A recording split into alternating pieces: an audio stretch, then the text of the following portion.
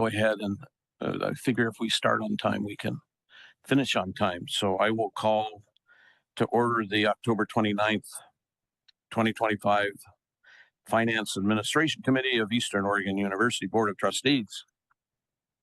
Leanne, could you please call roll? Of course, thank you. Good morning, everyone. As I call your name, please respond. Chuck Hoffman. Yes. Cedric Reel. Present. Scott Davidson. Yes. Carrie Thompson. Gary George. Here. Anna Stanley. And Chris Cronin is absent today. You have a quorum, Chair. Thank you. So welcome to our first meeting of this fiscal year.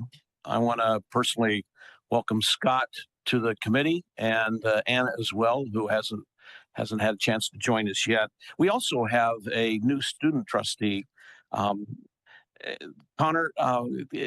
He will be on the Academic Affairs Committee, but he's joining us for the finance today. So Connor, welcome. Go ahead and introduce yourself if you want. You get to push a green button. Hey, my name's Connor Fecht. I'm a sophomore here, and I'm in the pre-nursing program. Welcome. It's great to have you. Okay. Housekeeping. Place your phones on silent. Place your electronic devices on silent. Please. Anyone who wishes to provide public comment, please sign in. If we have any members of the media, please sign in. I see none, so I assume we have no one signed up. Speak into the microphone directly, and when you're not speaking, please keep your microphone muted. If you're joining you on remote, please remain muted unless speaking. And those of you who are here, complete your travel reimbursement form and return it to Susanna. And that is all the announcements that I know of. We're flying 15 minutes down. Okay, the first item on our agenda today is discussion of our work plan. So, Leanne, would you like to go through the work plan for us? We got to do this every year. Every year, first meeting, we review the work plan.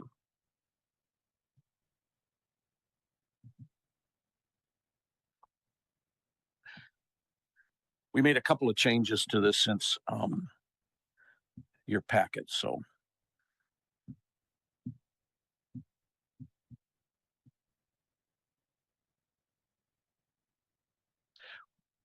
It's always an audio-visual issue, no matter how many. Back in the day, we had a slide projector. It would maybe easier than. But we have Gib, who makes it very easy. Yeah, thank God for Gib and the rest of the IT staff.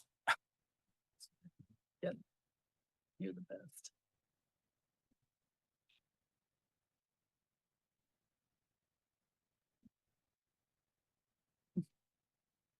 Made it.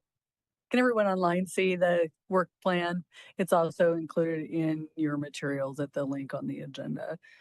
So this is the first meeting of the year.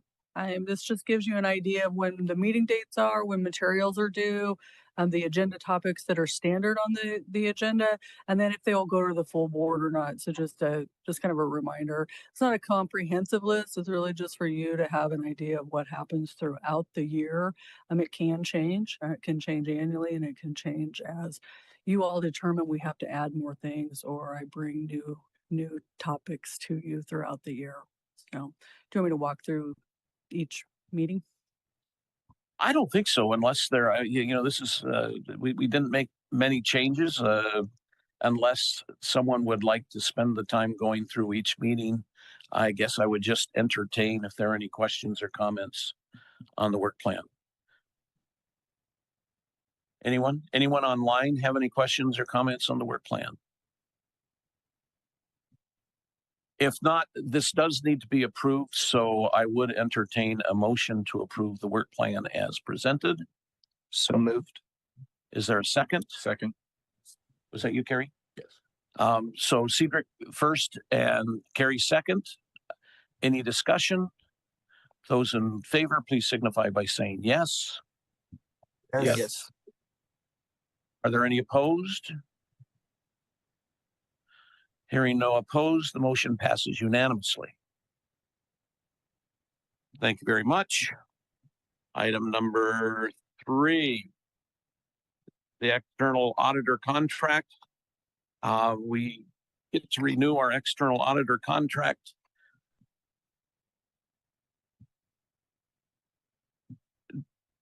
Do you want to,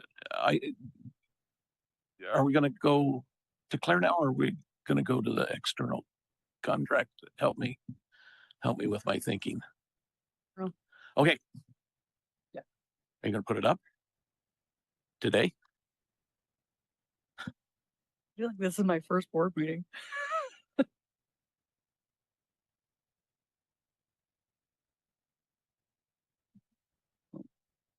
I could. I get it.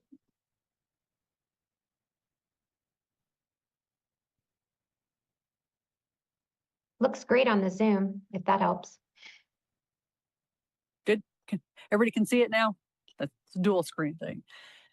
We entered into an agreement with our external auditors, Clifton Larson Allen, back in 2015.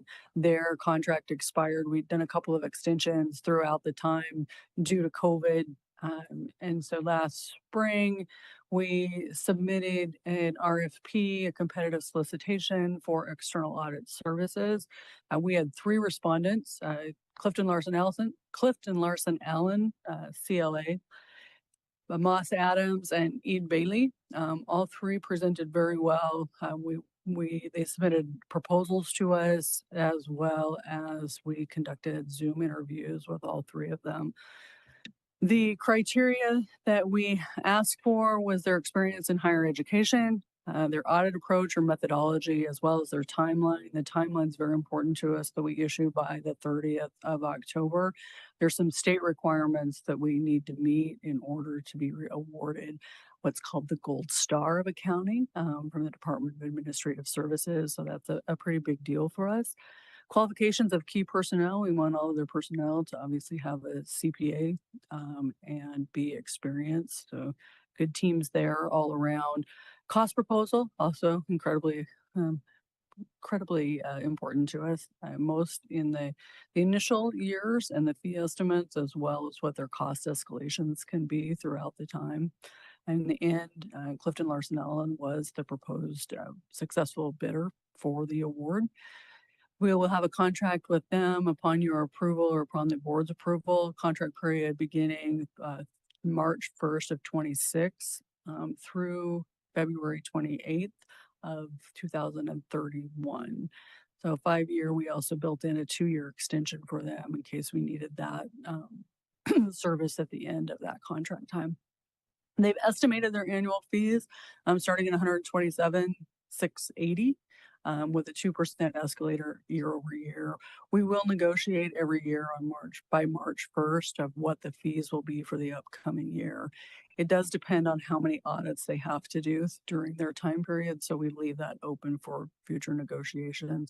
We also leave it open a little bit just because of cost escalation on their side.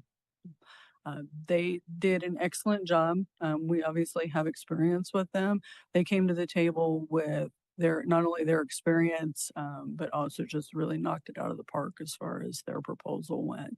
And so we were very, very pleased with both retaining them and their response to our request. Do you have any questions? Does any member of the committee have any questions for Vice President Case? Yes. I was just curious on, I know it's driven by the number of audits that they do, but just a little bit on the process in the past, I guess. When we renegotiate year to year, how do those conversations generally look, or like what poll does EOU have? I'm just curious, or what we expect to see about, this 2% each year? Thank you. It truly is a negotiation. Because they work on our financials, they understand where we're at financially as well as in the budget world, and they understand higher education. So every year we come together, they present, this is what we would typically get. And then we negotiate that number down into what EOU can actually afford. This is very much in alignment. There was not a huge cost escalation between what we're currently paying them and what their first year proposal is. Any other questions?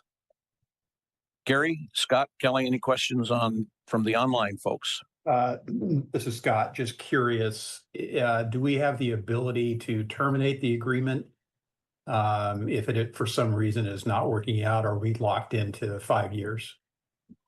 No, absolutely. We have termination clauses written into all of our agreements. Okay. Thank you. I have just a couple questions. One, so our current contract is with CLA. Previous to that contract, did we have a different auditor? Previous to the contract, previous to the break apart in 2015, the audits were ran through the Oregon University system as a single Okay. audit. So we were a portion of all the other 7 institutions. They produced one financial statement throughout the year. So Okay. we just were not connected in the same way we are today. Thank you. I guess that leads to my second question. That is, at the end of this contract, sometimes there's advantages to looking at different auditors over different periods of time. And I was just wondering if anyone's given thought to that, or I realize that's in the future, but Yes, that's why we used the competitive process this year, so that we could really get an idea of what else was out there and who else could bring things to the table. The piece with CLA, one of the components that we also asked for was, what else could they bring to the table to us? What innovative things do they have? They're a very diversified company, and so they have different areas outside of just their auditing team that we have utilized in the past. So very confident in their abilities, as well as just where they sit in the nation and the business that they do. thank you. Anyone else? Mr. Chair. Thank you, Leanne. Who's on your selection committee? Just so I'm aware of that. Myself, I'm Madeline Kennedy, and Haley Evans, so our controller and our assistant controller. I also, the RFP was ran through both Vice Chair and Reel and Chair Hoffman before we issued the RFP. One positive consequence that came out of this, we were able to engage separately with one of the proposers for a different project here on campus. So we were able to utilize just some of their experience that we learned through the interview process to work on our NSLDS processes in financial aid and the registrar's office. So good connections there, building relationships across all of our audit teams. Okay, anyone else? Hearing no further questions, may I have a motion to recommend approval of the external auditor contract, specifically CLA, to the board? So moved. Thank you. Second. Was that Scott and Carrie? Okay. Thank you. Thank you both. Those in favor of the motion, please signify by saying yes. Yes. Yes. Yes. Are there any opposed? Hearing none, the motion passes unanimously. Okay, now that the external contract has been taken care of, let's get to the internal audit. We have Claire Pallmeyer with Kernet Stokes here to give us the presentation of the aspects of the internal audit and controls. Claire? Welcome. Thank you so much for having me. Really appreciate being here. Going to briefly introduce myself. Some of you may remember me from a few years back. You've been working more directly with Trevor Campbell the past couple of years. My name is Claire Pallmeyer. I'm a manager with Kernet Stokes, your outsourced internal audit provider. This is actually our 5th year with you guys, so it's really great to be back on campus and see how you guys have grown. I'm going to keep this brief, and I believe you have seen copies of the completed projects we're going to be talking about today. So if you do have any questions at any point, how do I advance this?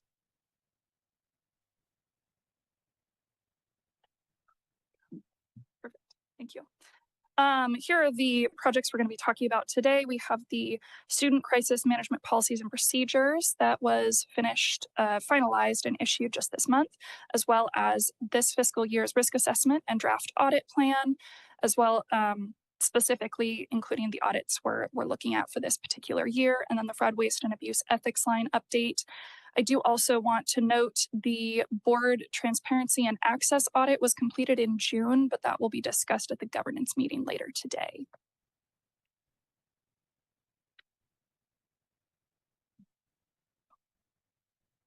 So first, sorry about that, the Student Crisis Management Policies and Procedures was wrapped up earlier this month. There were 7 total issues, of which 3 were observations and 4 were process improvement recommendations. To clarify that a little bit, we have 3 levels of issues, findings being the most significant. You'll notice there are 0 findings.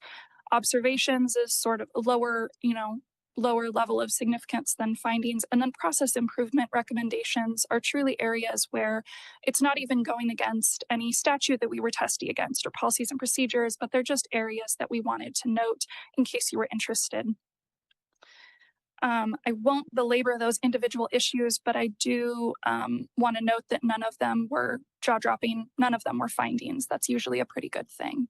So in general, it was looking at the communication plan, the consistency of the training programs. There are training programs in place and making sure those are implemented in a consistent manner, as well as the uniformity of practices across the university as there are different individuals implementing them, as well as any other university best practices that we're aware of.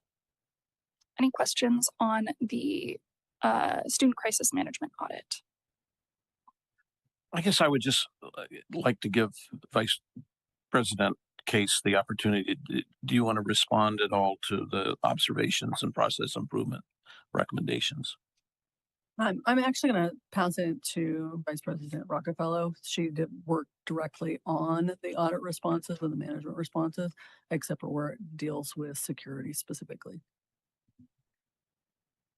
I think in many ways I pretty much jumped at the chance for this audit to be done as I started at the institution. This for me is a high area of risk, as we know, and something that EOU had some really strong practices around, and a great opportunity to be a little bit more kind of interconnected in our approach to addressing and making sure we had great crisis management procedures. And I would suggest that's the observations and findings are reflective of that. So you'll see even some of the times in our responses, Jim Hoffman and I worked collaboratively to say, we're just going to do this response together, right? So an example meaning training. His security team needs more documented training. Our residence life and threat response team needs more documented training. So we're collaborating on that. And I just think it was a great opportunity for us to come together and make sure the areas that are working on this are very connected and collaborative. And communications is another area where we're coming together on that. So for me, it was an opportunity to really continue to improve in this area so that we can address this risk on our campus as is on every campus. As I went through the material, it seemed that there was a lot of enthusiasm to address those things. So are there any other questions on the Student Crisis Management Policies and Procedures audit? Online? Hearing none, clerk, go ahead. Perfect, thank you. And I do want to emphasize, we do get management responses and action plans for every issue that we note, and do want to make sure that they're actionable and feel practical for the people who do need to implement those. All right, up next we have the 25-26 fiscal year risk assessment and draft audit plan. This is the very thick report included in your materials. You do not need to read it cover to cover, but I do want to talk a little bit about our process of what that looked like in this particular year. We sent out over 30 surveys and got a pretty good response rate on that, sent to university administration and management, conducted any follow-up interviews if there were any responses that merited a little bit extra information. And in general, our survey questions centered around any risks that people are noting, looking at what their strategic goals are for the year, any inefficiencies that they're frustrated with, any disruptions that they anticipate or are really concerned about. These people are the best at their current knowledge of the policies and procedures that are in place and where those potentially aren't working, as well as anything that they might perceive as fraud, waste, or abuse that they isn't necessarily rising to the level of the hotline for reporting, but is anything they want to disclose at that level. So it's really quite wide reaching for the individuals we're talking to. And in general, we start out sorting those responses into high level overall university risks, filter those down into department level risks, and then filter those further into individual audit projects. When a risk becomes specific enough, you can craft an audit around it. And that's really what most of our risk assessment report is looking at, is what are the top 30 risks that have been identified. It's across a number of different departments, and some probably stretch between different departments, but it's very difficult to complete a concise audit in 1 year on multiple departments at once over the same issue. So you can see those listed out as well as plotted on the heat map, separated out by impact and likelihood, and then the size is how quickly it becomes an issue. Pretty to look at, but overall just sort of shows how widespread those risks may be. And then in discussions with university management and administration, talked about which projects we would jointly like to recommend be performed for the 25-26 fiscal year. And those are pulling from not only the top 30 risks, but all risks identified to the university. Obviously, not everything's going to be a top 30 risk, but some are slower burns. And if you leave them alone and ignore them, they can blossom into larger issues over time. So we like to get audits going from all over the spectrum. So just for if any of your interest, included the list of the top 30 risks that we identified. And I just want to note that these are really all across the gambit. We have IT towards the top. That is not at all uncommon. It is changing so quickly, but it touches across safety and security, athletics, career services, institutional research. I mean, it's really all across the board. And so if there was something that you all were particularly interested in or concerned about, maybe why that's not being looked at, I'm happy to field those questions, but you can't audit every single thing every year, unfortunately. And I'm pretty sure you guys would get sick of us. So then finally, that distills into our current year audit plan. So the top item already checked off, that was this year's risk assessment. The next two are year-round services that we provide. We monitor the fraud, waste, and abuse hotline. I'll talk about that in a minute for what results have come through. We also do board management and reporting, such as this. And then we also do annually prior audit follow-up as there is capacity within your organization. So as there are issues that come about, we mentioned student crisis management audit had 7 issues that arose. We would check back in with the individuals who were part of making that action plan and double check to see if those are being implemented, and if not, what was unreasonable about that idea at the time and what further changes need to be made or maybe reevaluated in the course of those audit recommendations to make that more actionable. Now, the big 3 audits we're going to do this year. First off, we have award process consistency within the financial aid office, ensuring compliance with laws, those sorts of things. It's been an area that I think has been brought up for a few years now that we'd like to finally put on the table for this fall.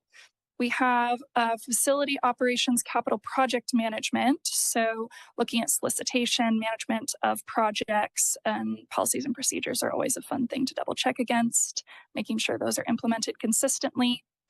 And then this last one may sound pretty familiar. We did a board transparency and access audit earlier this summer in compliance with Senate Bill 273. That's something that we will be continuing annually, obviously a little bit lower in scope now that we have it set up.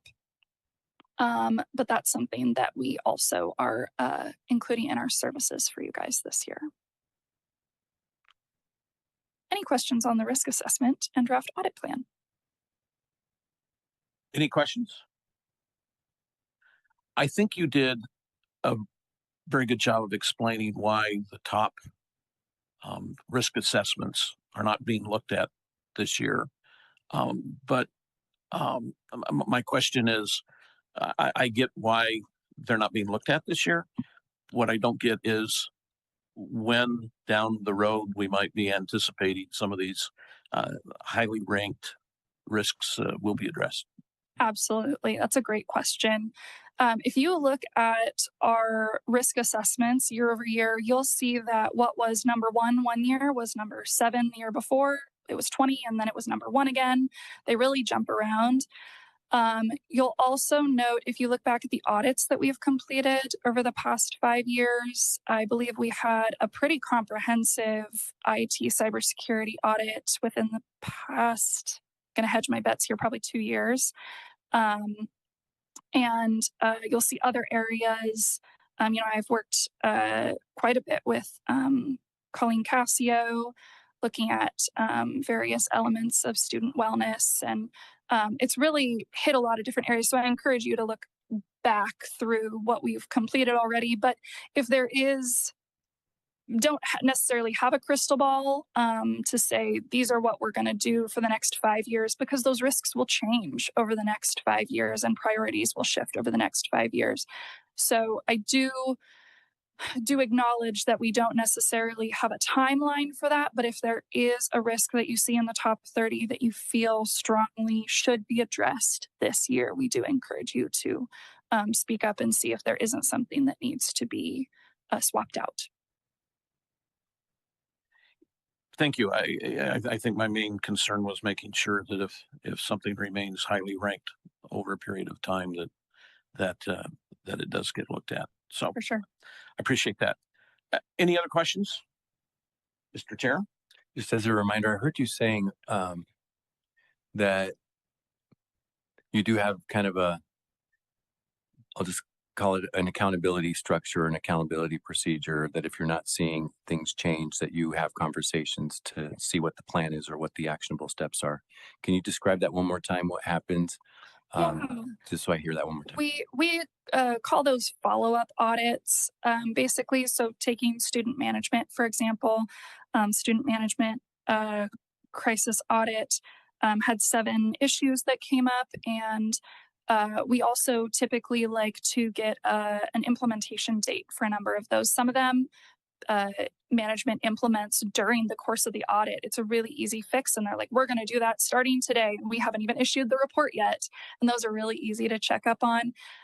Others, maybe it'll take a year or 2 to implement. So we, based on when that last time is, so let's say we're going to complete it by the end of the year, and so we come back in January, for example, after the calendar year end, and we talk with management again, with the same people we performed the audit with.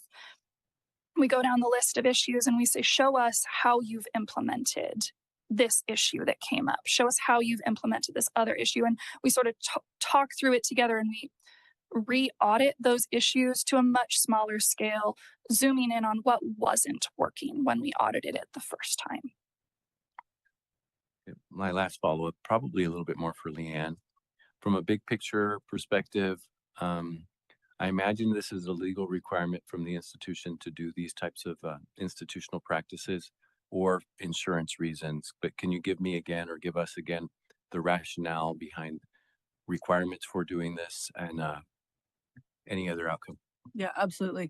It's kind of all of those things that you just mentioned. It's compliance, it's internal, obviously, best practices, making sure that we're meeting the needs and meeting the areas that we should be.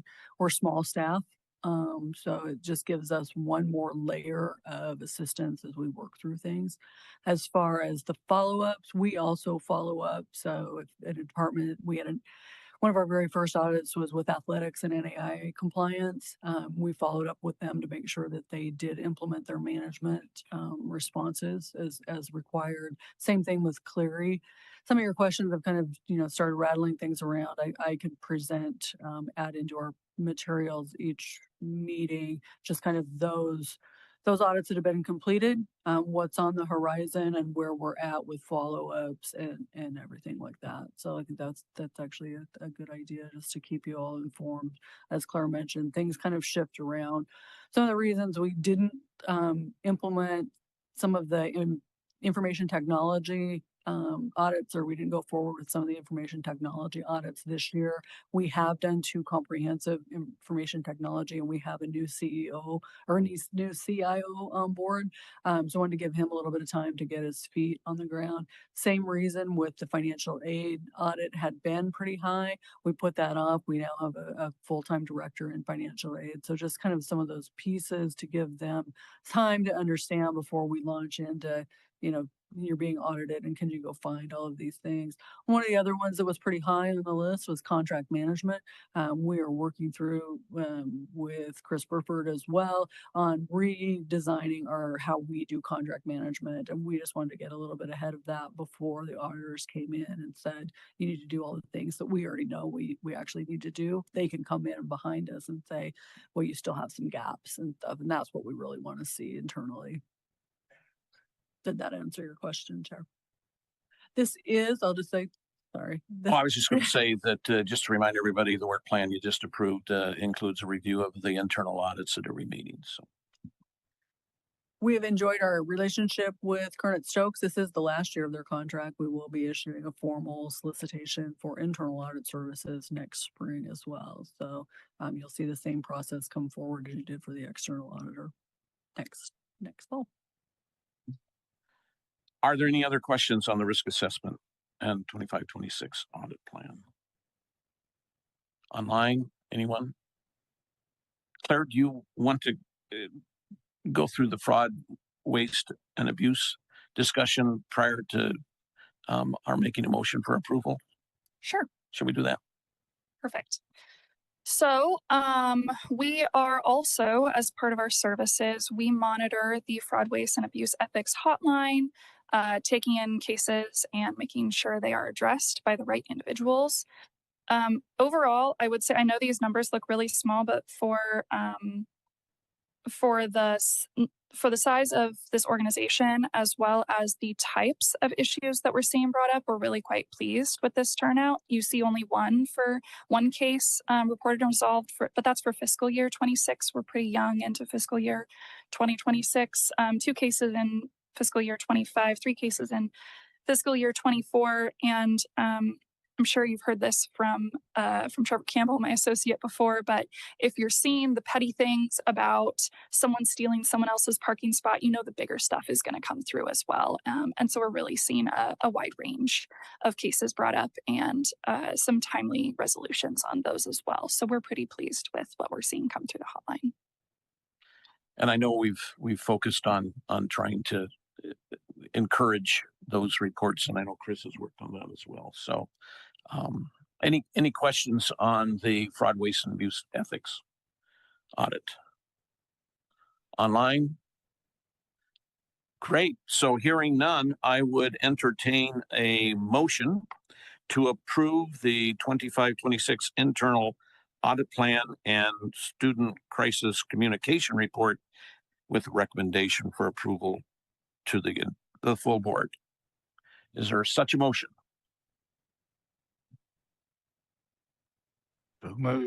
At a baby. And look, it's it's up to you guys. Come on.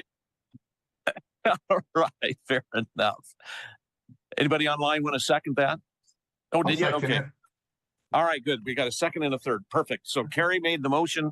Cedric gave us a second. Scott gave us a third. Any further discussion? Hearing none. Those in favor of the motion, please signify by saying yes. Yes. Yes. Are there any opposed? Say no. The motion passes unanimously. Thank you very much.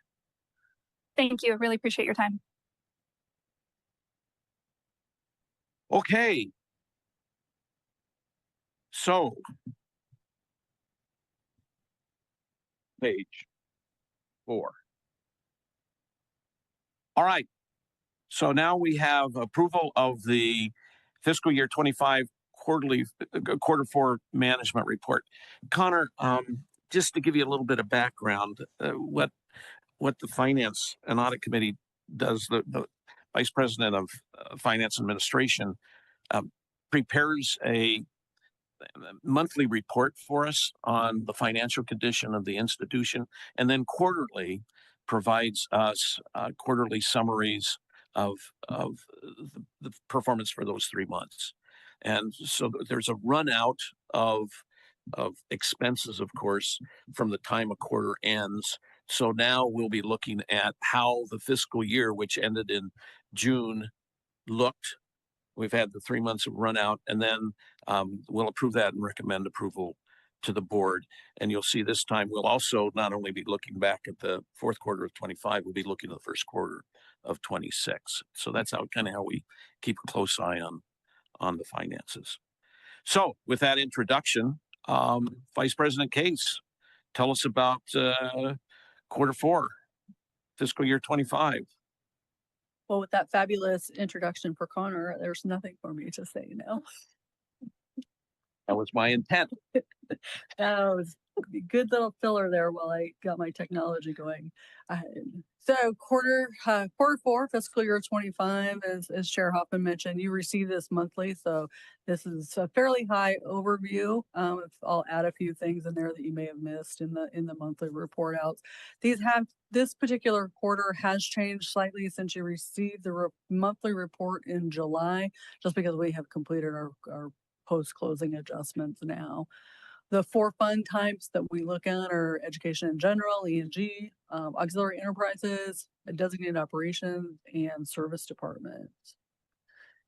In the monthly reports, it should be noted, those only focus on education in general, with a small snapshot of how the auxiliaries are doing, just because they're a fairly big cash operation. So at the close of quarter 4, and all of these are in your materials as well, we received $66.8 million in revenue, which represented 103% of the overall annual budget. This view is all 4 fund types combined together. We recorded expenses and transfers totaling $62.1 million, or 100% of the budget. Revenue increased by 8.15% over the prior year. Primary drivers of the increases in expenditures were labor costs. Always, labor costs are 76% of our total budget, so that's a big chunk of it. Growing, but from the prior year by $829,000, or 2.1%, and then the transfers had a negative impact across all funds. We had a total of transfers last year between the 3 funds of $928,000. The details of those transfers are included in your materials on page 13 and 14. They're broken out by transfers in, transfers out, and by fund type. So you can just see where we're moving money around. We do transfers when we have to shift dollars from one fund type to another. And sometimes they will do it when they're shifting funds between funds within each one of those fund types. So hopefully there's enough details in the transfers to answer any questions you have, but it was a big number, so I wanted to make sure I pointed it out to you. Ending the year, and this is how these fund types looked like in a cash or fund balance perspective. E&G's fund balance at the end of the year, $12.9 million. The housing, I broke out the auxiliary cash balances into their specific funds just because there's some big chunks in there. But housing end of the year with $4.7 million in cash. Student activities, 312. Student intercollegiate athletics, $4.3 million. Student health services with $33,000. A shout out to Molly Rockefeller for putting this in the positive for the first time in about a long time. So good work there to make some changes just structurally to that particular fund. Parking services, $378,000 in their fund balance or their cash balance. General rentals, 1.3 million. Other auxiliaries, 100,000, and the integrated services building, 2.2 million. And these will be a little bit important as we talk about the FY26 budget, because some of these funds will be using off some of that cash. Was intentional on approved projects going forward.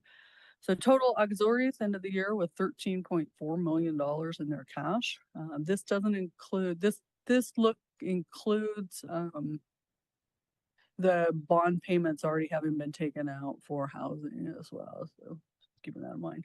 Designated operations cash balance 1.8 million, and service departments a big $37,000, which we would expect. We don't expect our service departments, because that's all they're doing is providing a service. They're really just supposed to break even at the end of the year. They don't typically have a lot of equipment expenses or future expenses. Looking specifically at education in general, we had a good year. We ended the year well in E&G. Ended with 102.9% of its budgeted revenue and expended 99.3%. This led to an increase in our fund balance at year end of $2.1 million. At the beginning of the year, we had anticipated having $214,000 added to our fund balance. So we definitely exceeded those expectations. There's several reasons behind that. A lot of them have to do with our increase in tuition revenue, so mostly associated with our MS counseling program last year, as well as a decreases in our expenditures due to vacancy savings throughout the year. I like to be a little closer in the revenue projections, but I like this view as well, being over realized rather than under. This sheet just shows, and again, this is included in your monthly materials, but just wanted to bring it in more detail for you to be able to see where our changes were in tuition between fiscal year 25 and fiscal year 24. So you can see where that 2.6 million in tuition came into play at. This is by modality, not by level. So it's just any student who is designated as an on-campus student falls into the top line. Any student that's designated as an online student falls into the second category. So you can see those changes. I'd also point out we expended more in our fee remissions this last year of $162,000. That's money that goes directly to students to support their academic costs. And then our institutional fees was up slightly as well.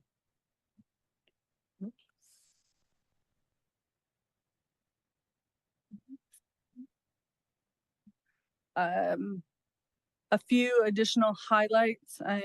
We received one-time funds for behavioral health last year, $667,000 from the legislature. That was a one-time funding. We received all of the cash last year and spent that out. It went to student scholarships for MS counseling, and I believe a little bit for MSW that started this fall. We also received True Plus PSU reimbursement. So we had a chunk of funding, you'll remember, from the 23-25 biennium. We were given all the technical universities, the technical regional universities plus Portland State University received about $25 million to be allocated out for different projects. We received a small portion of that in the first year, and last year we received an allocation of about $2.5 million, which we allocated for the behavioral health array. So we're spending that off over time, and then they HEC reimburses us for those costs. So you'll see those coming in and out.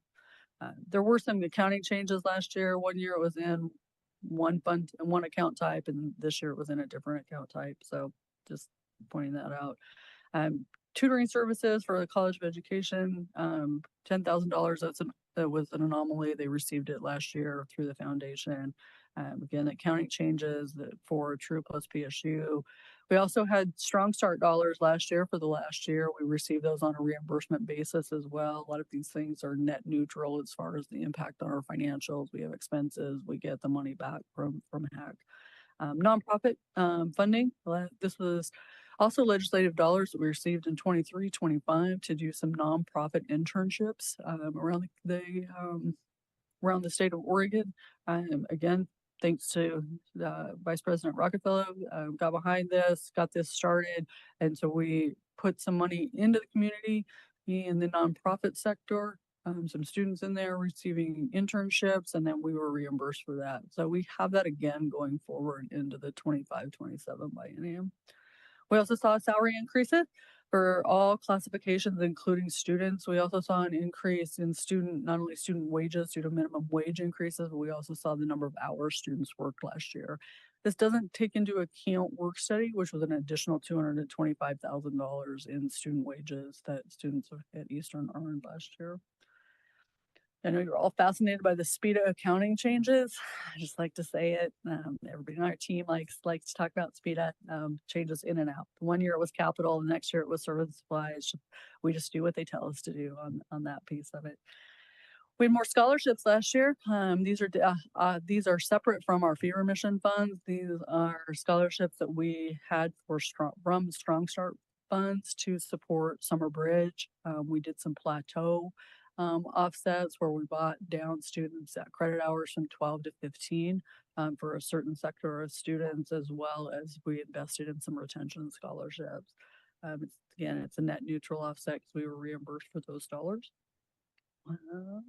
And we saw an increase in our facility support and admin recovery as we work to right size the overhead costs from residence life to the education in general pool. Oh, that's a big one. Are you bored yet? Auxiliaries. And those are the highlights. Just think if she went down a level. Oh, I can. Auxiliaries also did very well, ending the year with a $2 million increase. They do have a lot. We have a couple of very large projects. The ISB project this year, the resurfacing of the parking lot, as well as the Doherty envelope, which is going to eat up some of that cash.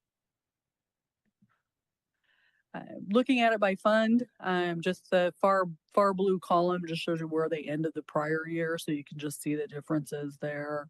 Prior year was even better than last year. This does not include the bond payment for housing. So out of that $746,000 that you see for housing, the bond payment had to come out of there.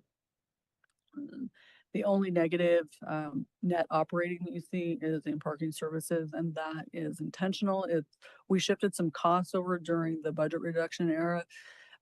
It's a short-term solution. We'll have to right-size that as well as we go along. But as you saw, they had almost $400,000 in cash.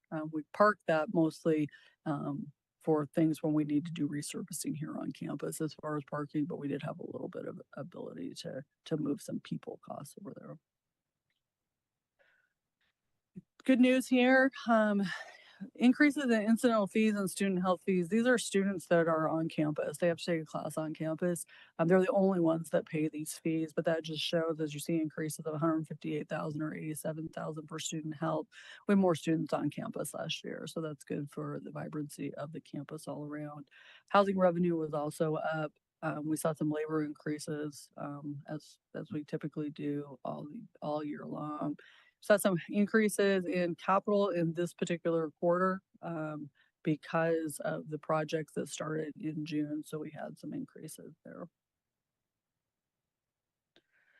Designated operations, a smaller fund, but did well. Ended the year with $1.8 million in cash. Ended the year up above what we had budgeted for them for last year. This is driven a lot by the reading clinic that the College of Education has put into place. So they're working hard. They're also banking some of these funds for when their grant funds run out, so that they can continue the services around the region, around the state of Oregon. Donations were up for athletics, also good news. Camp revenue for football was up, and you'll not see any more motor pool expenses because we discontinued that service to the campus last year. Indirect, I was just kind of throw this in there. We have several grants around, we have mini grants around around the university, as you see in your packet. You can see all of the grants that we have, but off of those grants, we generate indirect. So this comes back to the institution. I show you two views of it. One is by source, so where the funds are coming into us, whether it's federal, state, other private, the foundation, and then one that shows on the left-hand side which division receives, in theory, receives those funds and stuff. So they're the ones that are going out and hustling for the grants, and so those funds are being generated. So it's just it's a nod to them that work is being done.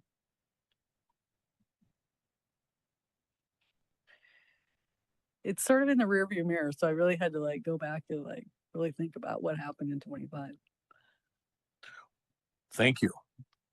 If we were to summarize, I think we could say that fiscal year 25 was tough, and our success represents a great partnership on the part of you, the administration, the staff, the students, this committee, the board. Yeah, I get what you're saying. You'd like to be closer on your budgeting, but you know, we've been very conservative in our budgeting and budgeting our revenue, and as a consequence, if we miss it, we're going to miss it on the positive side. So I know you like to be right on that prediction, but you know, being a little bit low is always a gift, and thank goodness you didn't focus on it, but thank goodness for our interest income and our earnings right now. I mean, that's been very helpful. I would like to ask, is Molly back there still? Molly, could Trustee Thompson has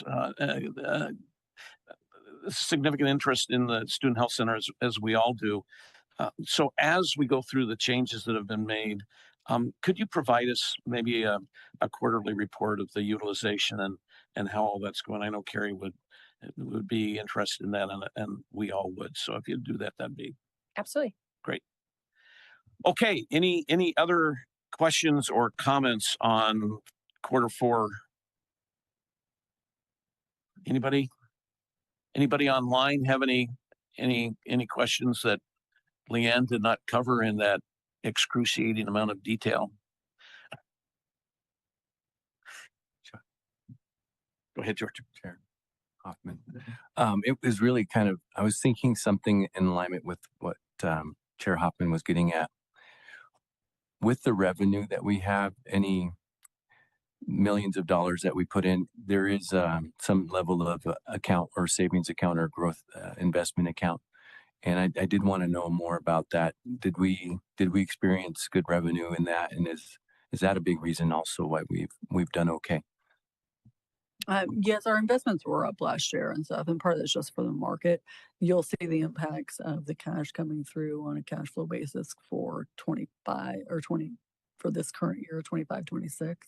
So you'll see more of those changes just based on what we've got in there. So that the slide where I showed you the fund balance, that all of that cash, or the majority of that cash is already invested. So we, Penny Burgess, who came last year, she'll be here at your April meeting as well to talk more in detail about, you know, how they go through the investments. But we invest most of our funds. We don't need a lot of liquidity, so that's what we do.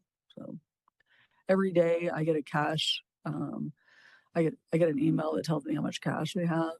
So I'm just always constantly monitoring that. And obviously it goes up when students pay their bills. It goes down for a few months while we pay out our labor costs, and then it goes back up again. But it always hovers right. You know, when when it starts to drop to like 28 million, I start to get a little twitchy and stuff. So it stays pretty stable. And that's across all funds. Any other questions? Online? Yeah, Mr. Chair, this is Gary. I do have a Go ahead. question, and it's more, I think, for you as opposed to Leanne. But looking at the handout that we get, the little fact sheet that we get about the motion, and so forth. You know, it says that we're supposed to recommend approval that you'll be asking for in a few minutes as a consent item for approval at our next board meeting. Why would this be a consent item agenda? You know, it's in my mind, it's good news. It's good news that should be shared with the entire board. And we should take a minute to review the success that we had in 2025 in the last quarter. And if we make it a consent item, of course, we don't review it. We just pass over it. And so I'm just kind of curious why this would be identified as a consent agenda item. Thank you, Gary. I will pass this on to the chair since he sets the board agendas, but I'm sure the chair would recognize the need for that good news to be placed on an action agenda item. I think my initial thoughts are, I don't mind if it's on our agenda. It's just a matter of time and the variety of things that we want to cover. I think discussions around this, or at least quick presentations around this is healthy for our board. I think we go over what we've done in the past. We look at the years before, the topics that we've covered in the years before for this window. And we kind of stay in that mold with either student presentations. We do like to have a finance presentation and as well as a student and academic affairs presentation. It's just really Chris and I and Dr. Ryan and I talking about if we can fit it in, and if we want to fit it in for 30 minutes, we could probably do that. And also, the chair asked me to prepare a summary of finance and administration committee activities, and that'll be in there. So certainly the good news will be done. But Gary, I know this is an area of specific interest for you, and yeah, we'll do everything we can to take a few minutes to not only talk about some of the success in fiscal year 25, but we'll be talking about the challenges we face in fiscal year 26. And you've already heard me several times talk about the exciting challenges we'll be facing in fiscal year 27. So thank you for those comments. Anything else? All right, hearing none, I would entertain a motion to recommend approval of the fiscal year 25 quarter four management report to the board. So moved. Is there a second? Second. I heard a second, but I don't know who it was. Gary. Thanks, Gary. Okay, motion by Cedric, second by Gary. Any further discussion? Those in favor of the motion, please signify by saying yes. Yes. Yes. Yes. Those opposed by saying no. Hearing none, the potion masses, and also the motion passes unanimously. Okay, so we'll take a quick 10-minute break. Has Anna joined us, by the way? I want to make sure if she's here that we say welcome. Anna, hi. I see you're here. Welcome. Good to be here, Chair Hoffman. And also, I want to take just a minute to congratulate our chair on his recent accomplishment. The Oregon State School Superintendent of the Year. That is tremendous, Mr. Chair. And on behalf of all of us, we heartily congratulate you.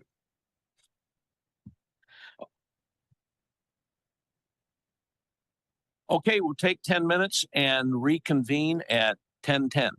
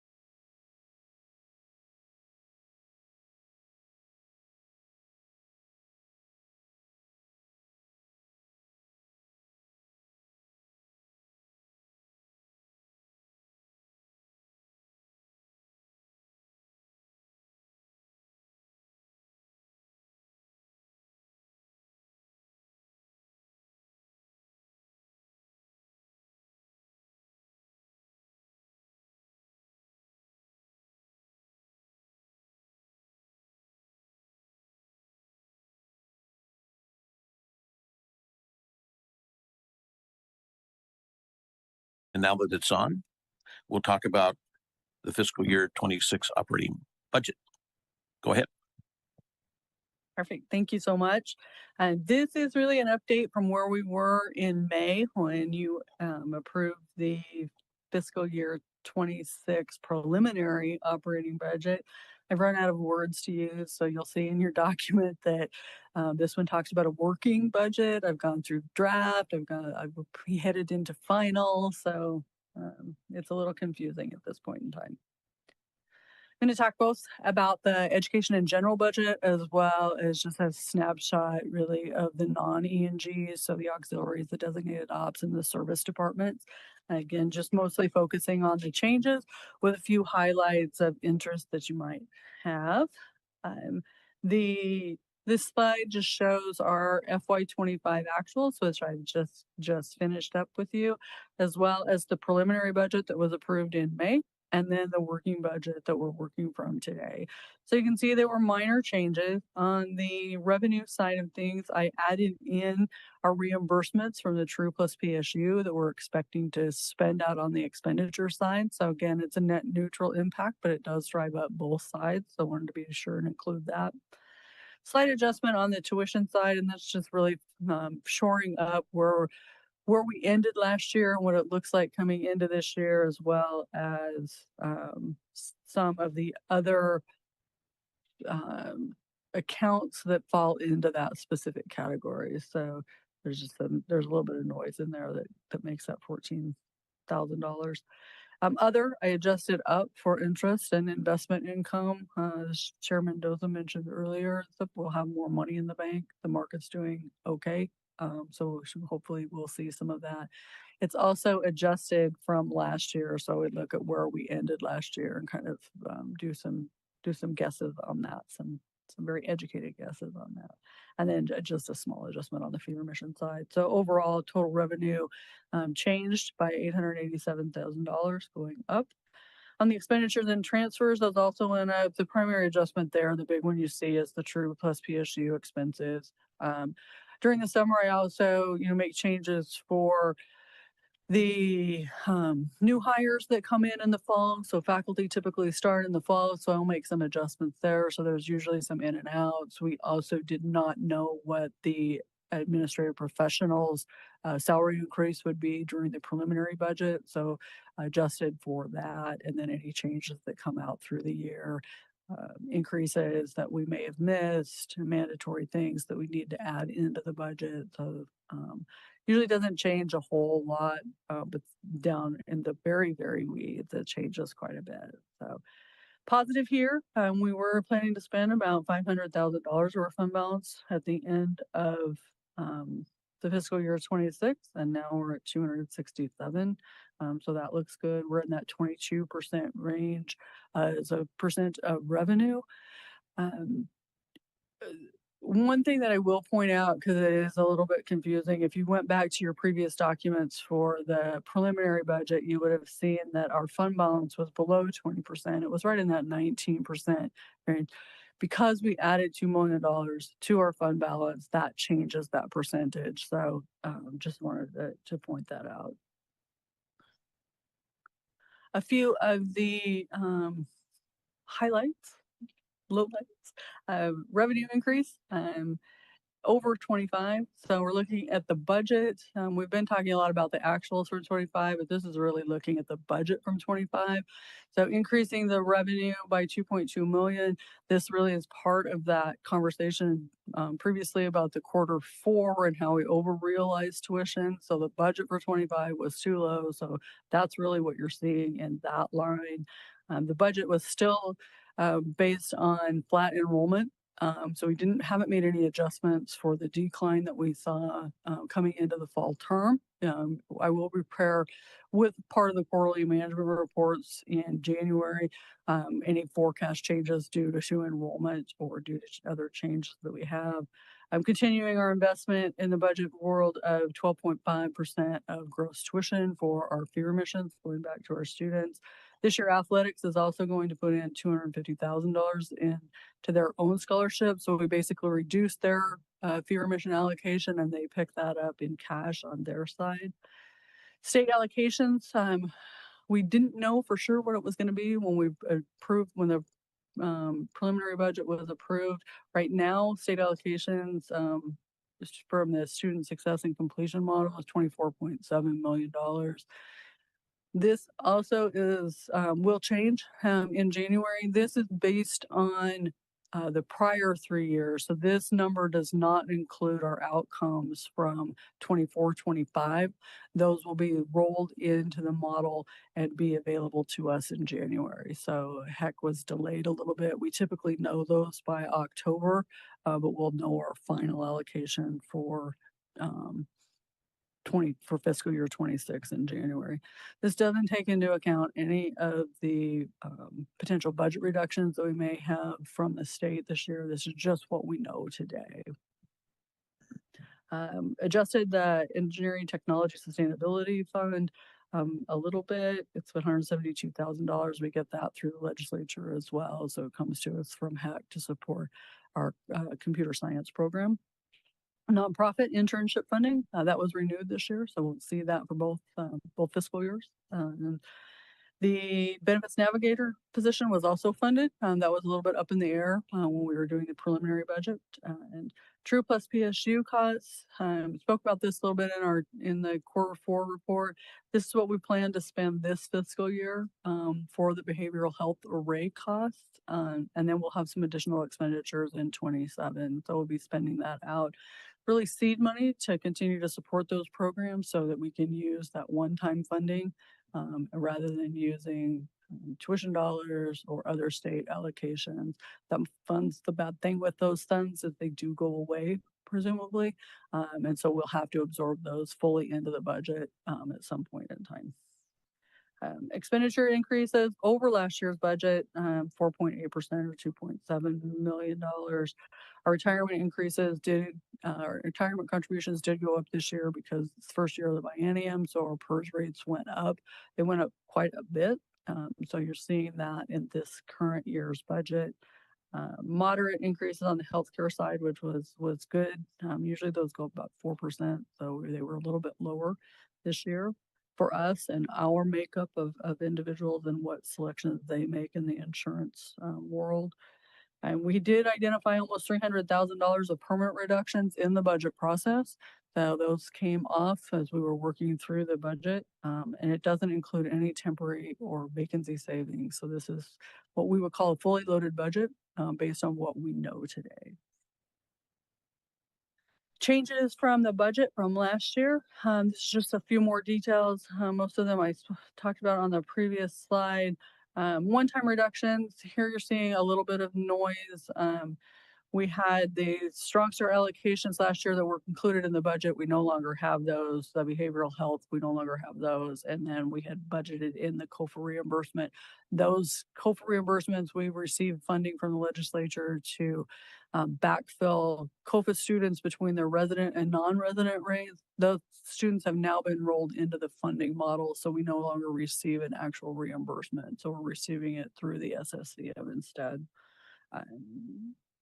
On the expenditure side, we're looking at wage increases, fringe increases, 1.3 million. Obviously, our expenses on the benefit side went up at a higher rate than our wage increases.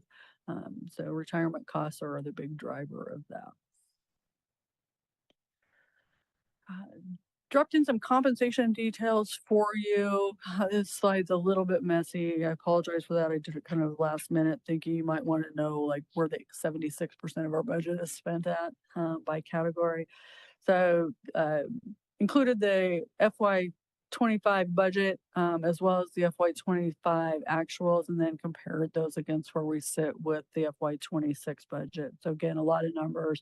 Different categories that we look at in the budget process is faculty labor, which includes stipends, unclassified pay or overload pay. This is really our adjuncts that work online or overload when faculty have reached the maximum load.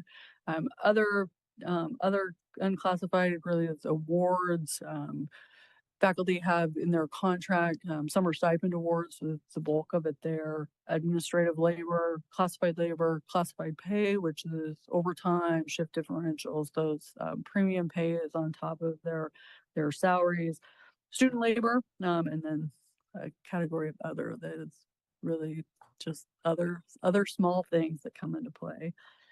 Then you're also seeing the healthcare premiums. So you can see in total between our healthcare, retirement, and other, which is really FICA contributions to and taxes. You can see that in the budget this current year is about $16 million, up considerably from the prior year. So it's a kind of a big deal there.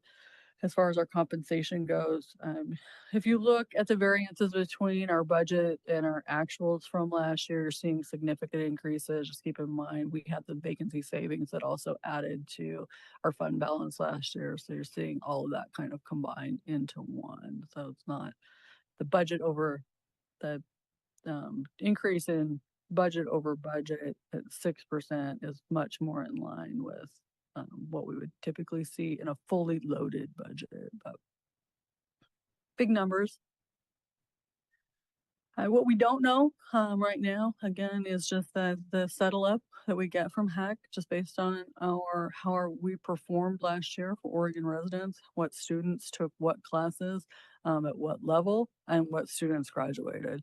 Now we had a large number. We keep hearing we had a large number of graduates this last year.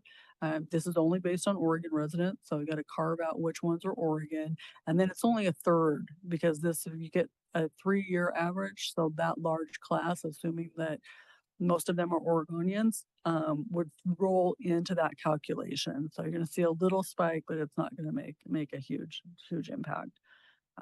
Also, just looking at the attrition between from fall to winter and spring, what does our enrollment look like? Can we stabilize in some of those areas? Can we improve our retention between fall and winter? And then potential legislative impacts. So we've been asked to look at a 5% reduction. Don't know what that really looks like. Don't know what it looks like as far as the funds. Working with HEC on that, responded to them. They have also responded to the Legislative Fiscal Office. So all state agencies were asked to present these plans. We won't know presumably anything until short session starts. We still have a budget gap. There is a budget gap. We are above the 20%. We continue to look at how to close that gap or how to keep it close to zero as possible. We're coming into the last year, we implemented $4.8 million in budget reductions. I feel like it's an important thing to keep everybody's view on as we move through the process. The community did the work. They did the hard work under Dr.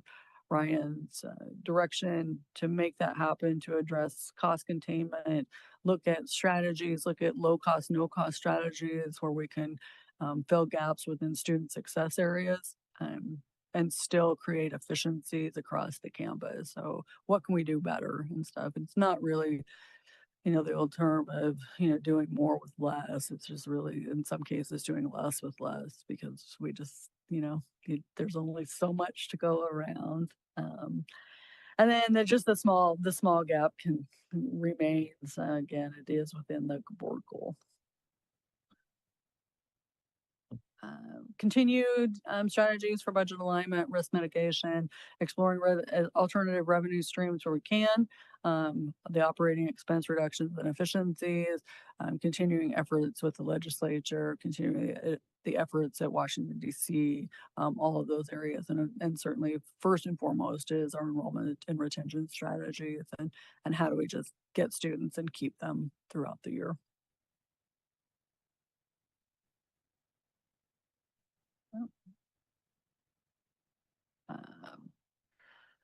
every day, even though we took the $4.8 million budget reductions, we still continue to work with departments, colleges on thinking strategically about how to execute and find efficiencies. So what can we do? What are we doing that we don't need to do? What processes do we have in place that just create bottlenecks or create more work for people? So always looking at that. Cost containment's key for us. We just don't have that many levers to pull. State's probably not going to fund us a whole lot more, if not less. Enrollment is really our driver. If we can increase enrollment, if we can't, we just have to continue to work on the cost containment side of things. Enrollment, this is, the efforts of Molly, Peter, Dr. Ryan, really the whole university, just getting everyone on the same page and moving at the same direction to continue efforts with retention, recruitment, all the areas, all the strategies, all the initiatives that we're working on, bringing those to fruition so that we can just see more students and get them in, get them out, and get them back into the workforce, preferably in Oregon. And finally, I would just say that our budget reflects a prudent fiscal management and constrained funding environment. Moderate revenue growth is included, and we've controlled our expenditure increases as much as we can that weren't things that were really unfunded mandates. We have a healthy fund balance today, but it doesn't take long to reduce that. So I say that with a little caveat there. And we remain positioned to support the core mission of the institution and our priorities while maintaining financial resilience. So it's a solid budget. I think it's been future-proofed. It's been looked at. The biggest concern, I think, for us is, as Chair Hoffman mentioned, what's 27 look like?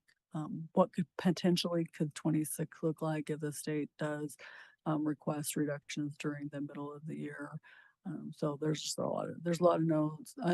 There's a lot of sleepless nights, some heartburn, those kind of areas. So, any questions about the E&G budget?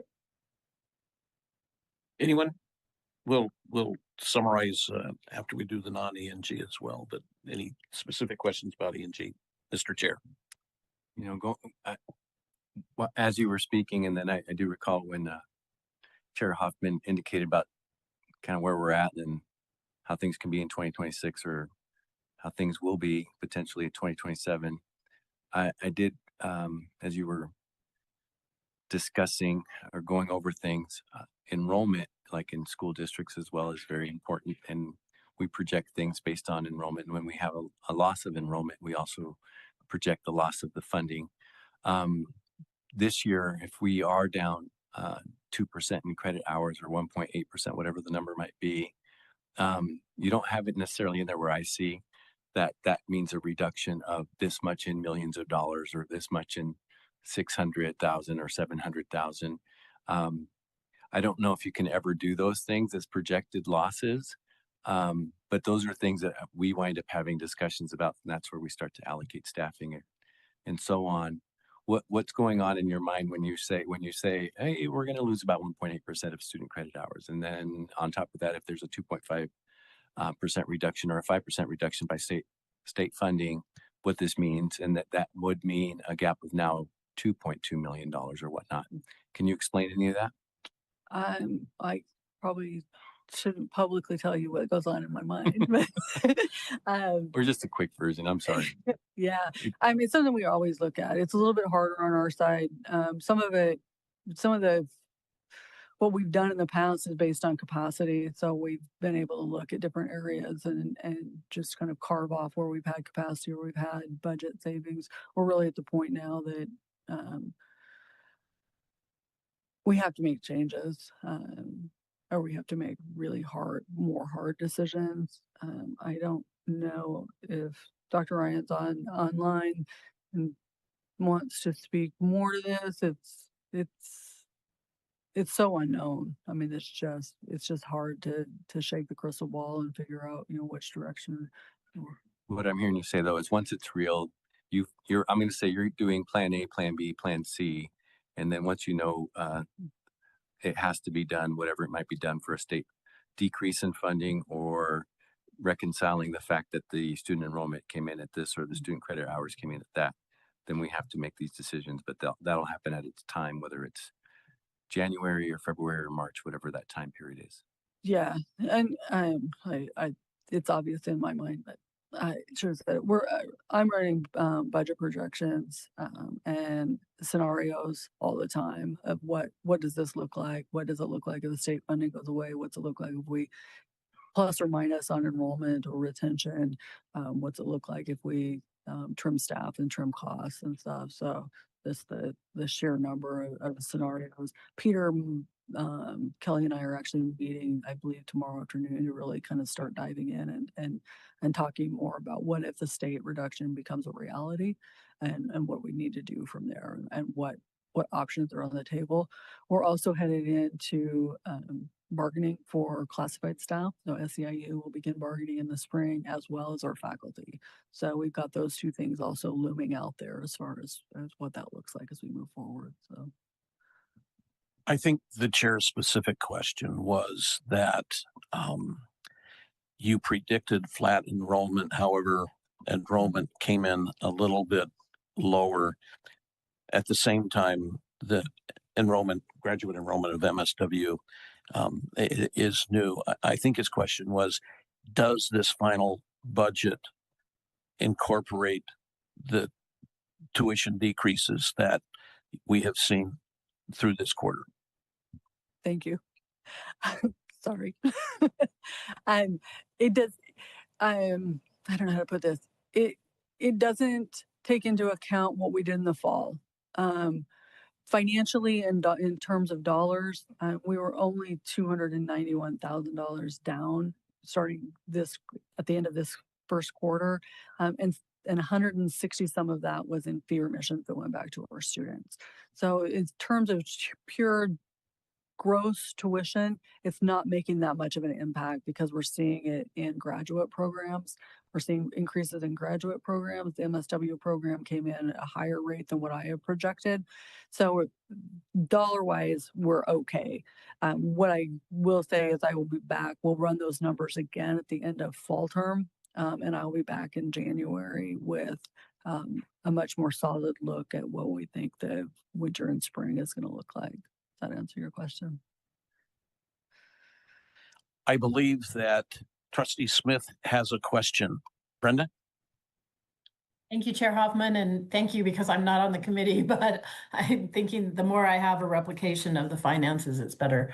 But I was interested, Leanne said that alternative revenue streams should be explored. And I just wondered what examples would be of that, so I can think about what an alternative revenue stream might be. I don't know if you'll remember at the retreat, I think Dr. Ryan walked through just some different scenarios, and one of the slides that she used was on alternative revenue streams. And so I'm going through that list and looking at where we currently are bringing in alternative revenue, and then going to explore some options of where we may be able to options that we haven't considered in the past. Or other areas that we can. We've typically relied on grants as our alternative revenue stream, but what else can we do out there other than relying on foundation dollars or increases from the state or those areas? So it's a pretty robust list of options, just what works for EOU, but also to be able to talk about what we are already doing. We just could maybe do better. Thank you. I will, thanks for the reminder. I will review that slide, but it does feel like a space that, at least some trustees could, think about and potentially work around. So thank you. We absolutely welcome that. Thanks, Brenda. And we will be talking about alternative resource development over the next year. So anybody have a rich uncle? Guess not. Okay. Any other questions on E and G? And if not, then do you want to move on to non-E and G? I do. Excellent. So again, just looking at the changes, really, auxiliaries didn't change a whole lot. As you can see, this is just showing their actuals, same same format as we use for the E and G side of things, where their actuals were versus the preliminary budget and then their working budget. You can see we increased the budget for both revenue and expenditures, but the expenditures went up at a lower rate. So there actually should net out better than what we had anticipated in May. Big changes here from the prior year. It really adding in the Doherty Hall envelope and the ISB parking surface. It's amazing to me how much a parking lot costs. It's painful. But they've done an amazing job over at the ISB doing some work that was much needed after building that building 22 years ago. So those are the big changes that you're seeing there. Looking at just by fund again, I present most of the stuff at the fund type, but for auxiliaries, just because they're a bigger operation, just giving you a better idea of what they look like for revenue and expenditures at the fund level. You can see for housing and dining, they will use off at least $900,000. This is for their project. This is intentional. It was an approved project by the board last spring. They have cash in the bank, as you saw previously, that they'll be able to use for that particular project. Student activities, this is funds that the students manage themselves. So pluses and minuses here, this is for them to manage. They do an exceptional job. They budget pretty conservatively as well, just because they don't know and they don't want to end up in an upside down fund. So good for them. They're very disciplined in how they go through their financials. Athletics, you see an increase. This is predominantly due to the lottery dollars that come in to them, that we have set aside a portion of those for scholarship. We've also set aside a portion of those for project work and stuff. One of those being the ball field complex, if that should come to fruition. So some decisions to be made there as we move forward.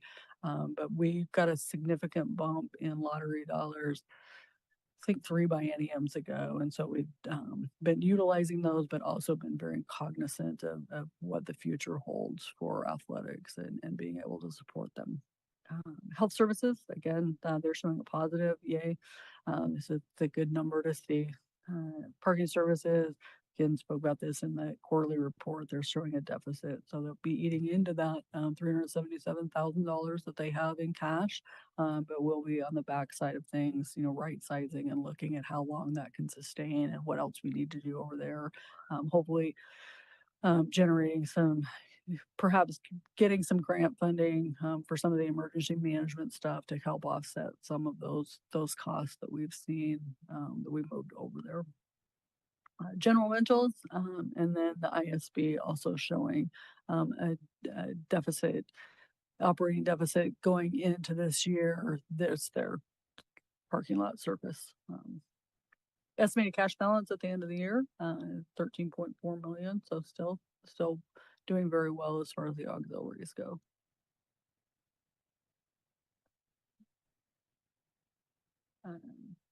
Leanne, can I stop you? Just a question just popped in my head on the ISB. How long are the contracts for rent on that? And how there must be some rent escalation. There is. We have lease agreements with Department of Health and Human Services over there. We renewed, I think John could tell you for sure, but we renewed last year, and they're typically Chris could probably tell us, 3 to 5 years. And there's cost escalation built into all of them. Yes. I just think it's longer, maybe to 29 for the lease term. I'm just going from memory though. Yeah, me too. I can get those for you. No, that's fine. Thanks. We also have lease agreements on Badgley Hall with Oregon Fish and Wildlife. So we lease some space over there for them as well. Well, I'm glad that parking lot got paved. I will tell you that. You have, the trustees have had some direct experience of it, as perhaps have their transmissions. Changes from last year, just again, the capital projects being built in this year, increase in student incidental fees, the resurfacing, all the things that we already talked about. We did increase parking fees and fines this year, so. Designated operations, everything looks good on designated operations. They're basically another break-even kind of a situation. Designated operations have to have some kind of academic component. Reading clinic, you'll see they're showing a net at the end of the year, net positive. They've intentionally built this program out to be able to support themselves after the grant funds run out. So this is intentional in just the way that they have structured their costs over their revenue. The sundry donations, Benny Fund, these funds are used to support student success and learning outcomes, particularly with the Learning Center and tutoring programs. So we've had this fund for years and years and years and years. And I don't even know, 50 years, maybe 40 years, maybe. We have it as well as Western, and it's just the residuals that are made off of those funds we get each year. Goes up, goes down. Last year was a particularly good year. Athletic camps and athletic donations. These are things that athletic brings in to help support their operations. When you see net increases, those could go away during the year. They keep a little bit of this for additional operations, additional travel, things that come up during the year, unexpected costs that happen with the sports teams.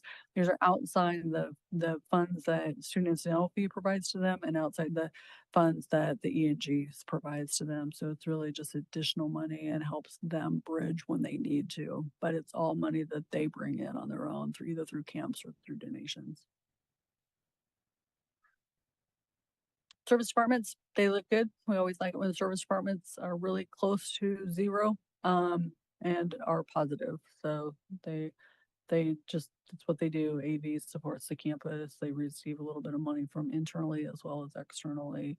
Same thing with the copy services and the telecom. The only difference here is telecom receives a subsidy from the institution because it's an administrative cost burden if we charge out every individual department for their phones rather than just doing one transfer at the end of the year. And that's been in place for probably 30 years.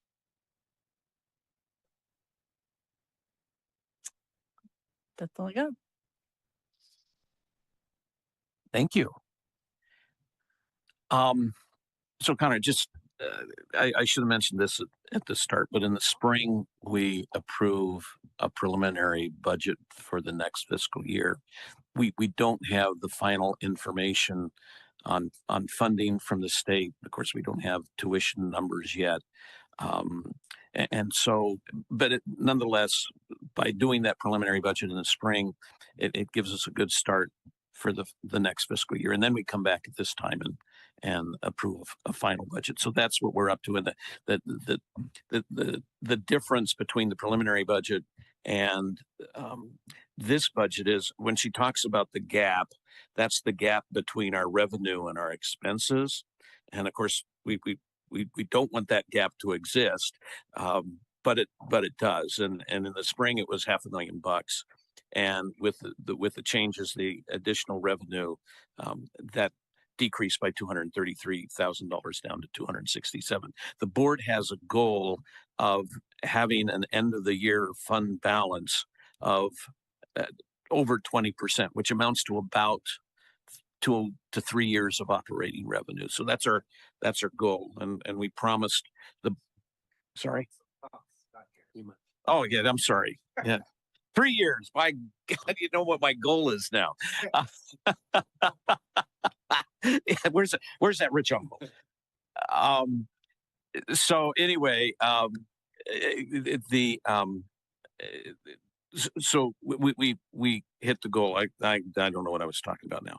So anyway, the 20%, and so the chair has already mentioned that even though. So it was a very conservative budget. We budgeted for flat enrollment. Enrollment actually dropped a little. Last year, we had a 3% increase in undergraduate tuition, which we had hoped would sustain. It didn't, but we have a new graduate program, the medical social worker program now that has offset that as we talked about. So that's a little bit of background on what's going on. Are there any questions from the committee on either the fiscal year 26 E&G or the non-E&G budget? Mr. Chair. Actually,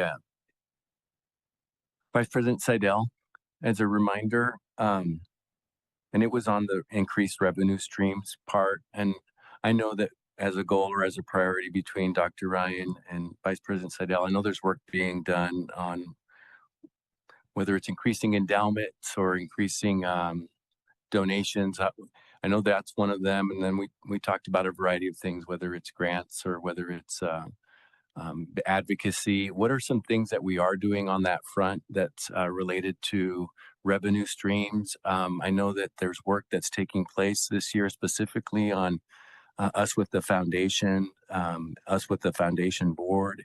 But I think for us just to remember that there's a variety of things taking place to try to not only increase enrollment or increase retention, but also figure out funding from other sources. Yes, thank you, Chair Mendoza. Alternate revenue streams do include, of course, grants and contracts. It does include philanthropy. We've looked at additional uses of facilities. There's, conferences and events. There's a whole really kind of a list of things that we can pursue. From the philanthropic side, we're in the early stages of the feasibility study that is already underway. We have interviews already scheduled and are taking place following the meeting we had this summer at the retreat. We formulated an entire slide deck, if you will, of information that we presented and shared with the alumni and foundation boards and got their feedback on it. We tested it a couple of places, and now Mike Westby is working on those interviews right now and gathering that information to evaluate what that would be. That's more of a slower process. It's not like we're going to suddenly find a lot of resources that are going to come in and refund or balance out E&G resources at the institution. But it will offset things, particularly around things like scholarships. We can look at how we can leverage additional resources externally to bring more students in and keep them here and retain them and get them to complete, and how that can help then in turn drive enrollment numbers. Not only for new students coming in, but how do we keep and complete those students once they're here? And foundation scholarships are looking a lot at that. That's part of what you'll hear, I think, later today with some of the updates around some of our strategic enrollment management planning that Leanne and myself and Molly and Peter and Angie and Beanie are all involved in, and Genesis too. Does that help answer the question? No, I just think it's important for us to just keep remembering that there's a lot of work taking place. Yes. Alternative revenue sources. And including, work on the legislative side of it as well, trying to shore up what we already have and see if there's additional resources we can find out there, both at state and federal levels. And that's going on right now, and even more so next week. Don't forget the rich uncle, I'm telling you. Any other questions? Online? Well, then, hearing none, I would entertain a motion to recommend the final fiscal year 26 operating budget as presented to the board. So moved. Second. Cedric and Carrie, those in favor, please signify by saying yes. Yes. Yes. Yes. Those opposed, no. Hearing none, the motion passes unanimously. You're still on. Quarter 1, fiscal year 26 report. And for the record, as she pulls that up, there's a reason the uncle is rich. So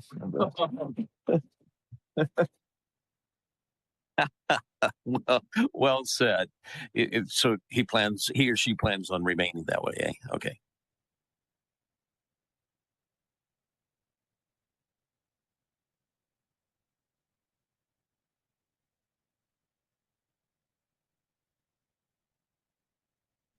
Kelly once asked me why I present all the time and shouldn't I break this up, so you don't have to hear from me all the time.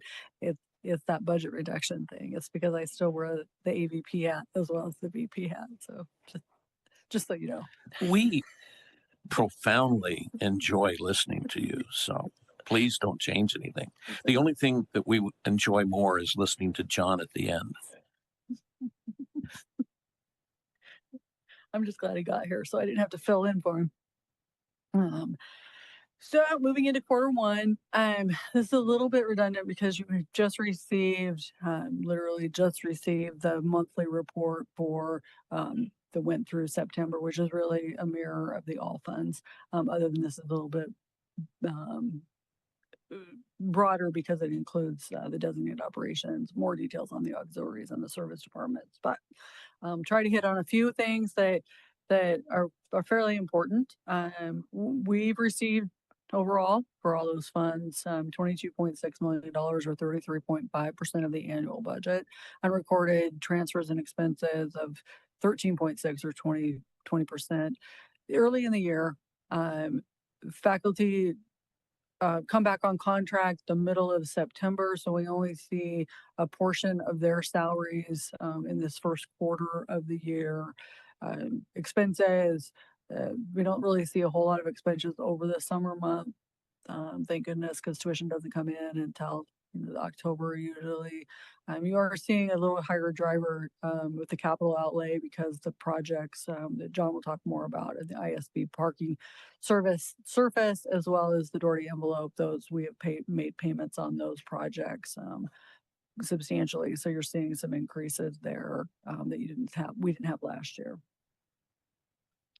I always include, and mentioned this before, I always include the graphs just because they're a nice visual so you can see things are fairly consistent. Even when you look back to 2019, things are pretty consistent across the board. We see a little bit of dips and valleys here and there, but for the most part, we really stay the course as far as our financials go. Speaking specifically of education in general, we've received 36% of our budget revenue now. It's revenue, not cash, but cash is rolling in as well. We've expended 19.2% of the expenditure budget. Student fee revenue decreased by 3%. So looking at that as far as the $291,000 that were down this current year. We have lower tuition, undergraduate tuition, higher graduate tuition, and then we increased our fee remission spending, which is a negative revenue as well. But again, the important thing is really kind of the graph, just to look again at that, staying consistent as far as the gap between our revenue and our expenses. If we were seeing a big gap between those two things, there would be a reason to have more concern. State funding, I have a slide that talks a little bit more about state funding, but state funding decreased by $476,000. As we talked about the budget, we had all those one-time revenue streams last year that have been pulled out of the budget. Those are offset with the increases at this point in time with the SSCM. Investment earnings are continuing to trend up. Gifts, grants, and contracts are down. This is part of the noise with the reimbursements from True Plus PSU and just what category they were in last year. Labor expenses are up as expected. Everyone received salary increases coming into this year, as well as our benefit impacts. And then capital and direct expenses are also up this year. Student aid, last year we were able to use Strong Start funding to support more scholarships, and this year we don't have that funding, so we kind of reset that. The Summer Bridge program was reduced by quite a bit this year in just their funding levels to be able to support them, and a lot of the funds that we used for the scholarships went to Summer Bridge students last year. And this is a reminder of our state funding. So the top portion is really the POSF biennial allocation is $1,068,000,000. We get 49% of that in the first year, and this is for all 7 institutions. So the large pot of money for everyone going into the FY26 budget is $523 million. Of that, Eastern sees about 4.7% of that, all based on the outcomes, all based on our performance, as well as just some mission funding that we receive off the top. So this year, those top 2 numbers relate to the SSCM row. So that's where you get the $24.7 million. Again, this is pre-settle up. So you're seeing this before we settle up based on what happened in 24-25. As of the end of period 3 or the close of quarter 1, we'd received $8.9 million from the state. Distribution, 36%. They front load our distributions in the first quarter because we don't have tuition dollars coming in. So we see 36% in the first quarter, 24% in the second and third quarters, and then 16% in the fourth quarter of the year. So those numbers just kind of vary all the time. Again, increase of 169 just on the 69 on the SSCM row pre-settle up. So hopefully this will go up just based on that piece of it and what we know today. Engineering Technology Sustainability Fund, it is also on a different calculation. We should see some settle up funds there, plus or minus. We don't receive a lot of it. It's a fairly large pot of money and we receive a very small piece of it. We just don't have the research component that the other institutions have. Self-funding, this is a loan, energy loan with the state. This is pass-through dollars. They give us $32,000. We pay $632,000. It's purely an accounting thing required by DAS. True plus BSU reimbursements. We spoke about this in the budget process, anticipating that we will spend $696,000 and we will receive $696,000. So we get reimbursed on those quarterly. They reimbursed us a bit early, so they reimbursed us in June for some anticipated expenses in July and August because of the way that the continuing resolution was rolling out from HEC. So we did see a little bit of that already in the previous fiscal year. And then the nonprofit internship fund, we are seeing some revenue already being received from this, and this was a late reimbursement from the prior year. So these were actually expensive in 25 that we received in 26, but just a little bit more. Just it's a big number. It looks like we've lost a lot of money from the state, and I just wanted to make sure you are aware of the different buckets that we receive and what that looks like right now. This is a lot of numbers on the page. This is also included in your packet, but I just wanted you to be aware. This is looking at student fees by level. So where undergraduate tuition is, and then where graduate tuition is. So you can see by category where we've declined in undergraduate tuition, and then you can see by category where we've increased in graduate tuition. So biggest drivers for undergraduate, summer. The summer we saw a decline in our undergraduates from the prior year. And then the $253,000, the row above, is related to this fall term so far.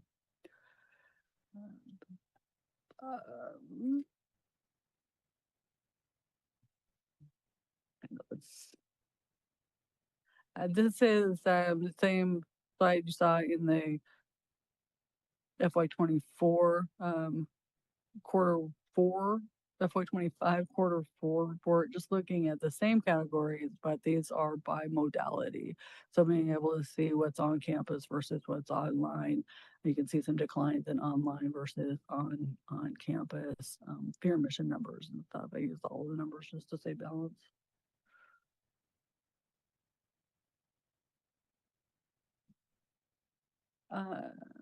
Moving into the auxiliaries, revenue is up from the prior year, driven by housing revenue. It's really conference revenue from the summer. Direct expenses are also up 1.2. Both of the projects are part of the auxiliaries. Current loss in alignment, we've spent most of that funding for those projects already in the first quarter. You'll see the final projects as they close out in quarter 2. Looking at it year over year, again, the blue column is just where we were with the auxiliaries at the end of quarter 1 last year versus where we are this year. You can see there's a pretty significant swing. We were positive at the end of quarter 1 last year of $371,000. This year we're looking at a negative operating of $621,000, but the bulk of it is in where we would expect to see it, housing and integrated services. Again, so John is spending all our money. John is spending all my money. Ask him what I said when he said at the parking lot was $1 million. Student incidental fees, again, this is just a good number to share with everyone. Speaks to a small increase in the fee last year, but also we have 1,180 students who are on campus paying that fee. So if you take 1 credit hour on campus, you pay the fee. If you live in the residence hall, regardless of what modality you take classes, you pay the fee. And if you are an athlete, you pay both of those fees as well. So making sure that it's equitable across all of those groups. But that's a good number. It's starting to trend up. I think probably when Cedric was in the chair, it was around $1,400. So it was significantly higher. So some increases in revenue from sales and services. Some of this is attributed to the Genuine Foods Commission. Genuine Foods are dining provider now. So there's some timing issues with how they pay versus how we saw things in the past. Lease revenue and conference revenue. Of course, labor expenses are up, and then capital is increased as well. Designated operations, nothing very exciting here. You do see a decline from last year as far as their revenue.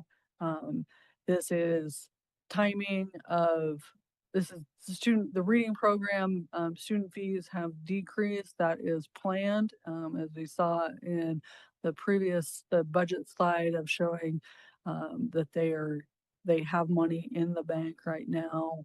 So they're starting to use some of that.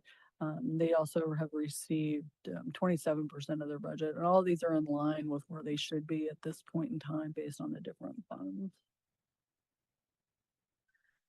Service departments, really no change. I don't really have anything to even say about the service departments. Revenue is up by $3,500, $3,400, and expenses are down. So they're trending exactly the way we expect them to be. These expenses do run ahead of revenue because of that subsidy for telecom at the end of the year. So don't panic when you see that they just continue to have a loss all year long.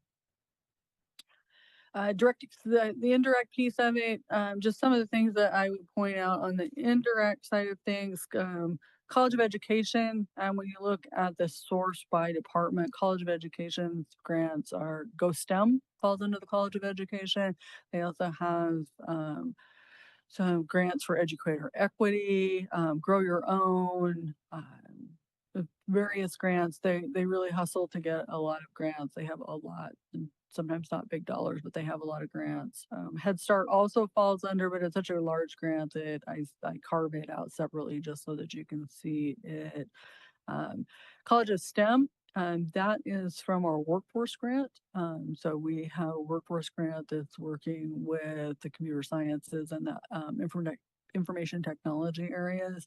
And so we're seeing some indirect off of that as well. College of Business is related to our mine safety grant. So we do receive a mine safety grant that we run through Eastern, similar to our Head Start program and Go STEM programs. So we do get some indirect off of.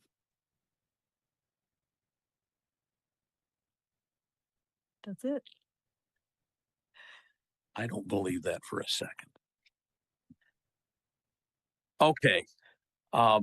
So there's always a lot of noise on Q1. But my favorite part of Leanne's report is when she says EOU management has no concerns with the financial performance of any of the funds. So there's my summary. Anybody have any questions on Q1? Online, any questions? Hearing none, I would entertain a motion to recommend approval of the fiscal year 26 Q1 management report to the board. Don't fail me now. So moved. Second. Thank you. I think that was Carrie and Scott. Those in favor of any further discussion? Those in favor of the motion, please signify by saying yes. Yes. Yes. Yes. Those opposed by saying no. Hearing none, the motion passes unanimously. Thank you, Vice President Case, for that excellent and in-depth discussion of our finances. And you spending all the money. You want to tell us how you're doing it? Yes. Excellent. Go ahead, Very John. much, committee and chair. In your no presentation today other than what's in your report and this. I added pictures. So in the Hall Phase 2 projects is on time and under budget. The contract with McCormick is now completed, and the remaining punch list items are resolved. So we were releasing the retainage. I think it's this week we're releasing the retainage. The remaining funds will be supporting the exterior landscaping, irrigation, illumination around in the hall and grand staircase, as well as the installation of our 750 kW backup generator, which will go alongside Gilbert Event Center. And so contractor will be mobilizing on site Monday.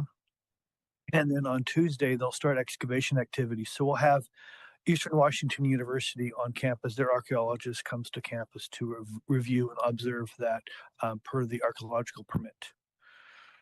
The Grand Staircase Renewal Project is on time and on budget. We have SHPO is still looking over the interpretive panels. So we believe we have one more iteration. We formulated a strategy yesterday to actually get to one more iteration.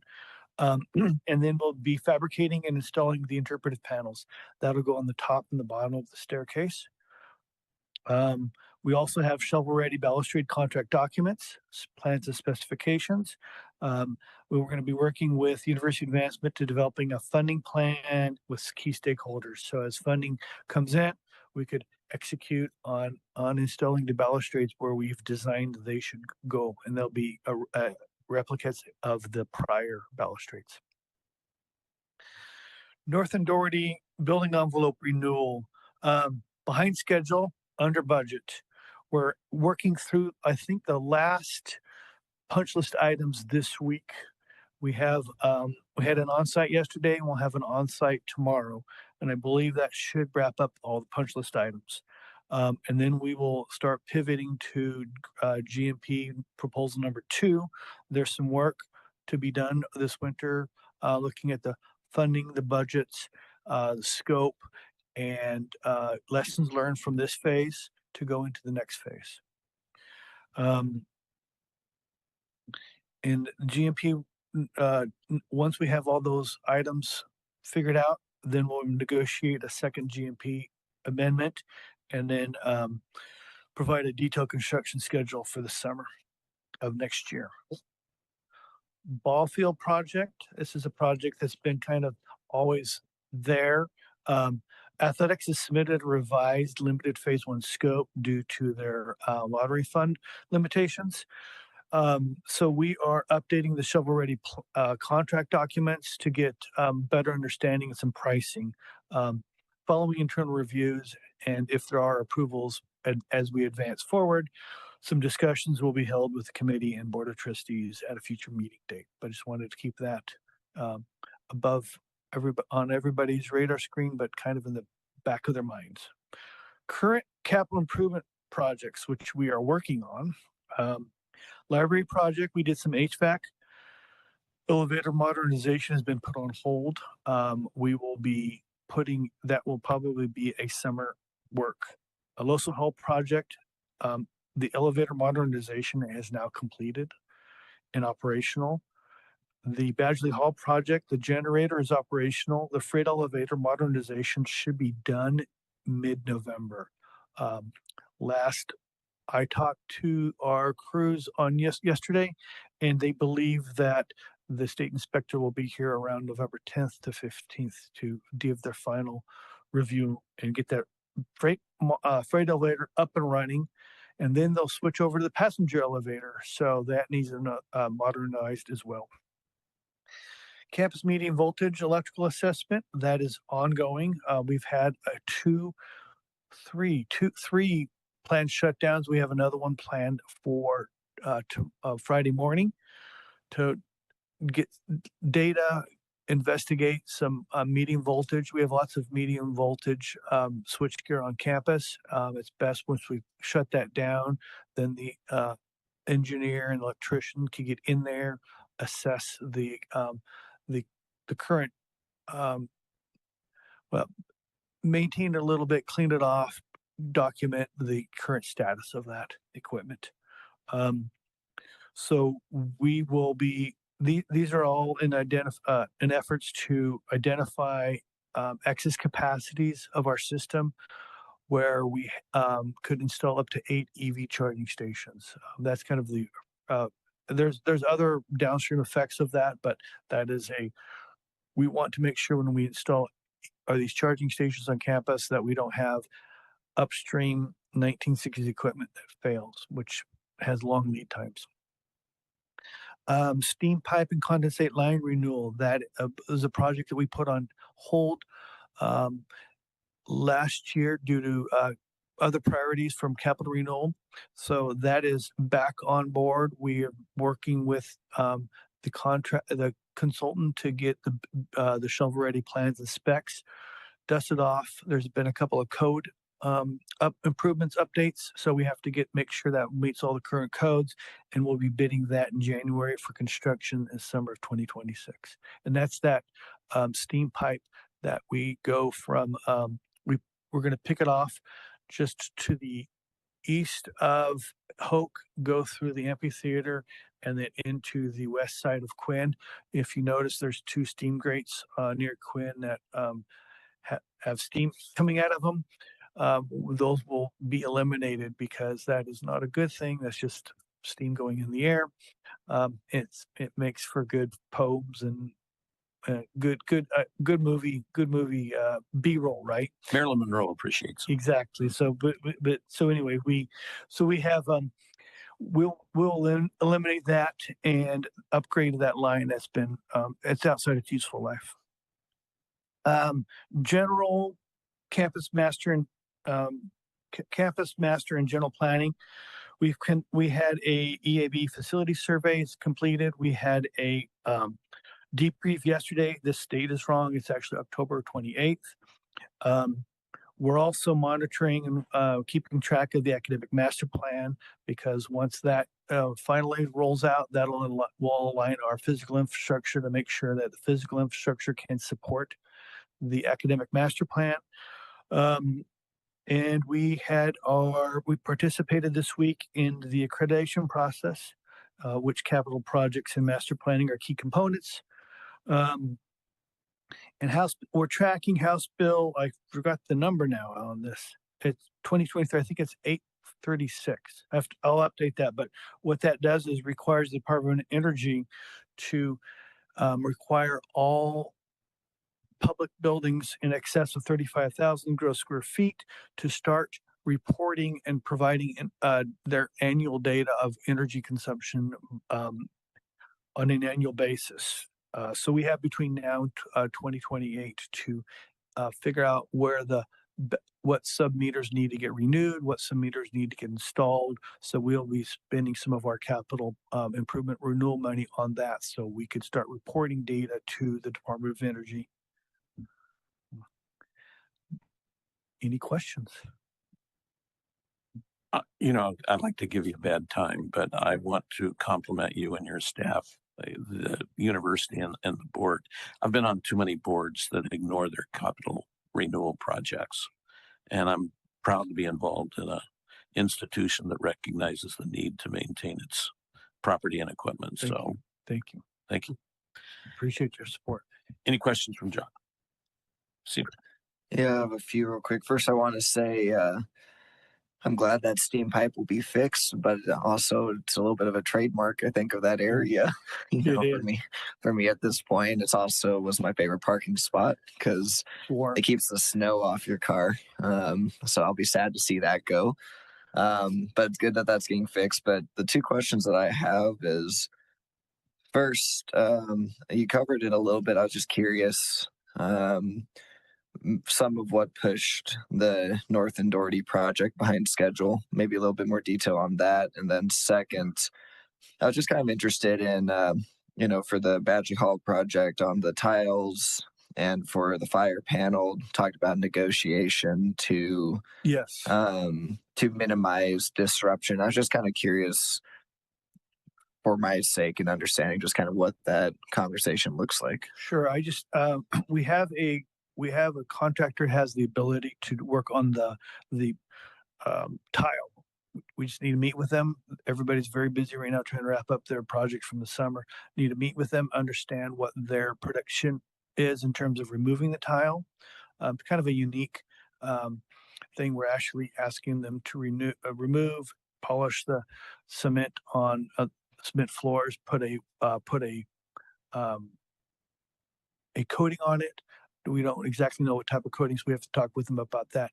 But since people on campus, we want to make sure we're doing that work in a sufficient time that we're allowing everybody to use the hallways in conjunction. So is that an occupied area, or do they say, hey, look, we want to bring a full crew in and knock it out in 2 weeks, so maybe we push it to winter break, maybe part of it goes into summer of 2026. So those are the conversations that we need to have.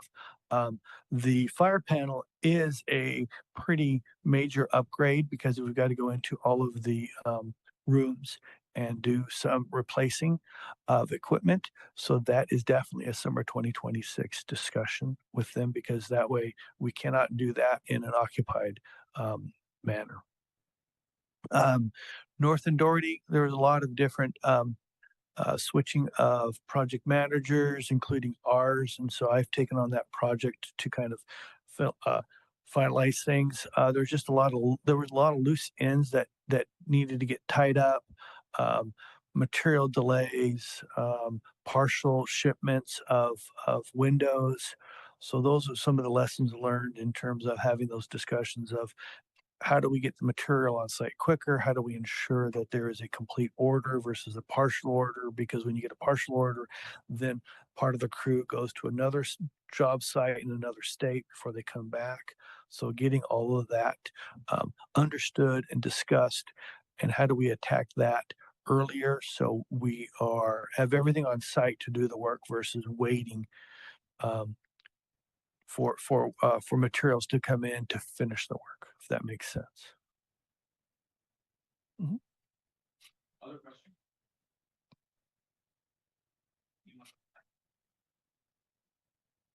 So, you're none.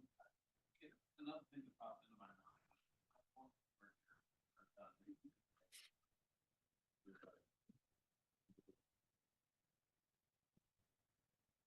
Yes. Yes. A tour of North and Doherty by the board after it's done, I think would be a good thing. So maybe you can just perfect. The other thing is that this information is so valuable. If you would like to stick around for the governance and academic affairs committee meetings for the rest of the day, I'm sure they would be very interested in hearing your presentation as well. But you may have other things that you need to do. I'm just offering. Okay, thanks for the offer. Right. I'll speak to Leanne about it. Okay, well, thank you very much. I think, does that conclude our business? I think that concludes our business today. Does anyone have any comments for the good of the order that you would like to make at this time? Again, thanks for everyone for joining. Cedric, did you have something you wanted to say? I was just going to say that I was surprised to drive here and see that the weather was about 20 degrees nicer than where I'm currently from. I drove in and it's warmer and sunnier here than it is in the desert part of Washington. So that was nice. Well, that's fascinating to hear, because the weather was a lot worse here than where I came from. So I'm glad I brought a coat. Okay, anybody else? Anybody online? Thanks to all of you online for joining. Scott and Anna, I hope your first finance administration committee wasn't as painful as you might have anticipated, although I suspect it probably was. Okay, anyone else have any thoughts? Then thank you very much. We'll stand adjourned.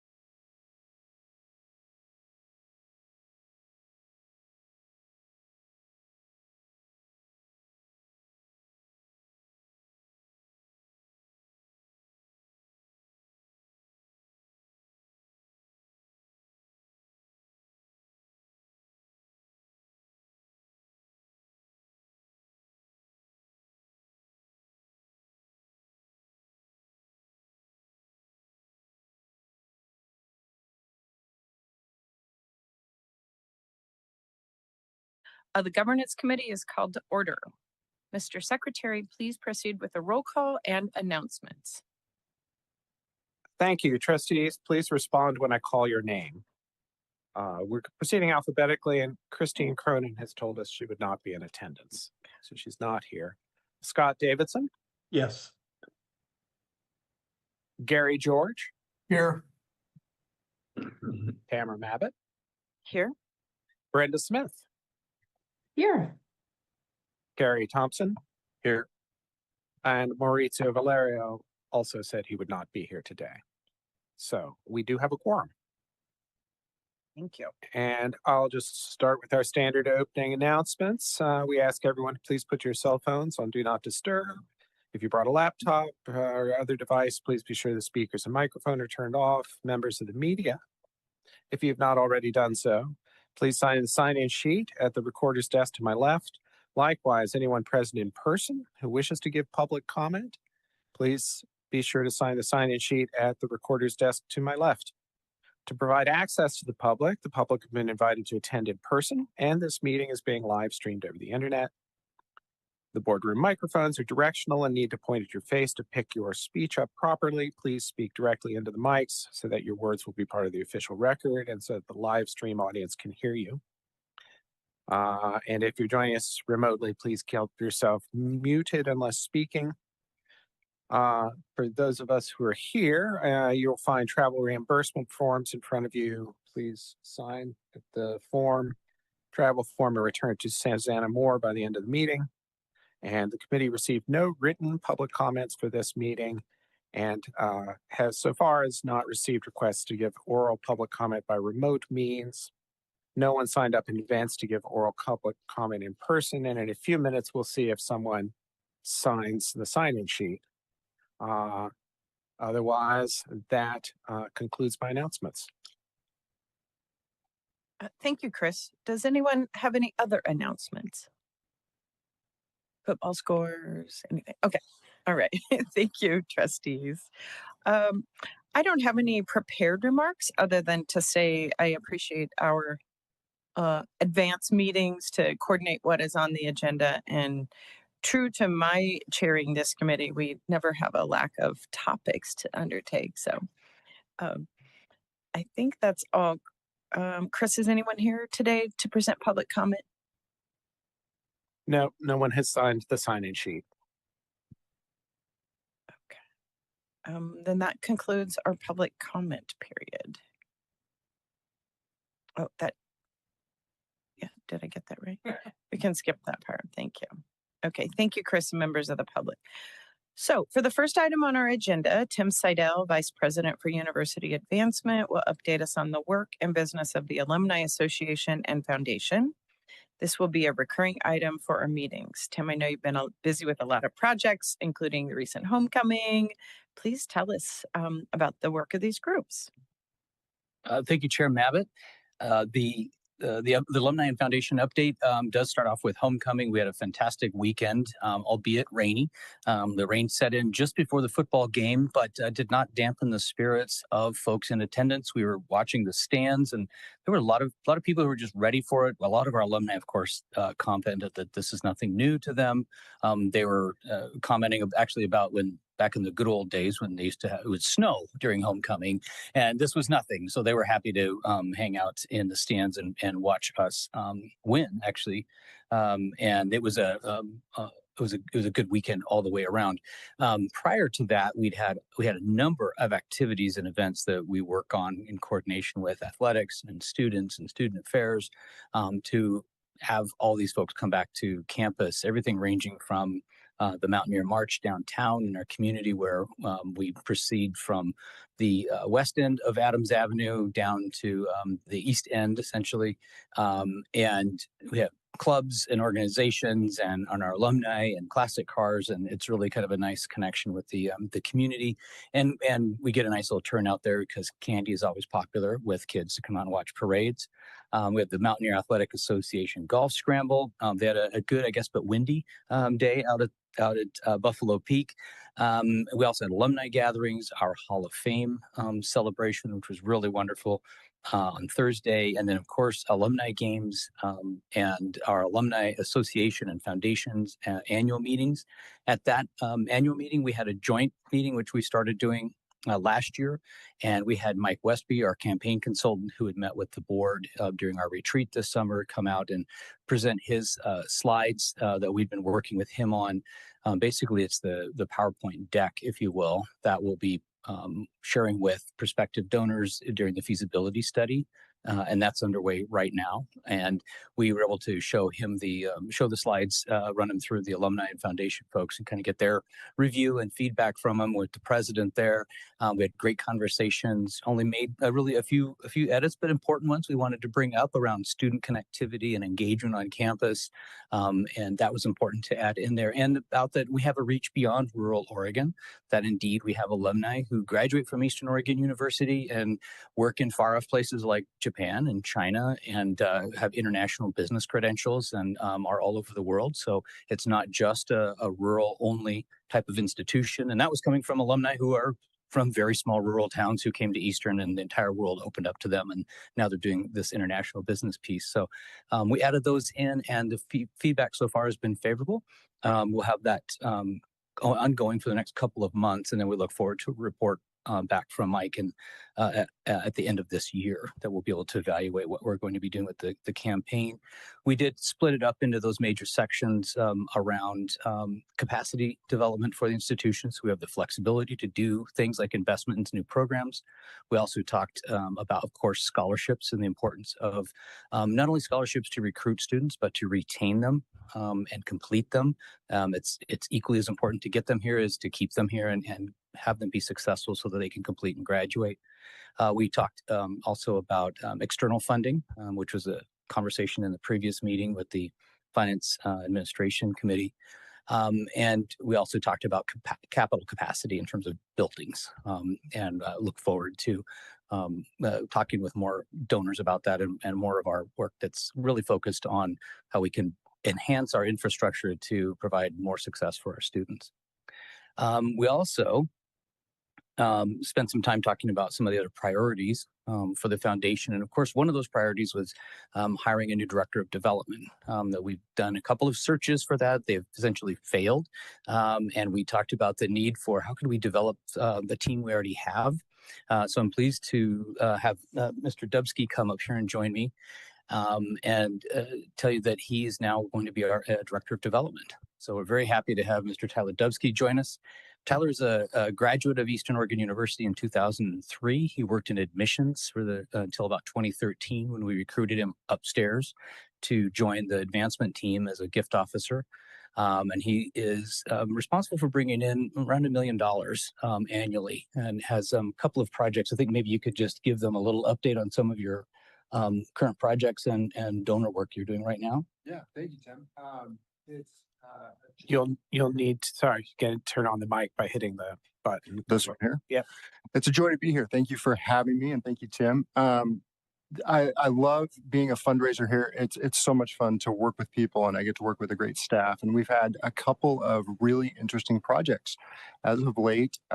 Some of you may remember the name Bob Peschel. He graduated in 1955, I believe, and he's been around for several years. But he recently gave us his home, and it was a fun experience.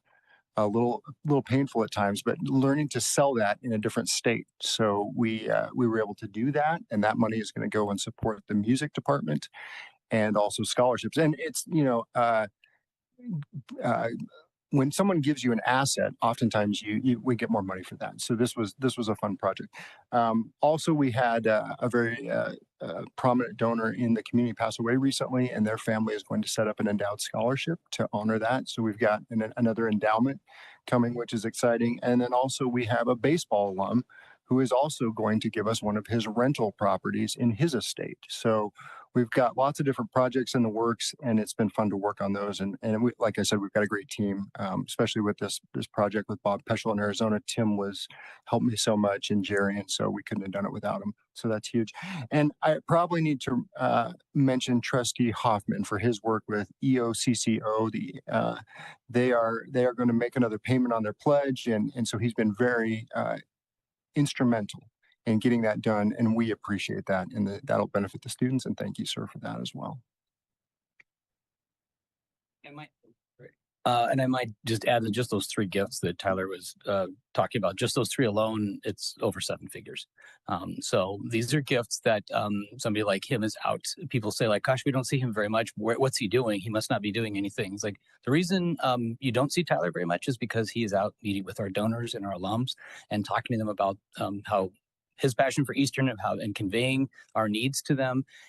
He's been working with Mike Westby on the campaign itself, sorting the donor list and setting up those interviews so that we're putting Mike in touch with the right people at the right time to have those conversations about the feasibility of the campaign. But our donors, you can talk to any of our donors. They will tell you they trust Tyler, that he's going to do what he says he's going to do. He's responsive to them. And really importantly is that he takes care of them after the relationship. It's not just a transactional relationship of thank you for your gift and we'll talk to you again until later. No, there's conversations going on. And that's really what we're looking for in a leader in our development unit. That whole concept of working with the donors, focused on the donors and connecting with them and stewarding them after the gift, because that just helps keep things moving forward. And I just want to share my own just real excitement seeing Tyler take up this role. I travel a lot in the community. I talk to a lot of folks. And the thing I hear most is about the faculty member or the coach, and always Tyler. He has such a deep footprint in this community. People are excited to see him. He's positive. He's thoughtful. He is so committed to EOU. And so I'm just really excited to see where we go with you at the helm. Thank you. I'm just going to add on real fast. Finally, that's where I've been. Yeah, I love it. And there's a lot of negotiation. But we are going to, of course, be filling his position as his open position now as a gift officer, and bring on another team member for him. And as we continue to expand the development staff as we focus on the campaign. That was a terrific report, and welcome and congratulations, Tyler. It's great. I love seeing that internal promotion when there are those opportunities. So good for all of you. And also, I loved your comment about that trusting relationship, because probably most of us get lots of requests for donations, and we want to do our research to make sure our donation goes and is expended where we say, and not 80% overhead, something like that. So anyway, thank you. Committee members, any further questions for Tim or Tyler? No. Okay. Well, Tim, since you're up there, would you like to give us a legislative affairs updates? Absolutely. So we are in the interim period right now between the ending of the last full session and the beginning of the short session in February. And that session is primarily, around fixes, they say, to policies and budgets as needed. We're expecting this February session to be a little more controversial and a little more stressful, let's say, for all the state agencies. If you weren't already aware, the governor and the legislative fiscal office have asked for scenarios for 5% reductions at all state agencies. That then was, of course, a request to the Higher Ed Coordinating Commission, who passed it on to the universities. Leanne and myself and President Ryan worked on a response that we were able to kind of formulate to send back to them. They wanted a very high-level response of what would it mean for all of our institutions. The Higher Ed Coordinating Commission has pulled that information together and are given us a copy of the report, and we've responded to that. Their letter actually was somewhat, we were surprised. It was a little more supportive than we were expecting to be, really pointing out that not only our institutions, the smaller ones, but the larger ones have been in the process of budget reductions already for a couple of years now, largely due to lack of state funding and current reductions in state and federal resources. So we're hoping that in the session, between now and the session starts, we're going to be spending a lot of time working on advocacy We'll be actually sharing with you an advocacy platform we have already developed up where you can sign up to be an EOU advocate. It's very integrated so that you can easily send information to really any legislator you want, but you can put in your address and it'll queue up who is your legislator so you can communicate with them. There's email and communication templates in there. And this is something that we've been wanting to do for a little while, but it'll help us raise our voice, not only in Salem, but at the federal level as well. And that's going to be a lot of coordinated work with all of the institutions. One of the big items is leading up to that is these interim legislative days. We have another set coming up here in November that will include the what we call, it comes out in November, but it's called the December budget forecast. We'll be looking at that and seeing what the prognostications are for the state budget going forward. And if it continues to be conservative and or worse, then we'll be really entering into some serious discussions as to what the impacts are going to be in the state of Oregon, and thus what they're going to be on all of the areas that are funded through state resources. In February, there will be then a lot of discussion around those potential reductions and where they'll come out. We've been encouraged in our conversations that many of the leaders understand that we're already low funded in education, really the K through 20 continuum, particularly at universities, and that reducing those funds would mean reduced access, reduced workforce, reduced economic sustainability for the state of Oregon and coming out of these down turns that we're experiencing right now. That doesn't mean that we're going to drop our priorities. We're still going to be talking about the Public University Support Fund, about support for the Oregon Opportunity Grants. If we have an opportunity, we will certainly be talking about our education in prisons, our early college initiatives programs, and of course, construction projects like Losa Hall, if there's an opportunity anywhere in there. We've been coached by a lot of legislators probably not to bring too many new fiscal projects into the building, that you might not have good reception if you do that, but we'll have those in our back pocket at all times. I think the biggest item is going to be around the budget, obviously, and what the impacts are going to be, particularly on our students and our region.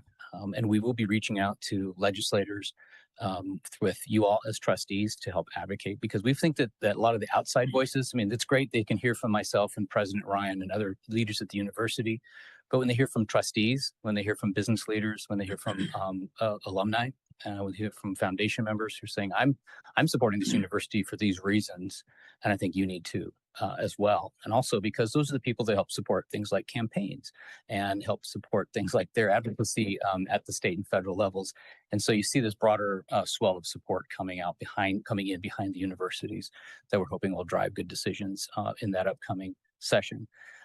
Leave you with February 12th. That is the date of the All University Lobby Day. I know Cedric has been to several of those and can attest to how fun they are. We will take students down and we will be there in mass. We're trying not to have too many. We can actually sometimes get too many students down there. It's kind of hard to manage all of them. But we're looking at having a good cohort from Eastern down there. And some of our faculty and even some of our trustees, hopefully, to join us as well and advocate for Eastern and all of the universities in the capital in Salem in February. And last thing on the federal level side, President Ryan and I will be in Washington, D.C. next week. We have around a dozen meetings set up, even though there is a government shutdown. We're meeting with a lot of the staff. It seems to be in some areas turning out to be a good thing. There's not as much of a rush, and it's like, hey, we've got time. We'd like to talk to you. So we're going to take advantage of that. We had it planned out for quite a while before the shutdown, but that's the plan right now. And we'll look at the updated agenda tomorrow. And right now, we're still planning on going out there. So I can stop there and take any questions. Thank you. Beautiful time of year to be there. You might probably take a little detour to Indiana, maybe, huh? Thank you. Excellent update as always. Any comments or questions from committee or non-committee trustees who are here? Okay. Thank you so much, Tim. And again, welcome, Tyler. Wonderful to have you. So the next item, the charter review. Last year, the governance committee began with a detailed review of its charter, and we'll hopefully conclude that work this year. Board Secretary Buford, a long time has passed since April 30th or so, it seems. Could you bring us up to speed on this project, please? Yes, thank you. So, as the chair alluded, we began work on this in April of last year. There is a requirement that each committee annually review its charter. And we did that review at our first meeting in April. And I think the feedback we got was there was interest in really taking the lid off and looking at it in more detail, especially because the charters for the two other committees have recently been upgraded, and that sort of attention hasn't necessarily been given to ours. So we started that conversation at the last of our meetings last year, and essentially that was an overview. So what I introduced was a little description about how the committees work, which includes that board statement number 3 on committees sort of describes the functioning rules like membership and officers and how they operate. And the charters they're basically the scope of work for the committee. They describe why this thing exists, what it's supposed to be doing. And those are unique to each committee. And then I introduced with a digital copy back in April, this booklet from AGB published in 2019 called The Governance Committee Public Institutions by Dr. Carol Cartwright. She's an advisor who actually has done work here in Oregon during the breakup of the university system, and she also speaks fairly often at AGB conferences, so those who've attended those might recognize her. And it's a broad introduction to the role of the governance committee.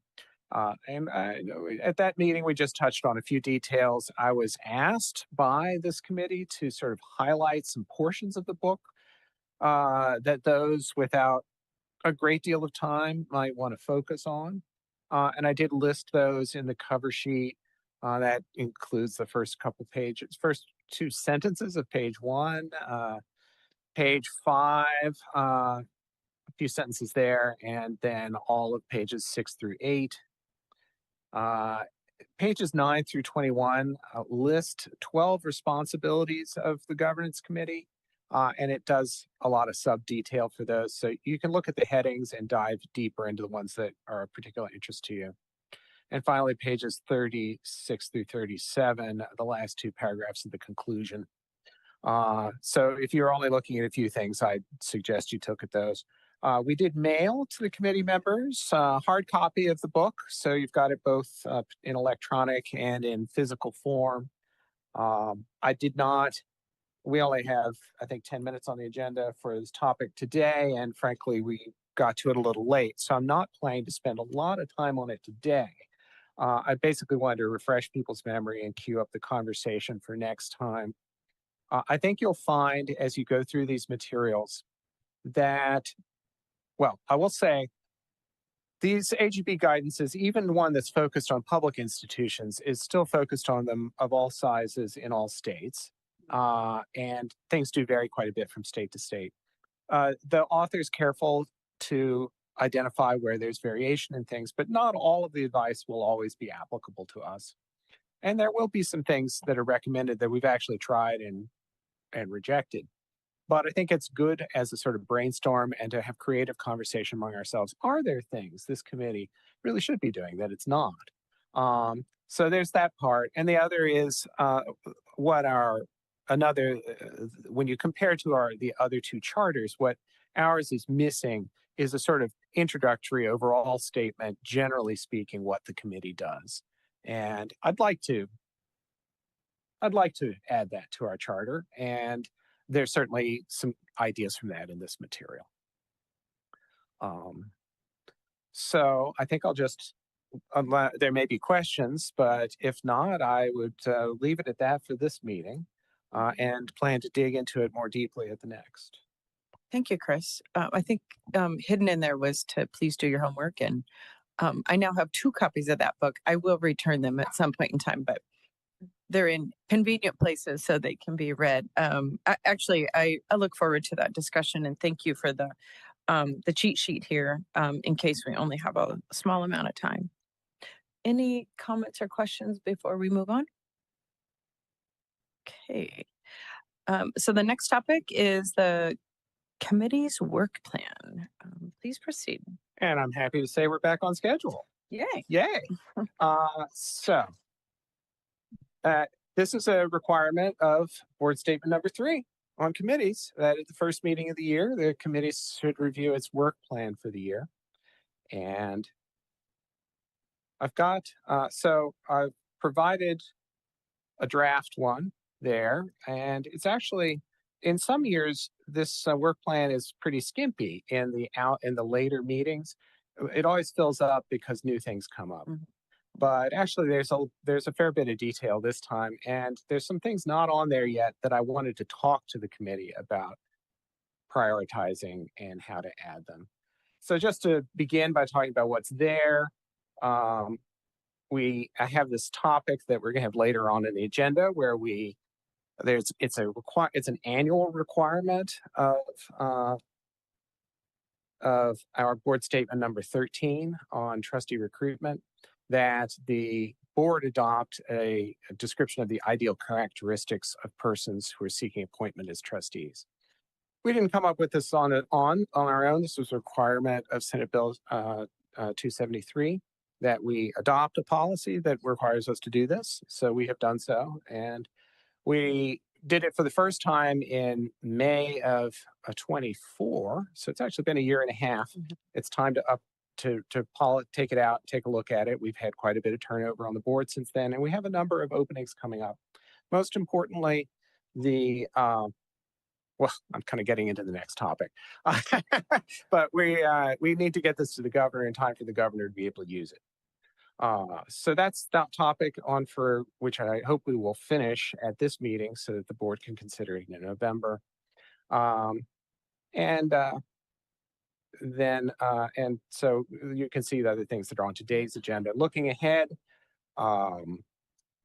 we have every year we look at the board annual evaluation questionnaire, and typically we don't recommend changes, but coming out of this summer's experience, I've heard a couple concrete recommendations for changes. So we want to open that up early enough in the year that we can fully discuss it and get that onto the board for adoption in time for the annual evaluation this year. And I think our review of the charter will probably take perhaps as late as finalizing that conversation in April. And then there's another sort of perennial things. There are always refurbishment of board statements to be done. I've got board statement number 5 in there for April. But by that point, there may be others that have leaped to the forefront as a priority. The part I think I highlight in the cover sheet for discussion is that in August of 24, sorry, I'm looking at the wrong page thing. Give me a second.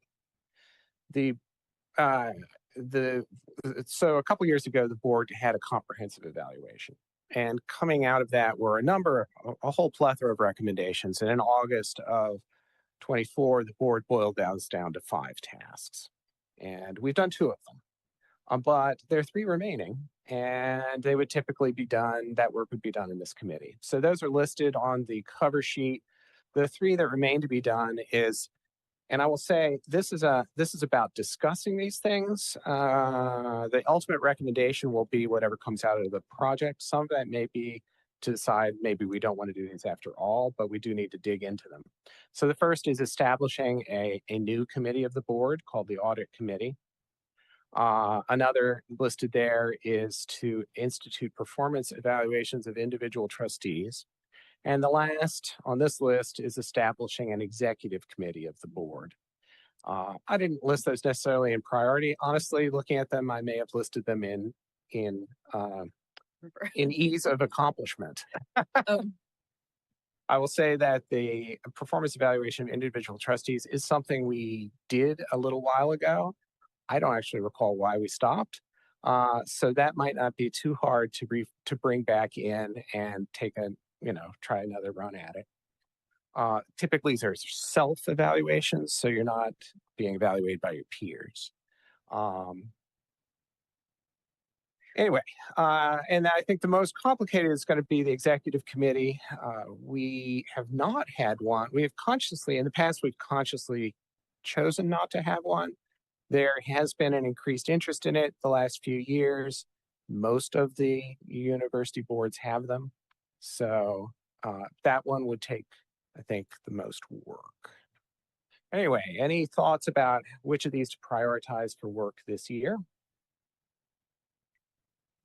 I have a question about board statement number 5 and why that kind of rose to the top for discussion this year. I thought that'd be interesting to hear about.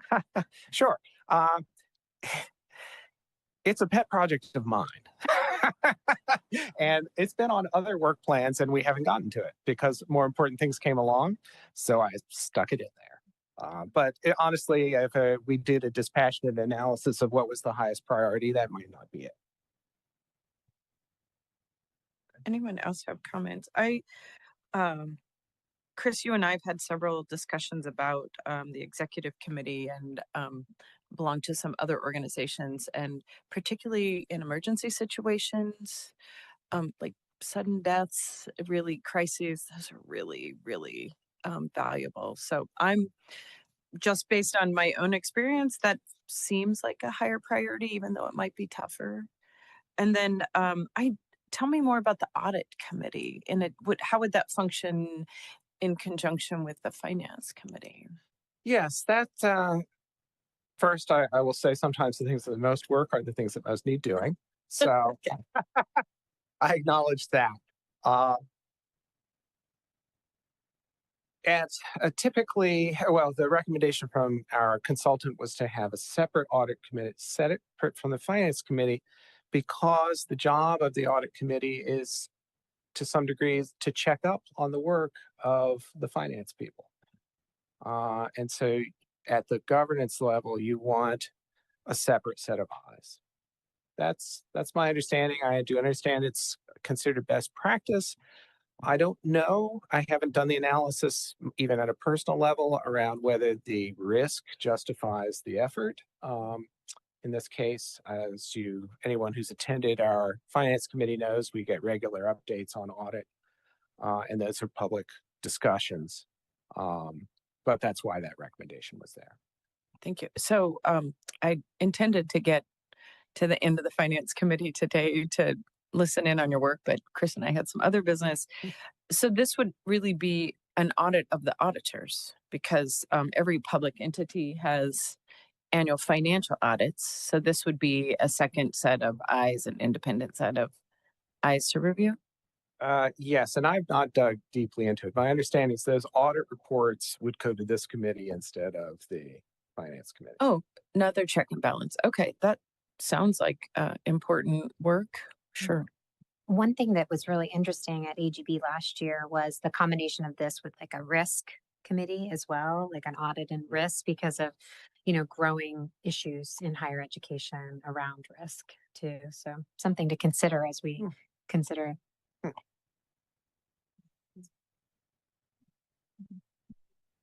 Let's start. Secretary Burford, I remember too that you said audit committee and executive committee. There was a third, right?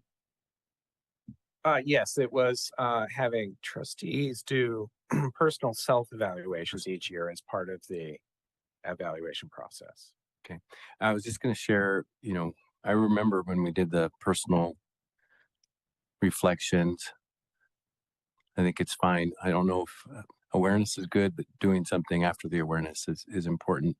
Then the other part is the executive, to me, seems fine if there was an executive committee, especially also say if there is emergency or if there is kind of joint meetings to make determinations to move forward with a variety of initiatives. The audit one for me, I just thought like it would be almost redundant.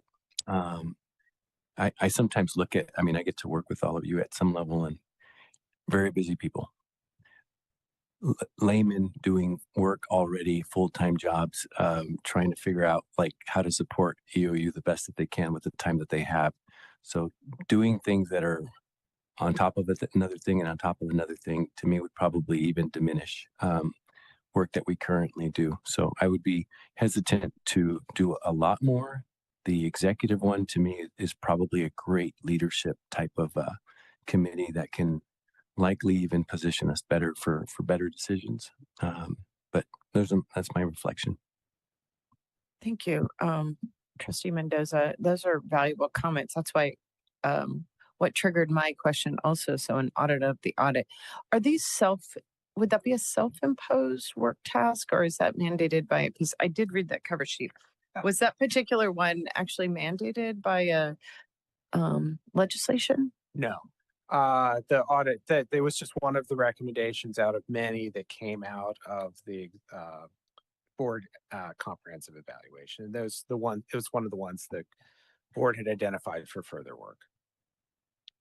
So maybe we could reword that work plan task to explore the need to establish an audit committee. So maybe we could look into it a little bit more and have chair of the finance committee, Leanne, and others might say, you know, we're pretty well covered and we operate with utmost transparency and we comply with our audit. So it might save us some work rather than going through the motion to establish it first. Yes, I do view all of these as proposals that would, you know, I would do some work up around them, and then we would discuss about, as I suggested, either whether in this case or that case, the problem, the cure is more trouble than the problem, which is a decision that has to be made really in the context of each institution and its available resources. Any other comments? If not, we're right. Oh, yes, please. Trustee Hoffman. Just real quick to remind everybody that Finance Administration reviews the internal audits on at each meeting, and the external audit once a year when the audit report is done. So yeah, you know, we have plenty of work to do, but that work is being done. I think it's essentially an issue of what's the best practice. Should it be separated out? Because you know, Leanne works very closely with the auditors, so.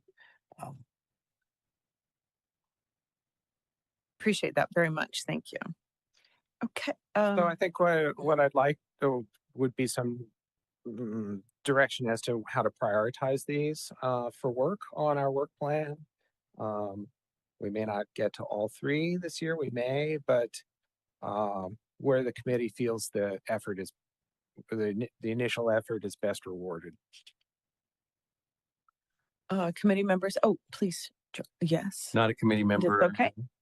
Not a committee member, but I'll just say quick viewpoint is without a lot of analysis paralysis, I would take away the audit committee and just make sure that it's streamlined into finance and administration, which it currently is from my observation.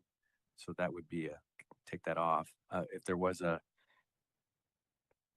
executive committee, that would be time well spent. The performance evaluations of individual trustees, I think people need to clearly understand once you get information, what exactly you're going to do with that information. Do they have some kind of goal or some kind of action plan to help them improve whatever that is? So if that's like busy work, I would take that away. But if that's really good work, then I would look into that. Then the rest, I think, is up to this committee. But I'm just saying that from a general perspective of those two. I appreciate that. Trustee Davidson, you popped up, and Trustee Smith, do you have any comments on prioritizing these? I think I would agree with George. I mean, that the executive committee to me seems to be the priority. I guess I was a little surprised when I stepped onto this board that there was not an executive committee. It would have been in my expectation that there would be one. I do agree. I think that the audit piece is covered, at least from my limited experience so far, is covered adequately in the finance committee, and that there's enough oversight there. So I would probably make that less of a priority at this point and focus, at least over this next year, on establishing a plan and how we put together an executive committee. Thank you. And Brenda, you popped on also. Anything to add? I did. I just want to thank George for that summary, because I'm with Scott too. I'm going down that path, and executive committee seems like the place to prioritize. So thank you. You're welcome. So I'm calling people out, Carrie. How about you? Does that work with you? It'd be wonderful to have a consensus. But if not, we want to hear what you have. Okay. Yes, that works with me. Thank you very much. Is that enough direction or do you want I think that's more? clear direction. Okay. Looking at the work plan, so I will add this executive committee project to our next 3 meetings. Oh, lucky us. The Thank work you. plan. I look forward to it for sure. Okay. Well, thank you. Really appreciate committee members and non-committee members for your comments on that. Very helpful. So the next item is chair election. So Chris, would you give us a brief report on that process? Yes, and it is brief. We do this every year. Each year, it's either the chair or the vice chair, but it always happens at our November meeting. And we have our board bylaws in Article 3, Section 5, subsection E, describes the process. It's 6 weeks before the November board meeting. I sent out an invitation for people to submit nominations. You can nominate yourself, you can nominate someone else, you can nominate multiple people. The deadline for people to submit those nominations is the end of the day today. In a week's time, I will publish the list of nominees and any additional information I've learned about it with the materials for the board meeting when they get posted on Wednesday of next week. I will say we've received 3 nominations so far, but always interested in. I would encourage people to make nominations. If we get multiple nominations from the same people, that's not a bad thing. Or sometimes thinking outside the box. So that's really my update. Thank you very much. Okay, we can then move right into Senate Bill 273, Transparency and Access Report. Chris? Yes, and we're almost back on schedule again. This is there was, let's just check the Zoom. There was some discussion about our internal auditor joining us. I don't see her on the Zoom, so that may have been a missed connection there. But the report is written and I'm perfectly happy to take you through it. And then if there are questions, we can direct them back to internal audit if you have them. So, Senate Bill 273, as you'll recall, required a lot of things of the board. I think I have a short list of it somewhere here. Let's see, is this it? Nope. Yes, here we go.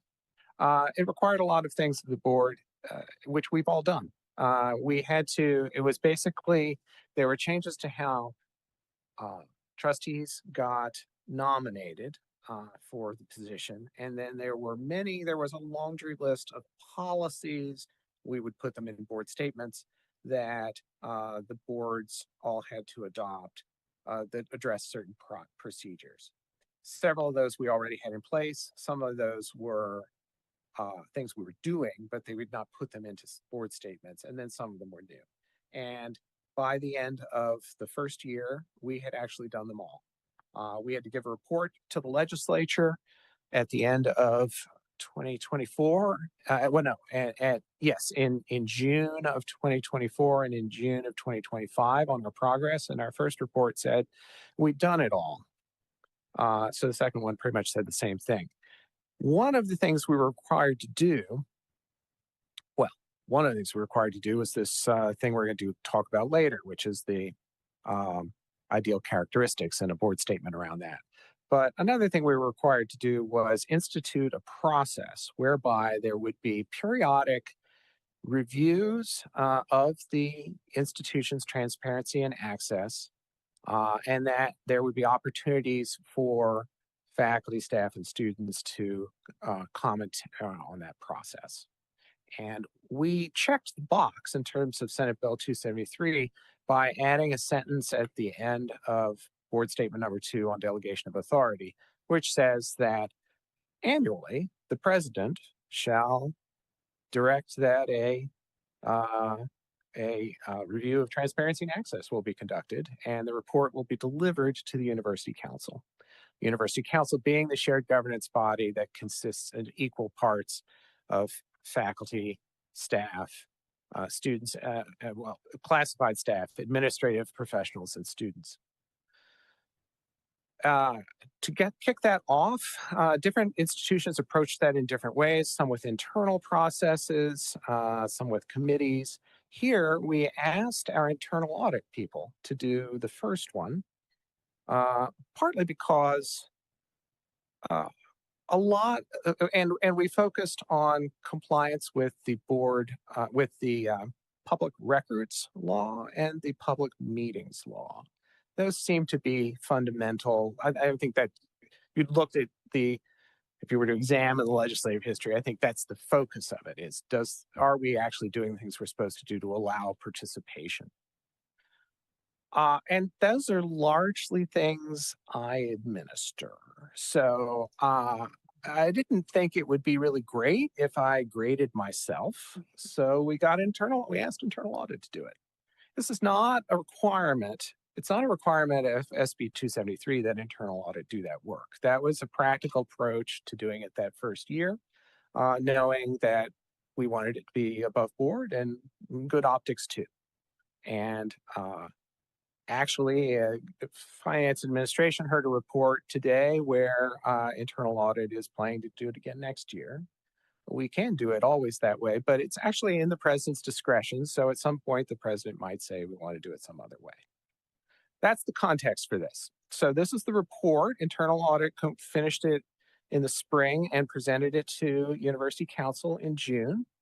And they did, I guess I will share the screen for this part. Hold on.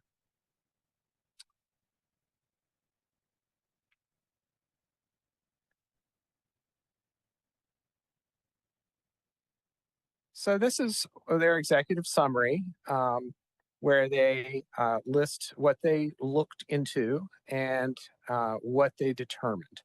And as we heard from their description at Finance Committee, there's a ranking of the significance of things, findings, observations, and I don't know what PRR is, but they're lower ranked than observations. And they did make a finding around public records management.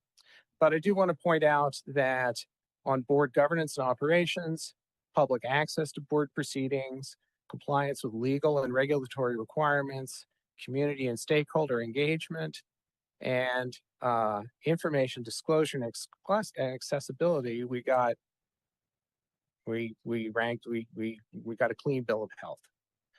Digging into the information, the public records management, there was a single issue. I'll scroll back down to there. And the finding, I'm going to make this bigger so people can actually see it. I apologize. I'm just going to change the view here. Well, there we go. Is that the university currently calculates public records request fees using a standard hourly rate of $75, regardless of the actual staff member involved or their specific wage rate.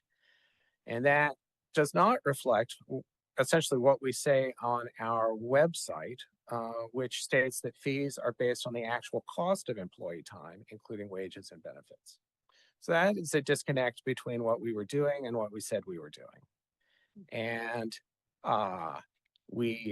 so they're recommending that we review our process and get consistent one way or the other. And management concurs and said implementation would occur before December 2025 and suggested this action plan.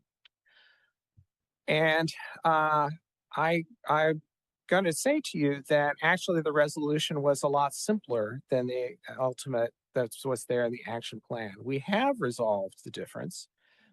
We have a new person who is our records manager, or who's responsible for riding herd over the whole thing. It's actually someone you know, former trustee Helen Moore, who had retired and graciously agreed to come back to do this as a part-time project. And she has a lot of experience. She had done this before. So with Helen on board, I've just told her to calculate the fees based on what the actual time of the actual people doing it. So it was as simple as that. And we are there's no longer a disconnect because we're not using that standardly hourly rate. Now, one of the functions of having internal audit do these things is they will check in next year's audit to see if we're still doing that. So you don't have to take it from me. We'll see in a year's time if we get a clear bill of health on this. But I do want to emphasize, I will just say, I think this is a pretty good report. There's a lot of things covered under public records and public meetings law. There's details about all of those topics in the report. And I guess I'll stop there unless there are questions.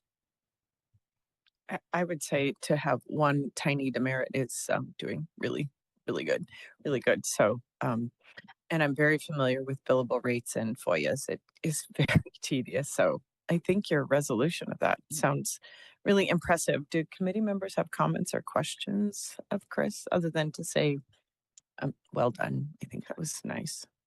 I did personal reflection. It made me think about, we typically give 30 minutes for free for public records requests. And I didn't notice that, but I did want to know if you've taken the position, or if the position is as soon as the request is made, we're charging you based on the hourly rate of that employee that's doing the search and so on.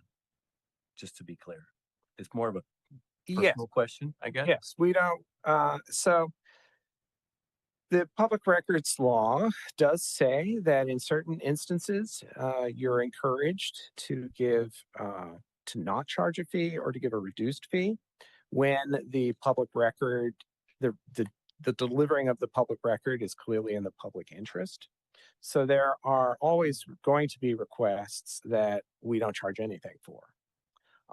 But yes, and I will also say the process works like this. Within the first 5 days, you have to respond to the requester with information about whether you've got the record or not, or you think you've got the record or not. And that's also when we give the fee estimate. It's quite often that the ultimate cost is more than what we estimated, but rarely enough to come back to the person and say, oh, thanks for that money. Now we need another $10 from you, or whatever. So while I did actually sell this to administration on the basis that this would be partially self-funding, we're never going to recover it all.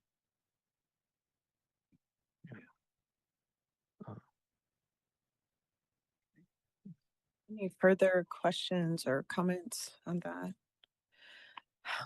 My experience also is I think in my organization, we give an hour free and sometimes more than that, just because the documenting process to charge a fee takes sometimes more time than it's worth. So on balance, it seems to work. So thank you for that. So our next item is executive session. And I guess I do read these pieces here. So pursuant to ORS 192-6602F, to consider information or records that are exempt by law from public inspection, all trustees, designated staff, and members of the news media shall be allowed to attend the executive session. The designated staff are President and Trustee Kelly Ryan, Chris Buford, Tim Seidel, Susanna Moore, Benny Moses, Peter Geisinger, Leanne Case, Molly Rockefeller, Gib Pollard, and Devon Dunn. I don't know how to say his last. Dunjowski. Dunaski. Thank you. I'll remember that. All other persons are asked to leave the room. For those joining by Zoom, you will be placed into the Zoom waiting room and will be readmitted once we return to open session. Susanna, please let me know when the Zoom participants have been removed from the meeting. Gib or Devon.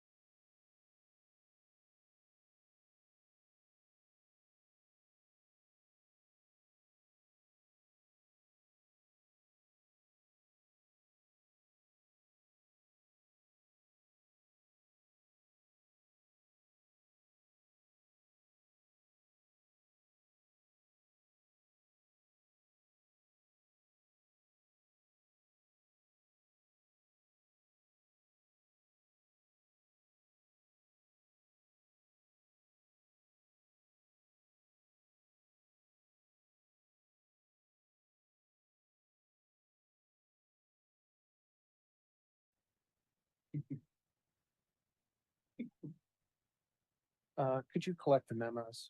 Oh. Thanks.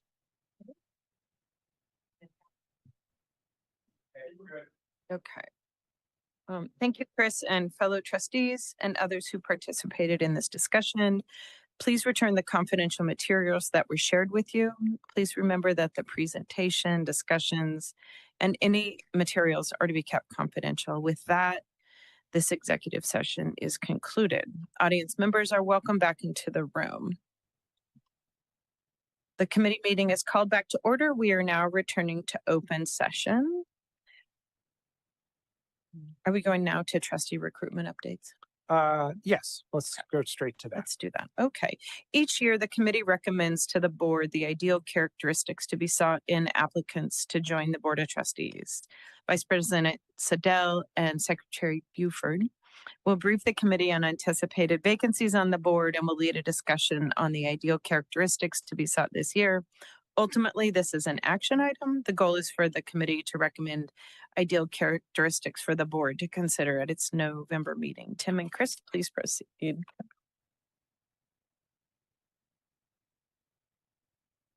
Thank you, Chair Abbott. We have looked through the list, basically our matrix, and Chris and I were taking a look at who and what kind of would be those ideal characteristics. Now, these aren't the only ones. This would just be, boy, if we could really target some specific areas or skill sets, we're finding that there's a couple of on the list of skill sets I think would be intriguing to try to find. Technology professionals in technology. Technology is rapidly advancing, not only around us but all over the world. So that'd be an interesting area. Major corporate leadership, larger companies could be located anywhere really, but in particular in Eastern Oregon or somewhere in the state of Oregon, or our neighboring states. Arts and communications would be another area that we haven't had a lot of folks on the board in representing. And then political or high-ranking individuals within state or federal government, if they could join us, but certainly elected officials and or other people who are in senior positions around the state of Oregon. Target areas in terms of geography, again, Oregon, but if we were really to narrow it down, I think we're primarily looking at something like Boise in Southeast Oregon, in that area. Possibly Southeast Washington or even the Seattle metro area. And of course, Western Oregon. We have great representation from Eastern Oregon, but I think it could be really beneficial to the board and to the institution to have a broader spectrum of board representation on here. We were fortunate to have for a few years Chris Warner on the Board of Trustees, who's from Baker City. He's now the Chief of Staff for the Governor of the state of Oregon. Somebody like that would be great. He certainly helped us, that relationship ongoing after he left the board to serve, but that certainly hasn't harmed our relationships within the state of Oregon and in those groups that we have to work with. And of course, different levels of those expertise areas that I mentioned earlier. Again, this isn't something that we would say these are the only people we are looking for, but this is boy, if we were going to fill in some great gaps, some things where we could see some benefits to the board, that could really be to be helpful to us. We're always taking a look at who can be out there. We have a list of nominees or potential members that the president and I are reviewing that the governor actually gave to us at President Ryan's request. We have a couple of already folks who we're working with for at-large positions. Several of them, two of them are coming from the corporate world. Another one with higher education and also a significant civic background. And then, of course, there's the faculty, staff, and student trustees that Chris could probably comment on, and he's been working with those groups. Yes, I'll just add that this is a requirement of our board statement number 13, which we were required to adopt because of Senate Bill 273, that we periodically revisit our list of ideal characteristics for people to serve as trustees and to give that list to the governor when the governor is considering appointments. We have, I believe, 4 trustees who are applying for reappointment right now. We have 2 open positions.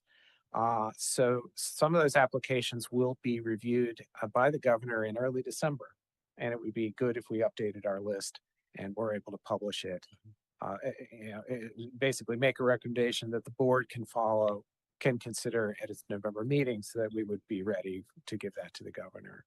I think for aid and people understanding the sort of background of this, the staff cover sheet has links to both the board statement and the current list of ideal characteristics. I think I'll put the current list of ideal characteristics, I'll share that. So, and we can talk about where we might make changes from what we were looking for a year and a half ago to what we're looking for now. So let me just share that, see how easy that's going to be. Here we go. So this first part is frankly just a general description of the board. This list A through K is a list of characteristics that are in board statement number 13 that are expected characteristics of anyone who's on the board. And then the following list, which we came up with a year and a half ago, really targets where we saw gaps in the board's membership at the time. And so professions we were looking for, areas of the country we're looking to add, and so forth. So you see, back then we had no one with a law background on the board. Well, guess what? We checked that box. Thank you, Scott Davidson. So we maybe aren't looking for that. That's not a gap we're necessarily identifying this time around. And so that's the context of what Tim was saying, ideas of what we could put here. So for professional backgrounds, we're recommending the 4 things Tim suggested. A professional background in technology, someone who works with a large corporation, someone with a background in arts and communication, and perhaps people with strong political connections within the state. And then I think you also heard his recommendations. That would be A, and B, you heard his recommendations for those. I think we heard earlier a kind of statement about maybe someone involved in agricultural work. I don't know if people are interested in adding that to our list, but that was, yeah, natural resources, agricultural. We do, but calling it agriculture, I think, is really valuable. Should it be both or / both or just agriculture itself? I think both, because they're different. Natural resources, I think, is a little more generic. Yeah, go ahead, Brenda. It's okay. I do work in agriculture. I do work in natural resources. I'm thinking you're thinking somebody in the business realm of agriculture, but my PhD is in crop science, so I don't know, pretty related to agriculture, but I'm thinking you might be moving to someone actively engaged in like an agricultural business. Somebody who drives a tractor. Yep, that's what I'm thinking. Okay. Okay, that works. But yes, natural please. Resources, we have fish, game, wildlife, and we have Forest Service. We have a lot of, I'll just say, folks in that industry throughout Eastern Oregon as well. Yeah, I think that's. One item we might consider adding is somebody in the trades. There's a connection. I mean, we don't directly train people in the trades, nor anyway, I just think it's another profile that we could take a look at. Is anybody like certified journeyman plumber on the board? I don't know, maybe. Well, we did list 7 different professions the last time.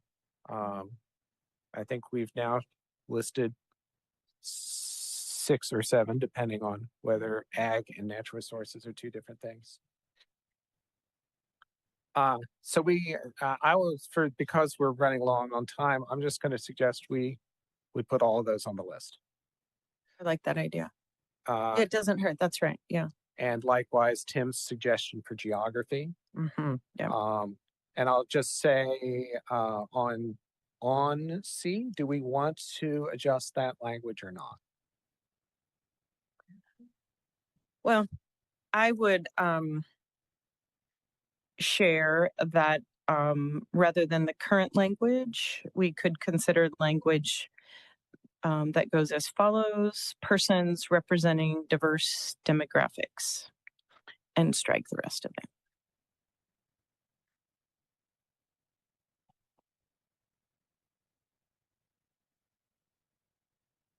Any thoughts? Maybe not those exact words, but rather than listing what we mean there, let's just leave it open.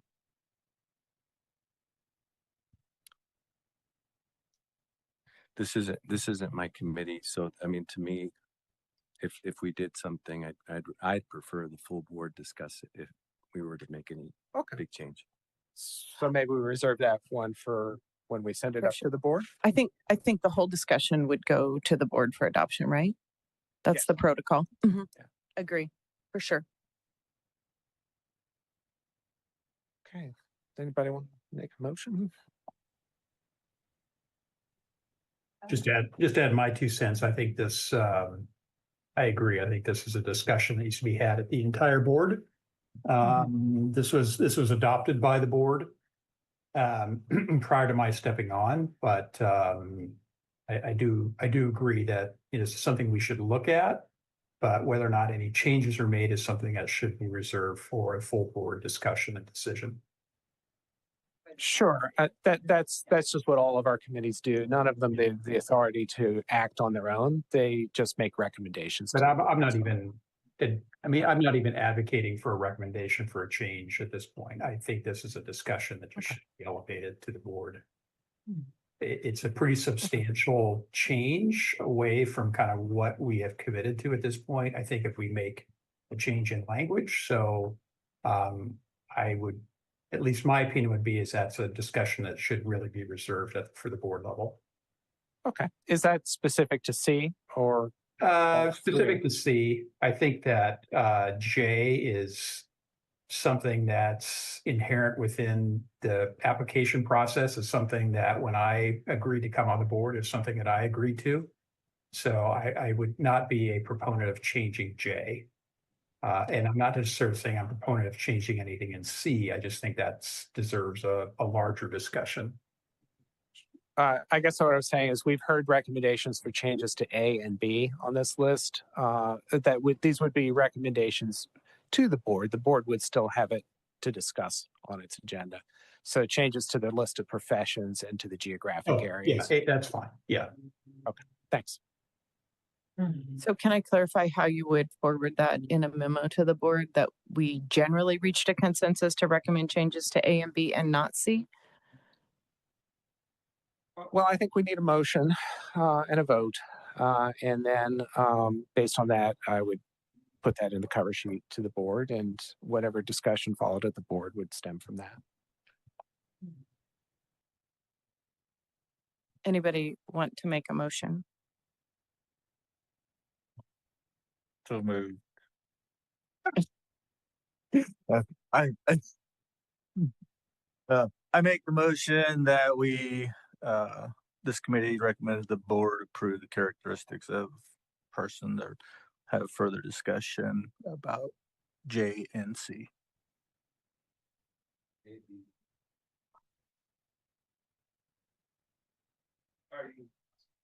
Are you recommending the changes to A and B that Tim discussed?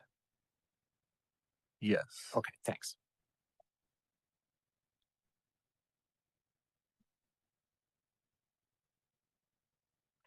Has somebody seconded it? Okay.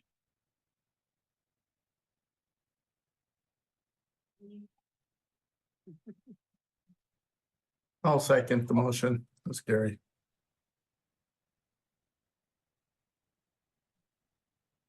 Okay, the motion's been made and seconded, and I'll see if I can regurgitate. The motion was to recommend to the Board of Trustees to further discussion about J in Board Statement 13, and to recommend adoption of changes to A and B that Tim Seidel and the group discussed, and then to recommend that the board have a whole new discussion about item C for the ideal characteristics. Did I? Thank you. Phew. Okay. That's what I thought I heard. All right. Thank you. All right. Very good. Okay. Secretary, do you want to call the names? Yes, so we're now doing vote by polling. So I will call your names alphabetically and please reply yes or no. Starting with Scott Davidson, Yes. Gary George, Yes. Tamara Mabbott, Yes. Brenda Smith, Yes. Carrie Thompson, Yes. and Maurizio Valerio is not here, and Christine is not here. So we have a unanimous vote, 5 saying yes. Okay. So the motion passes. Thank you, everyone. We are running a little bit late, so should we just skip the roundtable and go right to conclusion and let our next committee, governance committee, will begin soon. Thank you all.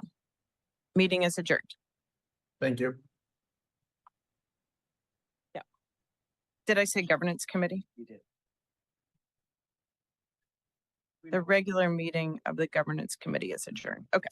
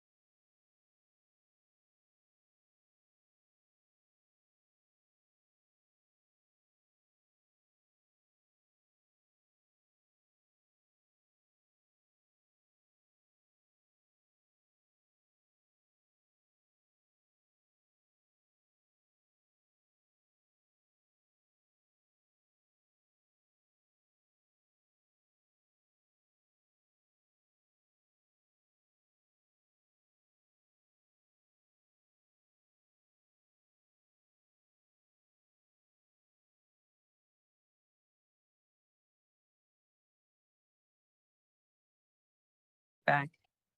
That's okay. All right. Prior to roll call, a few announcements on today's meeting. We ask everyone to please put your cell phones on Do Not Disturb. Members of the media, if you haven't already done so, please sign the sign-in sheet at the recorder's desk. Likewise, anyone present in person who wishes to give public comment, please be sure to sign the sign-in sheet at the recorder's desk. To provide access to the public have been invited to attend in person, and this meeting is being live streamed over the internet. Please be sure that you're speaking directly into the microphone. When you are not speaking, please keep your microphone muted. If you brought a laptop or device, please be sure the speakers and microphone are turned off. If you are joining us remotely, please keep yourself muted unless speaking. Trustees, in front of you, you'll find travel reimbursement forms. Please sign the travel form and turn it in to Susanna by the end of the meeting. Speaking of materials, Gib, I wasn't sure. I realized I meant to ask between committee meetings if I could have a computer so I could pull up materials, but I forgot. Can I get a computer?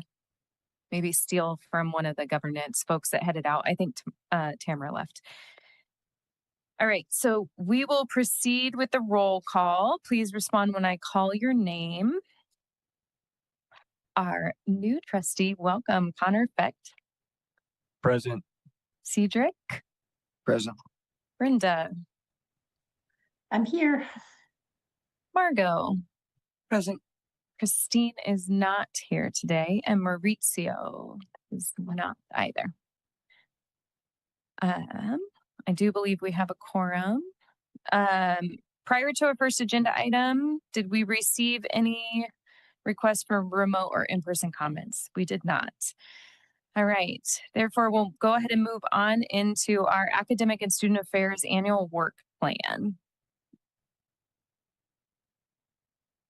All right, we have the work plan pulled up, and this is just some key areas. We anticipate this filling out, especially associated with things that might need, like curricular changes that might need voting and action on them, because those do come to us throughout the year. But similar to other committees today, I don't know that we have to go through this line by line. But we do hope to make sure that even as we touch on things today, I think you'll see why they're coming in later, but bringing in groups and content that can help you see what we're working on this year.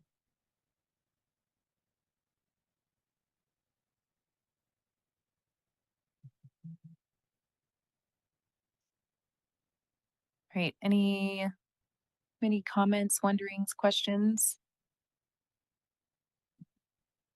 As mentioned, this is something that we as committee have seen before, and just pieces or details get added as we review. All right, so then we can move along to our Student Affairs 24-25 annual report.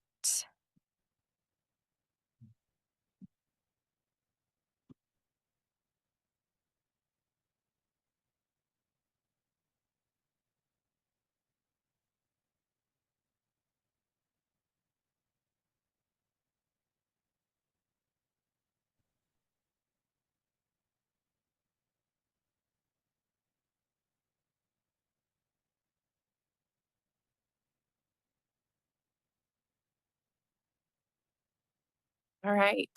So these reports are actually something that we also developed and shared with the executive leadership group under Dr. Ryan's encouragement, really considering ways that we can improve communication and making sure that as we consider and our divisions even worked towards assessing our work as a division this year, we were able to kind of bring things together and make sure we could share that institutionally. So the ELG group includes the deans, several directors, and obviously all the VPs. So this was an opportunity for us to share some key data around strategy work that we've done. So each of the list on the left, I'll go through in more detail, and the graph charts that you see here are just some key highlights showing that federal work study utilization for our students, the money that goes to our students, was up in 24-25. We also saw an increase in on-campus tutoring appointments in 24-25. Some positive feedback from our students around Week of Welcome, which actually you'll be hearing more about later, so I won't go into too much detail. And then residence hall occupancy rates last year showing an increase over our goal. one of the key focuses, even as I started just last July, as I came in, Dr. Ryan had shared that there had been wonderful work done around vitality on campus, and that was something we were hearing a lot of positive feedback from students on, so we wanted to continue that work. And then additionally, an encouragement around figuring out ways to bring the conversation around civility to our students as well as to staff. So here are some key ways that we've done that. Partnerships with the Center for Student Involvement, Student Affairs, Finance and Administration, Facilities, and ASCOU. These are groups that I specifically actually went to and presented on or co-partnered on programming with us in terms of that civility campaign. Additionally, we saw some really positive outcomes from our week of welcome. And then even throughout the year, developed an online orientation for our on-campus students, which allows them to get a sense of some content that they might be able to mull over on their own versus all kind of having that fire hose feeling at the week of welcome, though that's somewhat inevitable. Additionally, we saw over 1,000 students engaged with our Center for Student Involvement, like events like Casino Night, Grocery Bingo, and Spirit Week. Being in a town like LeGrand and being on a smaller campus, vitality is so important, and really just continuing to create opportunities for students to come out, engage, and feel kind of excited and connected to campus. So those are just 3 examples, but this is something that we're regularly engaging on, especially this time of year. Additionally, we spent a good chunk of last year, but even the year before that, really engaging with students on what they would want to see their student union to look like. Specifically, in 23-24, many of the administrative offices were in Hoke due to the in-low renovation. So as those offices left, there was an opportunity to really look at improving that space. And that work was completed over summer. And huge shout out to facilities and to Catherine Shorts for her lead in that with that partnership there. And it's been a really positive experience moving the food pantry to give that a larger space, moving several offices and programming to the 3rd floor with renovated and updated spaces so that those student clubs and offices can have kind of more square footage, and then just actually making a ton more space for student equipment, things like ping pong, air hockey, esports, and things like that. We're seeing in that Hoke renovation. Additionally, just some great details here around some of the key campus supports that are here for our students. Counseling shared some survey data. I'm not going to read these bullet points to you. I just want to make sure that there are things that you're aware that we're kind of collecting information on and seeking improvement. Additionally, retention initiatives, a big push last year around early alerts with continued improvement this year, and pilot programs around supporting athletes and residence hall students. Career services, you heard Leanne Case earlier mention a few different times. We have a nonprofit internship program, but then also took on a lot of work to improve our federal work study usage, just allowing those students access to the funds that they're granted by working on campus, really connected to the idea of gaining those job skills for when they go out into the workforce. And then the Learning Center and Disability Services are just kind of continually great at serving students and connecting with them. We just spent some time this week with our accreditors, and they were asking, how do we really make sure that our online students and in person are receiving similar services? And the Learning Center is an exemplar of that by creating pretty much every service they have available in person and online. I think that's huge. Similarly with disability services.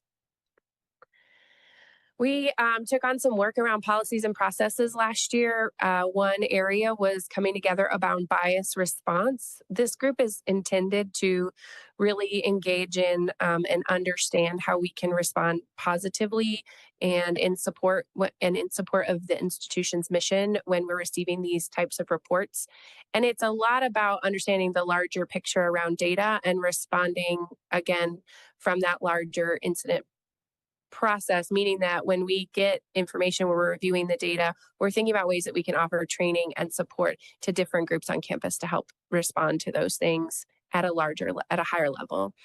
That group actually formed last year. We had training with the Oregon Department of Justice, and we'll continue that work this year. Title IX, we received reports and continued partnerships there.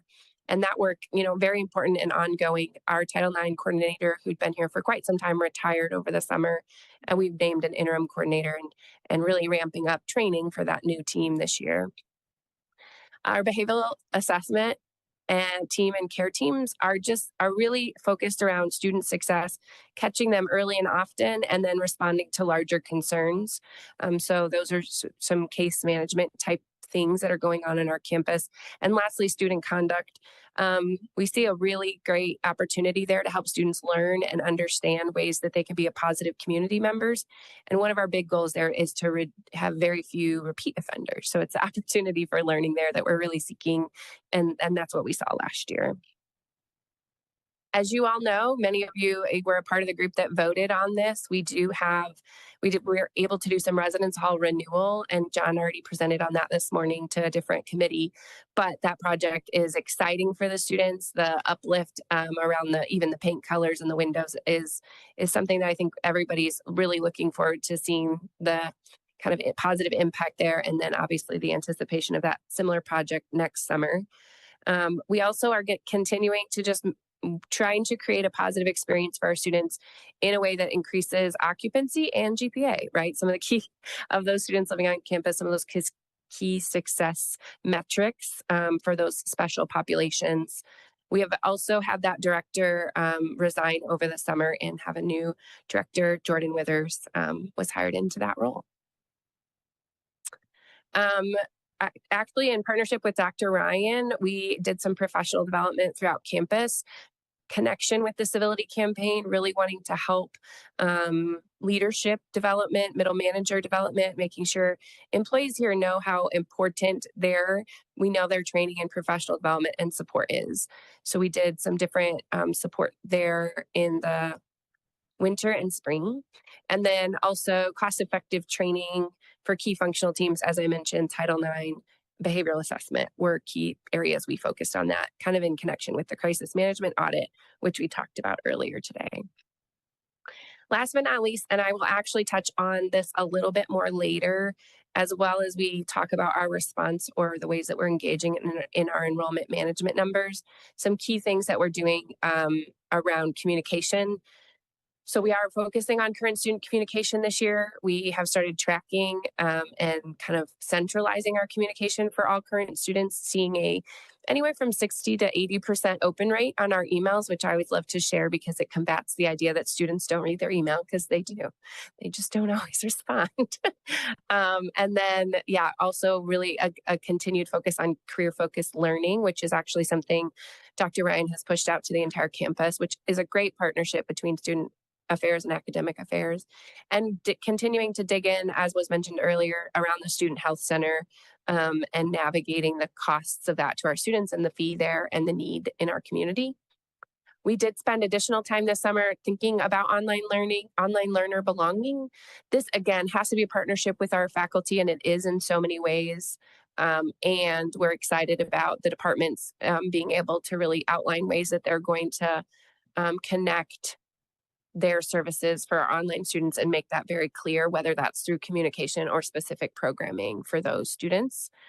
And then a big component is just assessment. I think this is a key function of continuous improvement, and something that I know Student Affairs is excited about is taking the information that we know about our students, the data we have access to, and continuing to try to increase that and then engage in student learning outcome assessment in our work, which can be challenging because we're not doing papers and tests, right? We're doing kind of learning over time. Next week, we have a student leader orientation as an example of ways that we're excited to meet with those student leaders connected to student clubs, help them, and then hope to see by the end of the year some improvement in their leadership skills as they do that experiential learning. And I really won't touch on retention because that's a whole next topic. So you'll hear more there later. And that's what I have for you today. Any questions? Yeah, any question? I have a couple, but also, so I was actually distracted for the first half of this because I saw the work study fund utilization number, and then my brain was exploding. Like, could you, to have like a turnover from a 23-24 to or 22-23 to 24-25 utilization from 45 to, what does that say? It also looked like it was greater than 100% now. Oh, yeah, it was 116%. Yeah. Okay. So, I mean, I'm just looking at, like, I put notes. Obviously, we're going to talk about enrollment, probably with some retention conversation, but I'm really curious the impact because that level of utilization on work study is not going to correlate to a minor amount of funds that represents. And so just curious about, like, if there's a way to get at data to talk about, did that then notably impact our stop out data or our holds correlated to those who have previously qualified but underutilized those funds? Unfortunately, we haven't been able to do that, Ty, yet. I mean, I think, as you know, year over year, our retention actually decreased a bit. So, yeah, but looking at retention of work study students and really student employment in general is definitely a focus for this year. So it's something we're digging into around how we can continue to really look at experiential learning as a whole and student employment being a part of that idea. Really, how are we seeing experiential learning impact retention? The utilization, what had happened previously was that students who had access to or who were awarded federal work study often weren't utilizing it. Maybe some of them were online students. So there was quite a bit of increase in communication to those students. Are you going to use your award package? And if you're not, we will apply it to other students, right? And you can decline it. That allows us to apply it. So that was the way that we saw increased utilization, was just kind of pulling funds because it was all awarded previously. It just then wasn't utilized. So it was a great effort by Career Services and connection, obviously, with financial aid.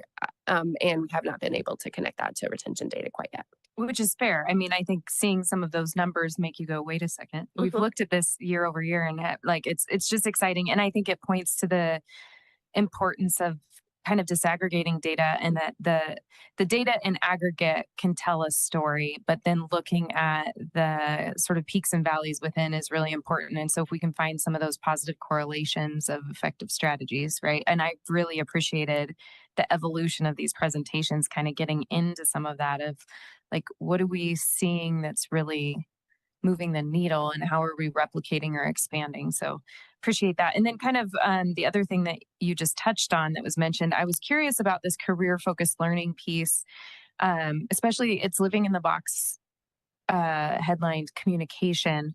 And so under this concept of it being a communication focus, can you tell me more about what the career unless it's in another presentation? Because I also feel like this is the giant umbrella presentation and then we have like 4. So I was holding some other questions for later.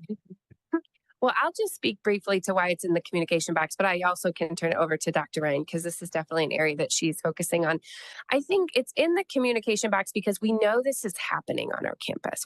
There are spaces where we see it very prevalently, but the work that I've kind of endeavored on this year in partnership with several others is really understanding it and then doing a better job of communicating it. An example being, as we have students who came last year and had archaeology, right, as an experience that they got an opportunity to engage in, which is amazing. Are we then having a conversation with them about how that experience actually builds career opportunity, right, and career skills? So again, I see these career focused learning experiences happening on our campus in multiple ways. I just don't know that the message of what that could mean for a student who, especially a first generation student who's going into an interview process, are we giving them the language and support to then be able to say that and speak that story? And that's why I have it in that box, but I'll turn it over to Dr. Ryan. Yeah, cabinet plus this year, which is like deans plus cabinet plus governance bodies. We're talking about this topic every single time because one of my charges this year is more integration actually in the curriculum as well. And so some early results we're seeing is that the art faculty are building a class around workforce opportunities, resume building. And then I think we're also at the point where we're kind of cataloging what actually exists. So for example, and we're talking a lot about anthropology and archaeology today, but they have like a senior class where they're doing interview skills and resume building. And I've been sharing, the best practice is actually starting out at sophomore year, actually, not senior year, so that you have time between sophomore and graduation to develop skill sets that maybe it's a complementary minor, maybe it's a major, but thinking holistically about job preparedness, career skills. So talking a lot about how do we in our assignments say, here's the skill you're building by, reading poems from 19th century France, because there are skills that you're building there, but being more transparent about that as well. And then the final piece of this is kind of building out more of those internships and work opportunities as well. So it's a kind of big project that's going to take a wee bit.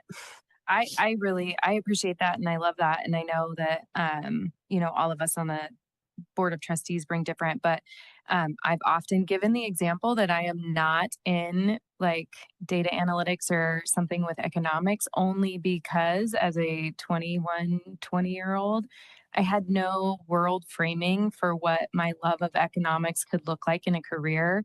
And I'm too type A to jump into the unknown abyss, and education felt like something that was familiar and I knew I would be good at it. So I love having that wrapped in, because I think without those navigators or intentional communication of, the rural Eastern Oregonian who went into the big world of college, but nobody told me what jobs besides the doctor, lawyer, teacher existed in Eastern Oregon. I didn't know what could live behind these degrees, but I knew I was really enjoying it and I was good at it, and then still wasn't willing to make that jump. So I love that answer. I'm also just really struck by how much the excitement around getting to talk to students and transition from this is just a good conversation, folks. I just have to say, more, but I just had to plug that. Yeah. And I wanted to share too, we do a student survey every year of our students, and we ask them about, what are their goals, being here, and job preparedness, skill development is a really key component of it, particularly for our online students. And then the other piece I want to share, and I'm not trashing K-12, I promise. You're kind of, but I'm setting it up, George. Is that, we have increasingly developed pathway programs for students in K-12 that limit some of their potential, possibilities to explore post-secondary education, not taking language classes, not, and pushing towards CTE and other fields. And even in college, we should still be working on career decidedness. And so what I like about this is it allows for the kind of playfulness that actually exists in those transformative years between 18 to 22, or for a working adult who's discovered something like you just shared, you didn't know you liked it, right? So just some thoughts. Excellent. Any other comments or questions, wonderings? I think we have online. All right. Thank you. Particularly struck me when you looked at the on-campus tutoring appointments, and it went from 2,500 to just over or just near 3,000. So at least 400 more. What was going on basically? What made it a little stickier for students to want to take advantage of tutoring? And was there somebody new or something particularly effective taking place? I will say, so many of our services, and I mean, student affairs and academic affairs are so interconnected. So the reasons why I think we saw this change is faculty referrals, the willingness for faculty to actively engage in the experience that students can have in the Learning Center, our early alert onboarding, which is the ways that faculty can communicate with our care team and our student affairs team to say, like, this student might be struggling. That was ramped up and improved last year. So then I think we saw more referrals then to the Learning Center as a key resource and support. This year we're really focusing on how do we improve online students' usage and ensuring that they know that they can come in person. Because the surprising number of our online students are actually local. So they can come in person or go online. And so just making sure that we know those online students know similarly that these supports are there for them. But yeah, I do really think it's that interconnectedness, the support. There are several of our first year classes that require or have historically required tutoring and visiting tutoring, so that students just get comfortable with that as a resource and a support. So those are some of the things that come to my mind as direct connections. No new people, great energy in the same people.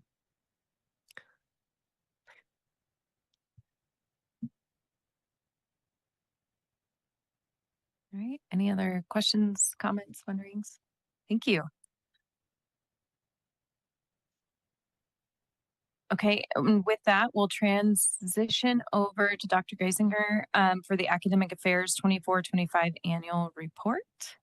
And Peter, when you're ready, please begin. Okay. Can you see that PowerPoint? Let me. Yes. And if I launch it now, can you still see it? Looks like it's launching.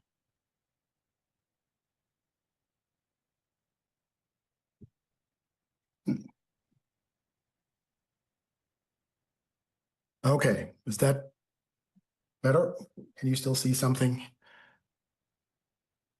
Yes, we can see. It looks like it's oriented across like two monitors, maybe. Like we can see two of your monitors. Okay, I'll just run it off this one then, if that's better. Like this.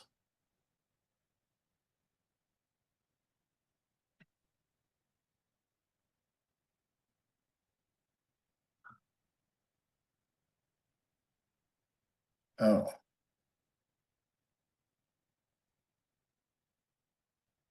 Okay. I think Dr. Ryan was going to go also maybe be your Vanna to get there. Is this better? We can see off of that. Yes. Yeah. Mm-hmm. Okay. We're seeing the top half of your. I turned it off. You did not, and it's just showed on Angie. Really? Okay.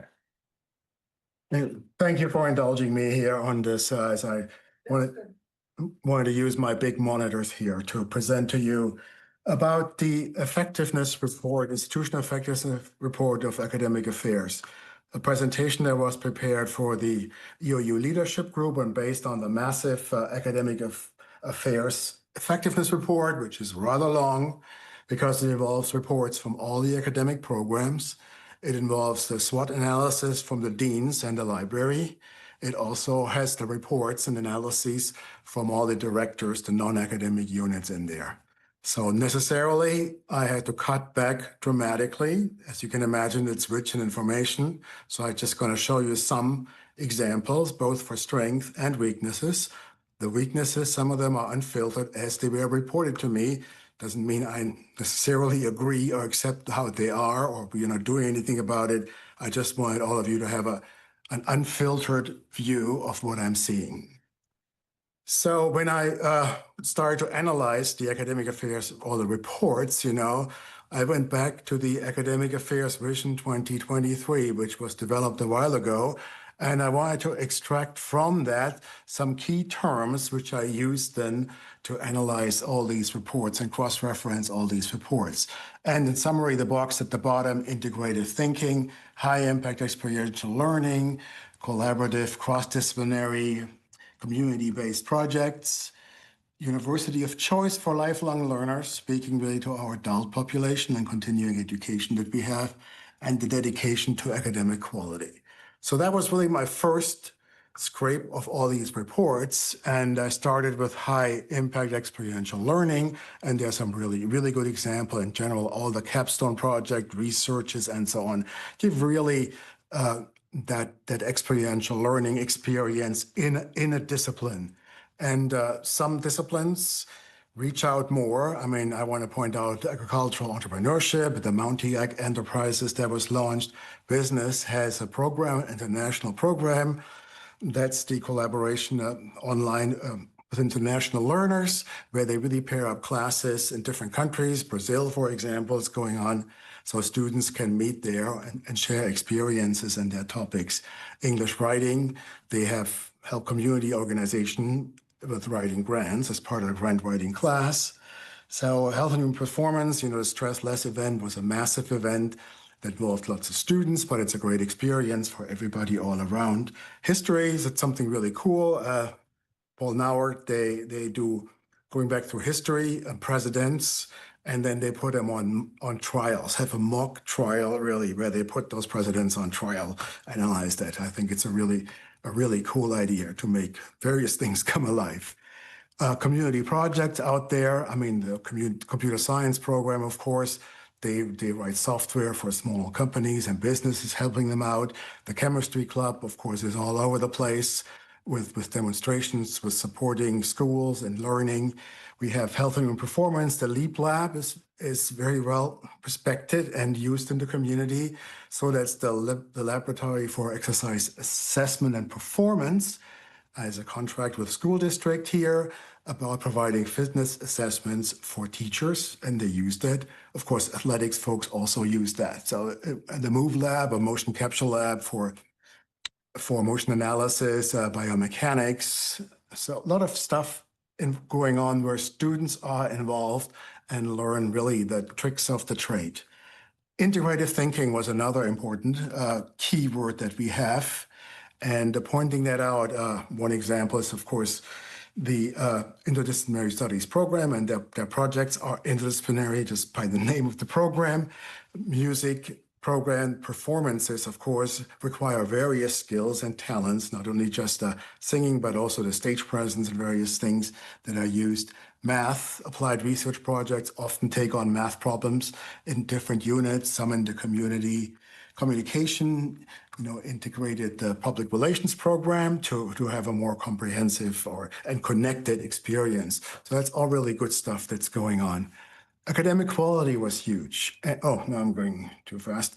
Academic quality, and it's interesting, it's referred to usually in the reports as a vibrant program array or programs, keeping everything fresh, the lecture, infusing new knowledge. And that certainly is there, and units are proud of that as they develop. And in terms of curriculum, the list of on the agenda of curricular actions in the Educational Policy and Curriculum Committee is always rather lengthy because there's always fiddling going on in terms of the content and adjusting them.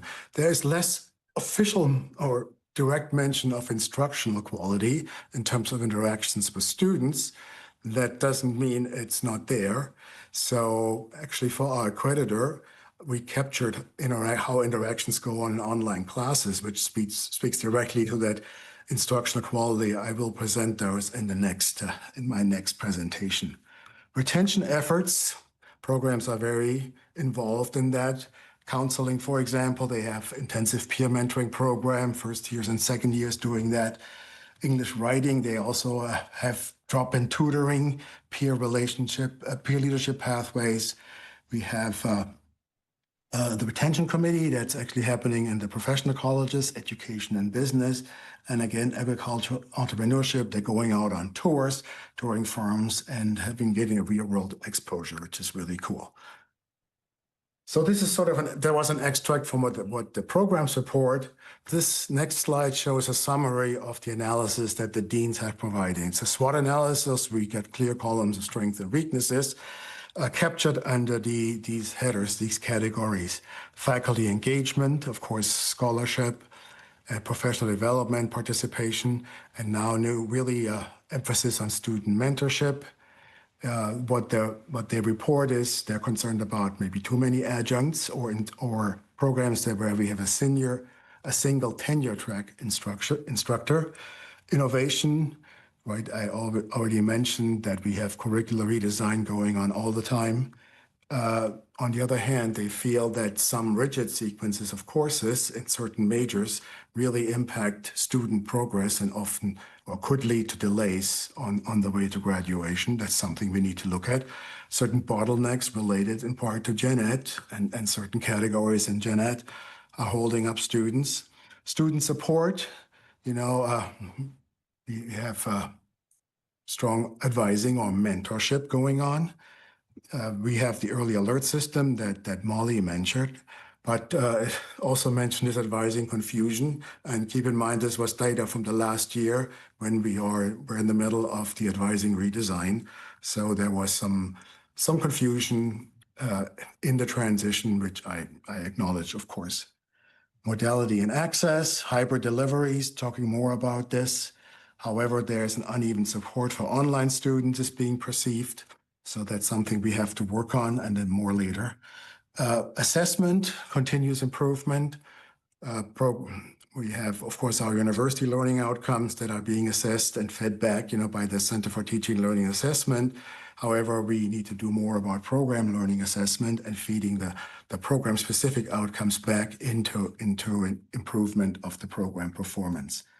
And then I mentioned already community engagement, which also refers to more collaboration and agreements, pathway agreements with community colleges going forward.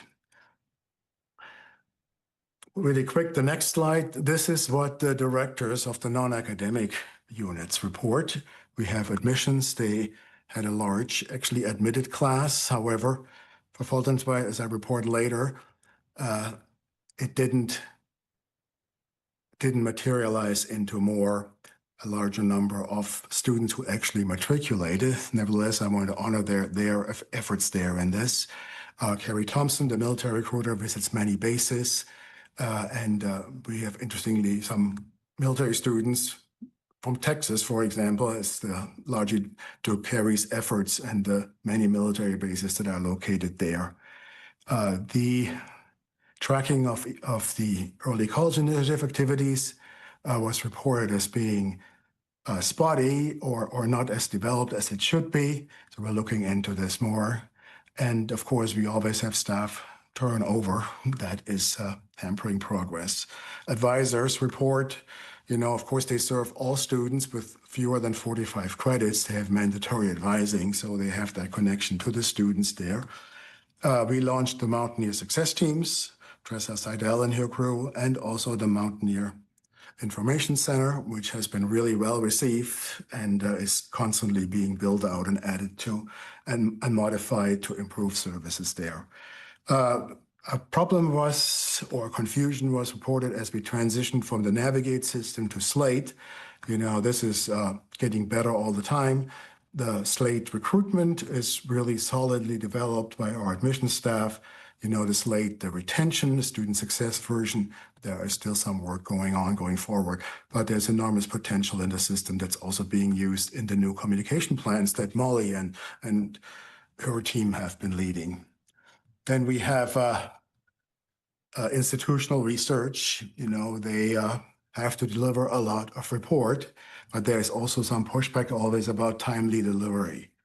And walking a fine path there. So the goal is to have more self-service of users from a well-defined data source that is unambiguous and a sole source of truth.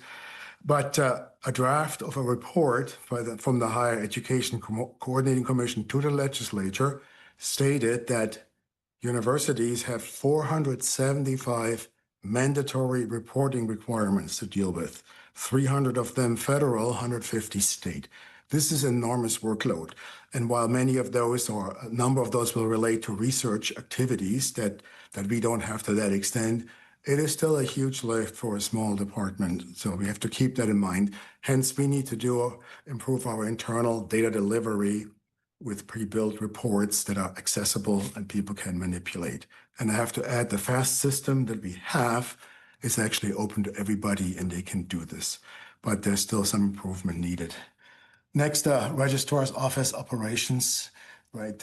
They are engaged in many activities right now. Of course, we are bringing on a new course scheduling system, which will greatly improve the way we schedule courses and hopefully find efficiencies too. The key, though, was have a better predictability of course offers going forward for students. We also are in the student-centered course scheduling initiative that's put forward by the American Association of State Colleges and Universities. We had to apply there, and it's a 2-year project. We get consulting support and a small token of money for travel to meet with the other folks in the cohort. So this is very timely, goes along with bringing in the course scheduling system. We're very excited about that. Again, the registrar's office, of course, is heavily involved in all that. And then I mentioned already student support, the Mountaineer Information Center that was launched and as a one-stop shop. Okay. And so common things to almost all units, of course, everybody wants more staff go around. This is a general complaint. I think we we're doing a lot of stuff. What's, in my view, harder for folks is to let go of things that are nice to do, but are really not key of their key metrics of what they need to do. And they all mean well. They all want to make special allowances for everybody, but it creates also lots of pressures and that feeling of shortages, which is just one component of that. I already mentioned assessment is an issue, program learning outcomes assessment and feeding it back into continuous improvement. Technology, the data was always mentioned. It can always be better, and we're working on that. Then we have siloed operations, and I'll get back to that. That came off quite a lot, and that we have poor cross-unit communication. This is concerning, and I will elaborate more on this. Scheduling, yeah, we have the bottlenecks. Hopefully, again, the scheduling software and that initiative will help us have a better schedule for our students. Okay, then silos, coming back to silos. EAB produced a paper, The Threats of Silos, and they identified 5 main problems with silos. So I listed those here. We have unclear decision rights and responsibilities between units. Silos keep innovation, in pockets. We can see that rather than scale to the whole campus. Silos cloud our ability to spot and prevent future risk. Silo thinking leads to incrementalism in future planning. And then the silos also affect our interactions, with external offices. So it's not just an internal problem, it's also an external problem if some units interact with the outside on their own way and not as a cohesive university process. So when I look at all these 5 threats of silos and go back to all these reports, we'll find all of them. And I don't want to share them, what we found. I just want to show to you now in my way how we can picture this threat of silos and the lack of alignment and why we need alignment, to move forward for a better outcome. And of course, me being a physicist, I will do it in that way. And I'm talking about momentum. President Ryan always talks about momentum. We need to keep moving forward. So I put up there the definition in physics of momentum, which is mass times velocity, right? So the larger the mass, the higher the momentum that you create on the left-hand side. The higher the velocity, the larger the momentum on the other side. Of course, the mass here is not the physical weight of our staff or units. It sort of can be viewed as the impact on the final outcome. But there are also these arrows. Velocity has a direction. You move in a certain direction. If you move in a certain direction, there will be a momentum created in the same direction. So now, what if we have multiple masses or folks or units moving along, and they're all having some certain direction? Well, what we do is we add up all these momenta, sum them all up. Here's the first one, M1, V1, and so on. But what do we do with those errors? They don't necessarily all move in the same direction, which is actually the problem. So look at the picture here. We put these arrows, the directions, sort of end to end, and the longest arrow at the bottom, that's sort of the sum of all these 4 individuals. So you can spot right away this resulting arrow, the long one, could be much longer if all these arrows were pointing in the same direction, meaning when we have alignment. And now picture this. We have many, many, many people or units all moving in certain directions, and you add up all these arrows, the overall result for the total momentum is probably going to be 0 or close to it. So again, alignment is important. And we can go one step further. Sorry for this, please indulge me. This is the link of the change of momentum with a force. When the momentum changes in time, a force is created. You drive your car into a wall, right? Your momentum changes suddenly, and you create a force onto that wall. You can also read it the other way, right? So in order to change the momentum, which we want to do, we want to move forward more cohesively, and to have better outcomes, we have to apply a force. And that force really comes from all of our leaders, not just from the cabinet, but also our directors and deans who are instrumental, in providing that direction, guidance that is expressed here as a force, to our campus constituents. So I hope that was conclusive, proved it in my way that alignment is important, and you can't dispute physics, of course. So what I hear often is, why do we need to change? Why is there more change? And when can we go back to the way it was? Well, we can't go back, right? And we are not saying that everybody was doing things wrong so far. But as you all know, the environment changes. The student needs change. The preparation of student changes. Demographic changes, the non-consumption, legislative mandates. We have here in Oregon the major transfer maps, the common course numbering, the core transfer map, all these things we have to adopt. The political landscape, of course, forces changes on us, the budget environment, financial aid, cost escalations that we have, the value of higher education discussion, artificial intelligence, and a real threat is actually the reduced credit degree, so 3-year degree, for example, with a real reduction in the total credits required. The Northwest Commission of Colleges and University has announced a couple months ago that they are now allowing applications to be submitted for these reduced credit bachelor's degree programs, which is really potentially a large threat in combination with the fact that community colleges can now issue bachelor's degree. I think those reduced credit options are really, really attractive for them, because that doesn't mean they don't have to provide as much upper division instruction as they would have now under our current 180 credit model. But what I also then wanted to tell everybody, why do we change? We are an academic institution. We are there to create new knowledge.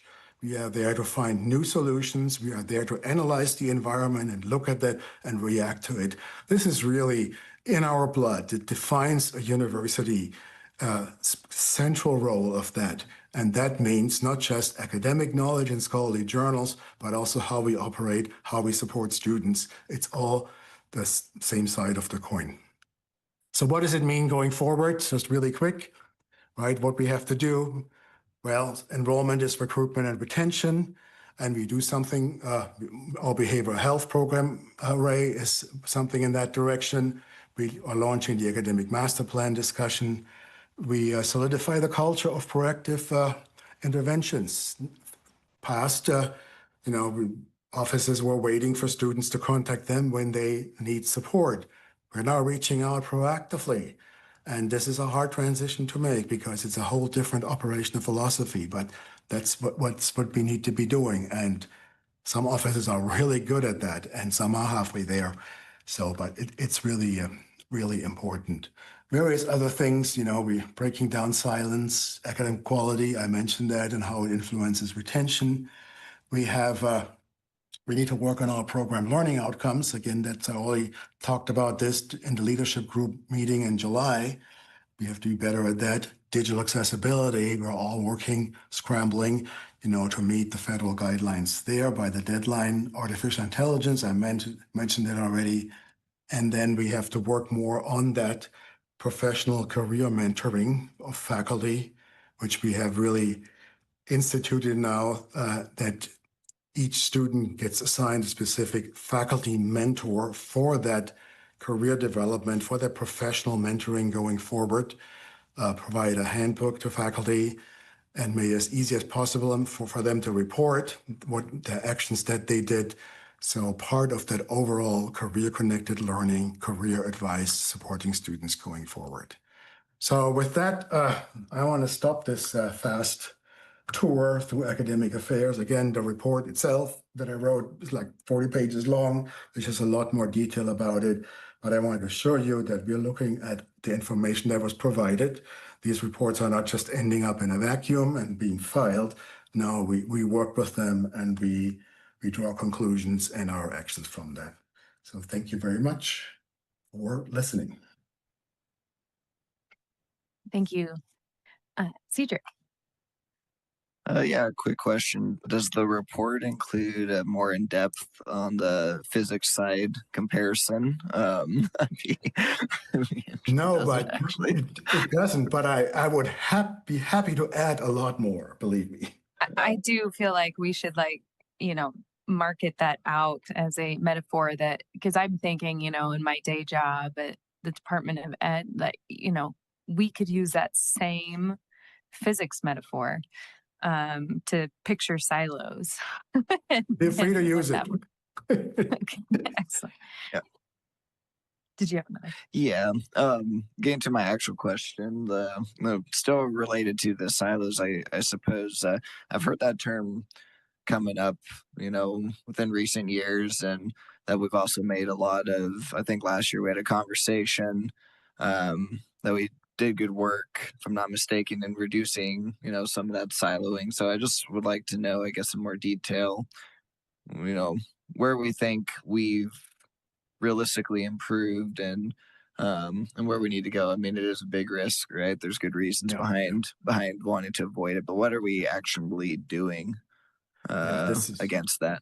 Yeah, so this is massive work across really all units. I want to give one example, and that example is one that's really hard to combat. It's college staff support. Each of the college, used to have their own support structure with same personnel. Right? This was not tenable financially. It also didn't serve us operationally very well because each college office had to have the same knowledge of all the systems and what the other offices need to interact with. So what we're trying to do now is have more specialized support groups, that serve all college in certain functions. For example, finance, planning, documents, scheduling, faculty loading, budgets, all, and have one or two people who are real specialists and have a deeper knowledge in those areas than we would currently be able to have if each college did those functions separately. I mean, there has been quite a process so far. There is progress being made, and I'm really happy about that. But there are still challenges ahead in terms of how we reallocate the work. But so it fills a dual purpose for us, really. We're getting operationally better, of course, but we also are able to absorb staff losses that we had to have really for our financial health to do that. So that's really a concrete example on how we are fighting the silos. Yeah, Margot. Thank you. First of all, thank you, Peter. That was a great presentation. I just wanted to add to something that you mentioned. You were talking about how people or your retention programs that we had. And I just wanted to highlight that I know for sure in the College of Business, and I'm sure that this is in other programs as well, that you have a lot of committed faculty, including myself, that build retention sensitivity testing right into their curriculum. So for example, if in all of my classes, and I'm mentoring other adjuncts and having them do the same thing by rolling my course shell into their Canvas shell, and they're doing the same thing. So it's not just me that's doing it. For example, if a student gets an 80 or below on any assignment, it automatically triggers a meeting with me. And we have to see what happened. If it's a timing issue, then I help them with a Gantt chart so that they'll never miss a deadline again. And if it's the material, then it gives me an opportunity to address it again before we move on. And those kinds of efforts really help students especially online students, from dropping programs because they don't feel like they're lost in quantitative courses. So I just wanted to mention that there's a lot of committed faculty that are doing stuff like that too. Thank you for saying that. Thank you for doing that. Absolutely. And I know it's out there, right? This is the danger always with a summary report like this. The weights maybe get a bit distorted. Nonetheless, I think one silo effect is that these good practices, are not shared as they could be and among all in the university. And I have asked the CTLA to be much more of a hub of professional development and managing that exchange further, of all the good stuff that's going on and how you can help each other going forward. But thank you for doing that work. It really makes I would love to put an exclamation point on that, Margot.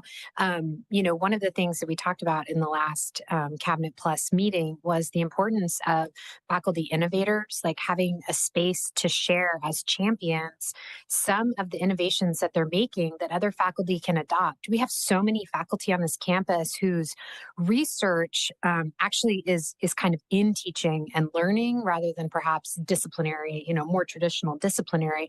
And so I'm really hopeful that we can move to a space with development where we're having like lunches and learn and things like that, where people like you are able to share that. And I will give you one shout out. I watched the football game for about 30 minutes with my mentee, on Saturday, and she specifically cited what an amazing instructor you are. So you're doing good work, and I think we do need to find ways to elevate that.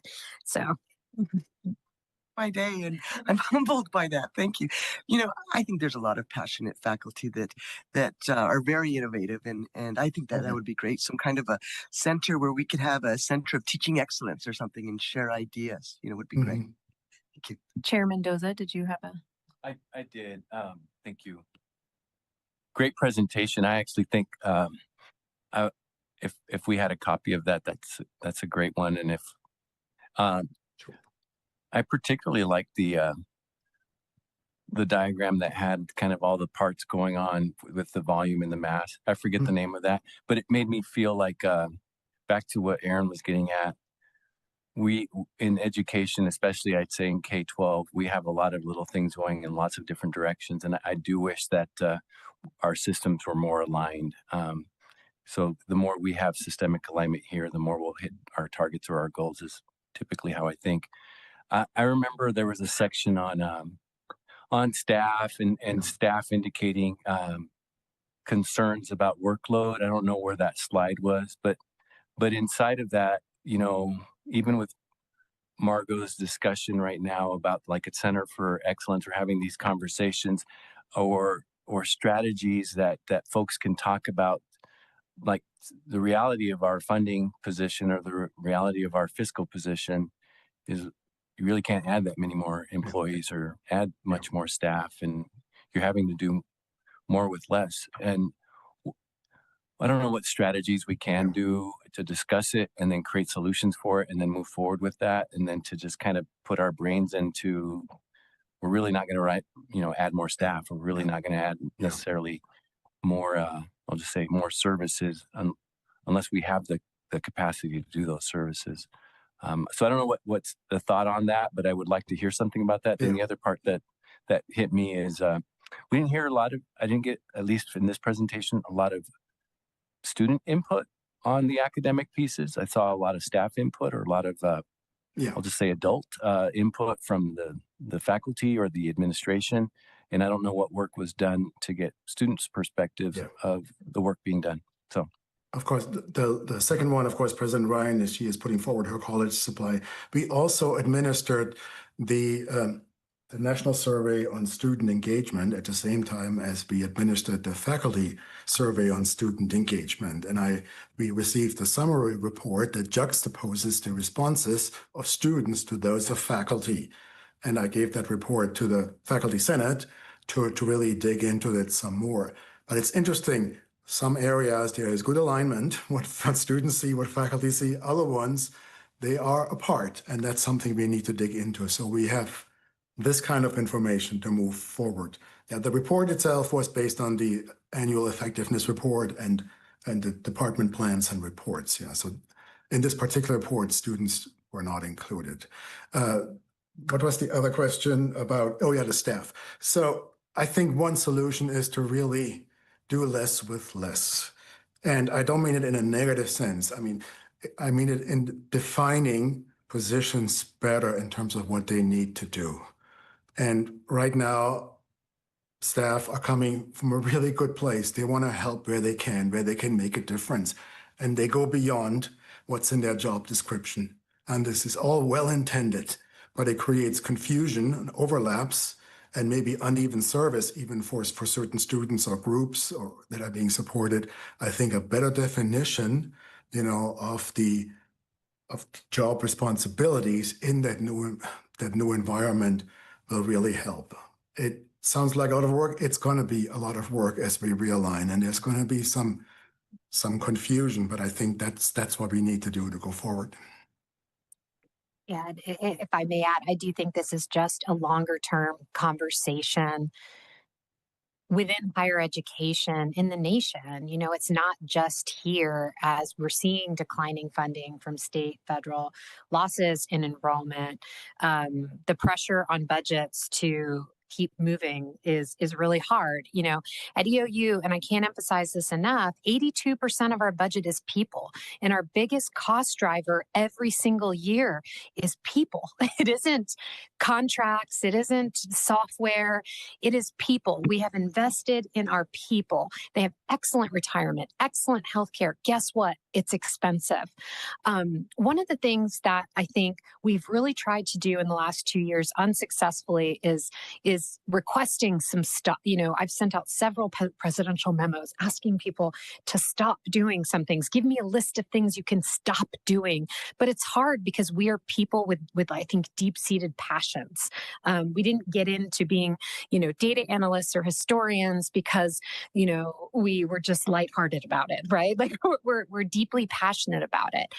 I think it's difficult too because if you think about the logistics of some of this, when we are downsizing faculty and staff, we are reducing the numbers of people who used to work at the university. And for each individual who is no longer working at the university, that is seen as one whole job, even as the job is rewritten with smaller actual tasks to complete. People see these downsizing roles as one person doing 3 jobs, right? Whereas in a matter of fact, it's still 8 hours a day, right? It's, you know, like we don't have an overtime budget that is busting us, right? So that's important to keep in mind. And then the other thing I want to share is, you know, over the course of this week, we had our accreditors here, and they shared with me we have too many faculty and staff. Simultaneous with that, it was shared with me that we have too many faculty and staff from our higher education coordinating committee. So these two poles have to find some way of meeting in the middle. And it can't just be everyone exists on their firm ends. We're going to have to find a way to meet somewhere in the middle. Otherwise, it's just constant outright hostility. So it's a difficult problem. It's not one that's going to be easily solved. But I think that, you know, engagement with the national context of higher education, as Peter mentions, you know, looking at descriptions, looking at hours, looking at benefits, looking at healthcare, looking at the big picture, I think is really important. And again, these are difficult topics. And the truth is, and I want to underscore this, we have very dedicated employees at EOU. There is no doubt about that. Everyone who comes through shares that. We have dedicated employees at EOU. This disjuncture, though, is the issue. Thank you. So I just had a couple comments, and then noting times on agenda, I'll move us to. But I want to applaud this team and the university as a whole for the willingness to have this genuine transparency and sharing of pinch points. What I'm finding right now is that in points of scarcity or needing to make some really adaptive internal reflections, that's not a skill set or a willingness that is universally supported everywhere. And what can end up happening then is you just kind of take whatever the easy path to get to the ends is, and that's not always the most effective. So I just really appreciate the transparency and the willingness to tackle head on. And we've seen this throughout committee meetings. We've seen this throughout board meetings. You know, the risk analysis we did months ago, all of these things say, we're not going to split hairs. Like, this is going to be hard. This is the reality. We're going to be candid with what we're hearing, even if it's a little biting towards the audience, you know. So I want to throw out kudos, because that's really hard to do. And to what you just said about the staff piece, it's also really hard because we have dedicated staff. We have a lot of staff that have been here for a long time, and you have that evolution of holding on to what was once required and a lack of super clarity on, is that actually still required, or is it something that I have done? And that's always a tension point. The last thing I'll say, well, two things. It's always interesting too, because Dr. Geisinger, I think you mentioned we can't go back. We always call up nostalgia for a time that once was, where these exact conversations were happening then too. Like we need to be better, and then let's look back. So today will be a time in the future where we call back to and say, I wish we were here again. And I always put that in the framing of we are in really good spots and we have improved in places and there's still places to go. And then the last thing I'll add that kind of reflects back almost on our last committee meeting is in thinking of the characteristics of trustees. I'm really curious with this risk that keeps popping up around the expansion of community college degree programs, and if it would be beneficial. Tamara pointed to a desire to grab somebody maybe from the trades, and I'd take a step further that somebody who's maybe professional licensure came through sort of a community college pathway, to have them as a voice in what would, that live life experience look like in drawing into some of these questions and decisions that we're making along the way in our dynamic but shifting relationship in higher education, so that we're serving students first, competing with each other second. So that was something that I was thinking about of, what does this look like as we go on, and we can kind of push against it, or we can say it is what it is, which I think we've all kind of come to. And what does that mean for us as a four-year university? But I don't know that we really have that voice represented in the trustees very well. Oh, and I love Gantt charts.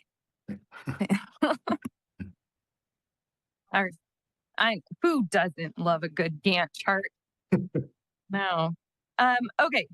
Thank you, Dr. Geisinger. So next we'll shift us into the enrollment and retention updates. Peter's going to start us off and then I'll kind of wrap up. Excellent. Yeah. So, going right into a presentation that initially doesn't have that many good news. I can promise you I sprinkled in a couple of bright spots later on, so don't despair.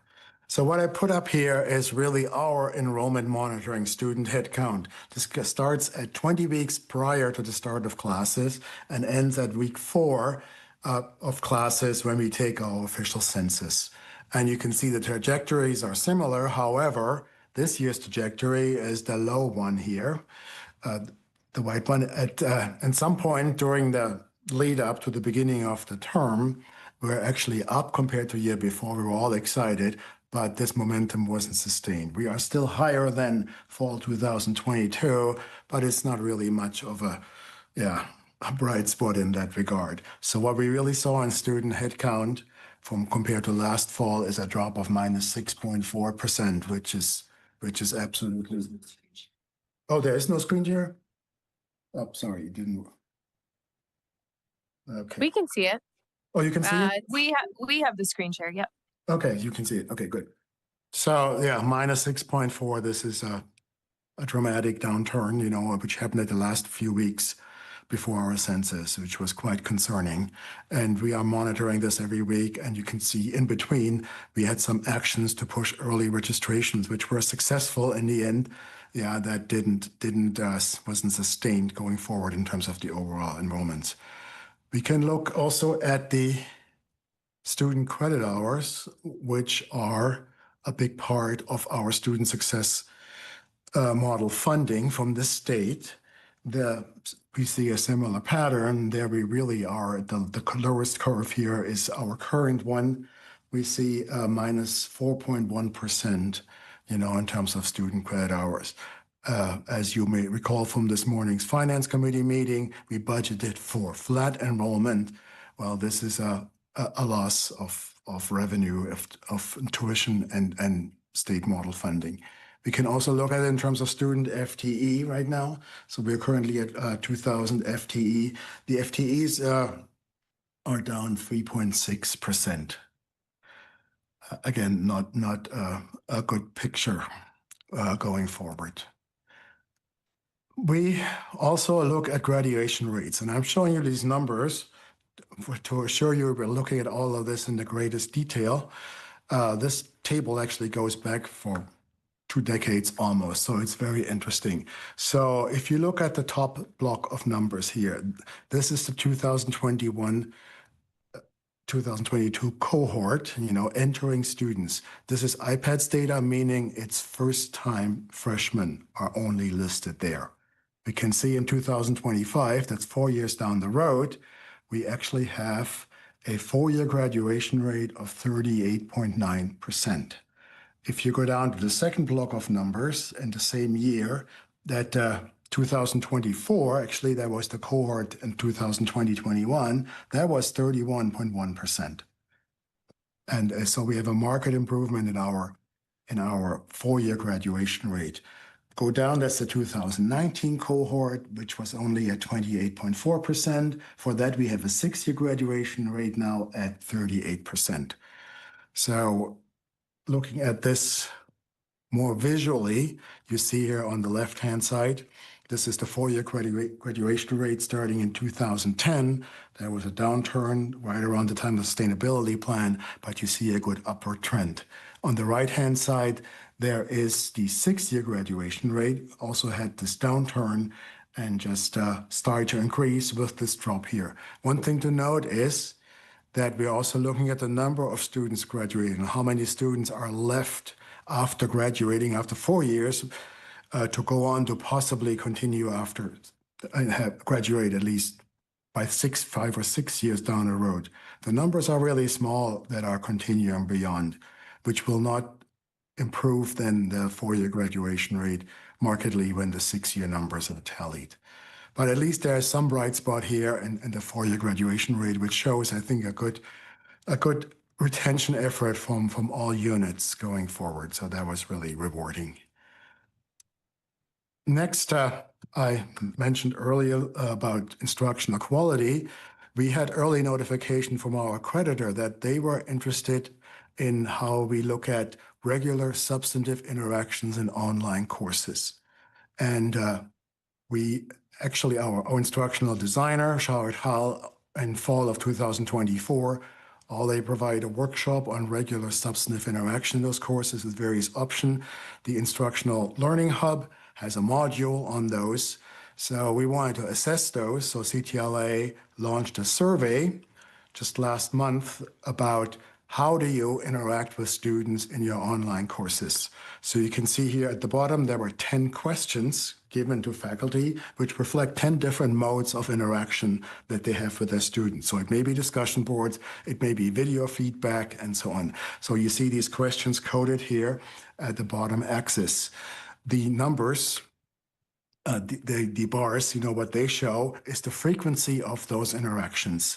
The blocks at the very top, the large ones, they reflect a weekly use of this metric. There are 50 responses, so it's a good representation showing that really our faculty are not doing just robo courses. They do provide that direct feedback, regular feedback to individual students that is requested by the accreditor. And I was able to share this data and this slide actually with our accreditor because that definitely came up during the conversation.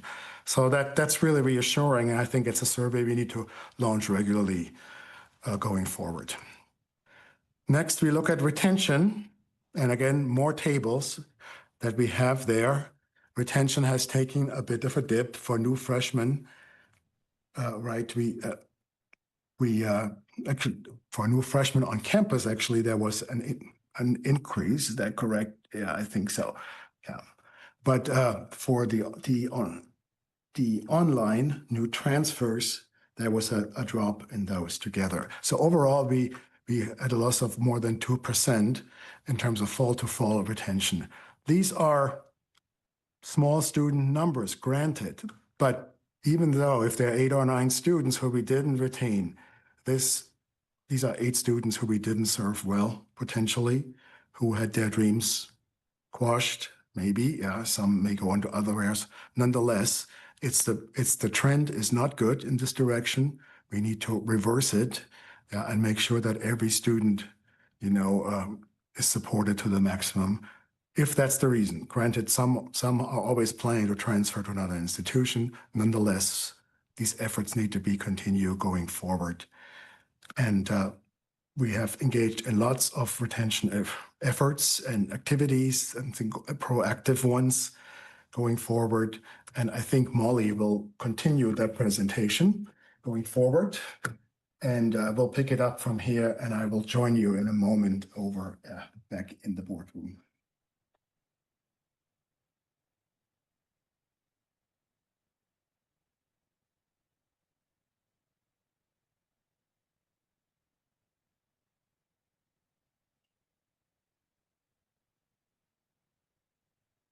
Push the button. I think I've shared and pushed the button, everyone. So it's a win today. There's a lot of things to do to get this going. So I just have a couple slides. Except for this doesn't want to move, so that's not going to work. Oh, there we go. The two things that I wanted to make sure we touched base on, obviously you saw those retention numbers, and we kind of hit on this a bit in our summary reports that we gave earlier. But I also think it answers Cedric's question in a little bit more kind of focused and really reflects Peter's diagram around kind of momentum. How are we kind of reducing silos, bringing people together and focusing on retention to really see continued improvement in that area? So we have, Peter and I have developed 3 groups that are working together from his area, my area, and other areas across campus to really make sure that we are engaging in the strategy work that really came through key efforts before I started, but from the cabinet, Dr. Ryan, really engaging in what are the actual strategies we are going to implement to reach the strategic plan goals. So one of those groups is academic and learning support. So those are faculty and staff from areas such as experiential learning, Center for Teaching, Learning, and Assessment, open educational resources with the library, and career focused learning. So that group is coming together monthly to really look at the strategies and the work plan to really help us understand ways that we can tie those experiences and really understand how they are impacting retention, as well as all work in the same direction, because you can imagine how experiential learning and career focused learning have interconnectedness. And again, if we can get those groups moving in the same direction, even within their own focuses, that can be a huge impact. The next group is continued student retention. This is a list of 6 items. I think there's probably over 20 on the list of actual initiatives they're working on, so I just picked a few. One big one is cohort tracking, which is actually the whole idea of who is here, who are our students who start with us, and really kind of disaggregating the data, breaking down to who are the smaller groups that are being impacted by different barriers, life experiences, challenges, and success initiatives, and are they returning term to term, and then obviously year to year. The communication plan, success guide, student leadership initiatives. I mean, again, I could mention many more, but those are the focus ones for now. And then additionally, first year students is another group that we're actually meeting tomorrow, thinking about things. That group includes admissions and advising, as well as key retention team members, our orientation team, first year experience, etc. So really just engaging together on how are we recruiting and then bringing in our first year students in a way that's really streamlined so that the students understand kind of and have unique experiences that are interconnected, scaffolding that learning and preparing them as they start the institution. That also includes transfer students and really looking at ways that we can incorporate them into those experiences that are meaningful for them, because we know they are different than new freshmen. And then last but not least, Beanie Moses and Leanne Case and I are working together on the financial literacy. Definitely still some staff members from Peter's area in that as well, but just recognizing this is a significant challenge for our students. Access is an important part of our mission, and we want to really understand our students and our processes around students' financial experiences here.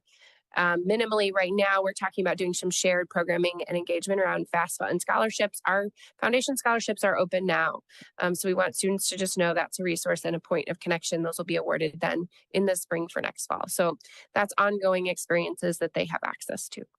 So that's retention in a nutshell. Again, could go on and on and on and on.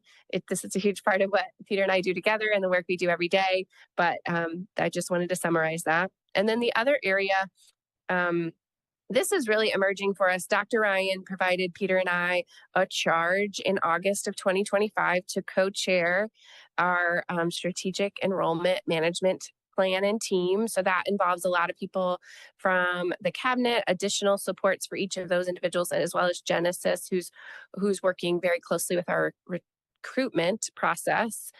One subcomponent of that is unrelated, actually. It's not unrelated. It's not a subcomponent. One thing that's happening additionally, and if it were a Venn diagram, it would overlap, is the academic master plan. So the provost has launched the development of EOU's academic master plan, which will serve as our roadmap for aligning academic offerings with student and workforce demand while reinforcing our mission as Oregon's rural university. This is actually in year 2. I know Peter and his team has been working very closely and now are ready to sort of expand it a little bit and include a few others.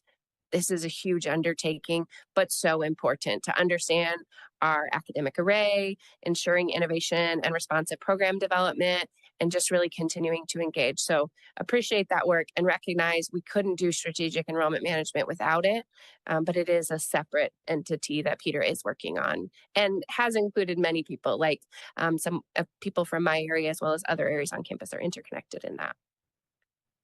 Additionally, the 3 areas that we've identified within the strategic enrollment plan are recruitment and marketing. The new strategic recruitment team is in a subgroup within that. So Genesis, who's over admissions, is central to this work. She's created this cross-campus coalition aligning admissions, advising, financial aid, athletics, and marketing, along with some student affairs team members to close the admitted to matriculation gap. Their work is grounded in data, dashboards, shared accountability standards, and coordinated communication with prospective students and families. They are analyzing every stage of the enrollment funnel to ensure we're not just attracting interest, but moving students all the way through to registration. The result is more intentional, data-informed, student-centered approach to recruitment that connects marketing investments directly to measurable enrollment outcomes. That is the long-term goal. We are really spending a lot of time waffling back between kind of the short-term things. What can we do now that will impact next year or 2 years from now? And then, but what can we really do that will actually impact us in 5 to 10 years? And those are 2 kind of important and uniquely challenging kind of focuses. So those are continued efforts. Additionally, marketing has really already started bringing forward some really great data around ways that they see our local marketing, and particularly in smaller engaged communities like Pendleton, Baker City, and LeGrand, delivering our best return on investment for especially for our on-campus students, but also for our online students. Really, we see that impact. So we're considering ways that we can leverage that information again as the marketing team and recruitment team continue to work collaboratively together. And that is an ongoing partnership. It's the opportunity for all of us to come together and understand that. Additionally, tuition, fees, and scholarship are a key area that we're looking at. So we have focused that discussion around how to better align our financial aid strategy with recruitment and retention goals while maintaining fiscal responsibility. The leadership team and financial aid office are evaluating how fee remissions, athletic award, and foundation scholarships can be optimized and presented together so students see their full financial picture earlier in the decision process. We've learned from state data and reports that while free tuition programs can be effective marketing tools, they often rely heavily on federal and institutional aid and must be carefully structured to avoid long-term budget strain, particularly as federal aid formulas change. Our focus is on shifting towards strategic packaging, changing the timing of notification on merit and need awards where possible, and better coordinating timelines between athletics, the foundation, and financial aid. We are also studying strategies on how we can leverage being the lowest cost university in Oregon. And then I already kind of mentioned a lot of this retention work that we're doing. The biggest thing there that is unique to the strategic enrollment management is actually looking at data in a way that allows us to see, okay, so we understand which students yield from certain high schools or certain areas, what students are retaining and graduating from those same communities. So we can think about our recruitment efforts in a way, not only are they going to start the institution, but are they going to complete the institution and graduate in that way. So just really trying to see that pathway and review our data from beginning to end in a way that allows us to really be strategic in that enrollment management. So that summarizes the work that we're doing around, I'm pushing the wrong buttons here. around strategic enrollment management and obviously looking at enrollment numbers as a whole. So definitely open to questions. All right, team. So we're a little behind on our agenda. So if there's a burning wondering, I do know that enrollment in general typically gets pulled forward into our broader board meetings as well. So we'll have a lot of time to think on this. This would be another presentation that would be really wonderful to have too. I think there were a lot of data in there that are really insightful and something that we'll dig into. But if everybody on the committee is okay, if we move forward, knowing that we will have a robust enrollment conversation, I'm sure, in November. But thank you for this today. Chair, did you have a? Okay. All right. So with that, thank you. Let's see. All right. So we will move over to our next agenda item. It's presentation on the profile of EOU students, and we'll have Beanie come in.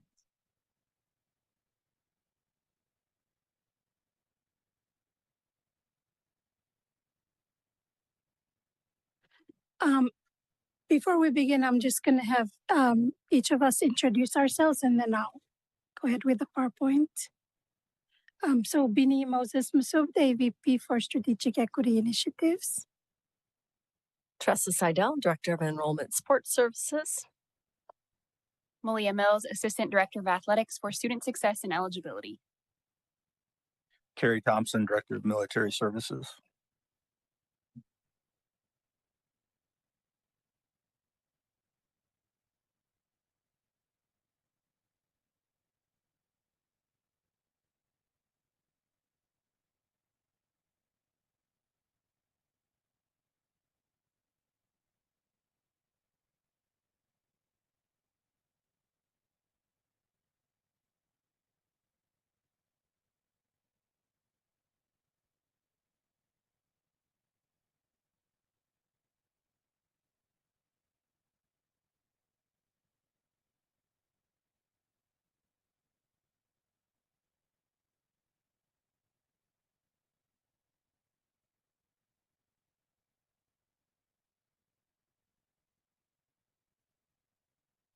Thank you.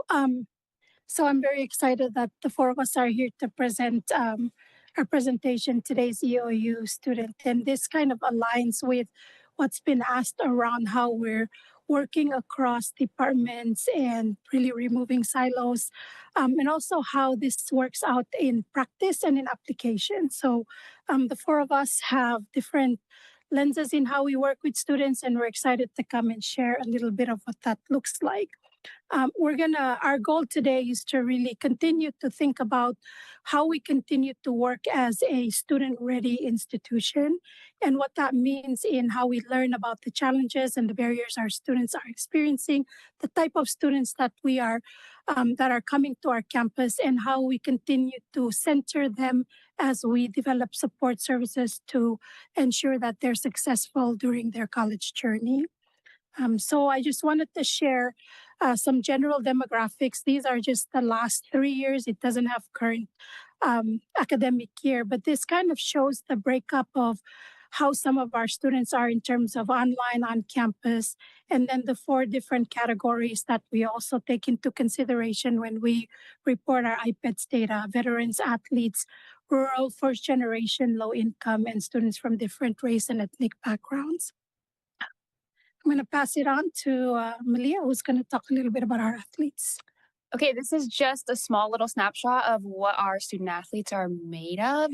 We usually carry around 450 to 460 student athletes. The majority of those do come from Oregon, Idaho, Washington. We have few from California, Hawaii, Nevada, Utah, and some international. And we usually carry about 62% male, 38% female. That's not because we have more male teams. That's just because the male teams are larger. And then I'll go into a little bit more about this later on, but just some general characteristics that we find in our student athletes is resiliency. They know how to get through the tough things and push through and come out better on the other side. They do share a growth mindset. They want to get better every single day. That also ties into the competitiveness. They want to be better than they were the day before, and they also want to be better than the person standing next to them. They learn collaboration and leadership through their sports, and they also share a great deal of accountability. So we have 340 approximately military connected students, veterans, active duty, National Guard reserves, and then eligible dependents. A veteran is anyone out of any branch of the service. We now have 6 counting the Space Force. Their education is funded using either GI Bill or voc rehab, which helps if they're disabled. It gives them training. They can use education and come back to school. Our active duty service members, we have 104 active duty reserve National Guard active students.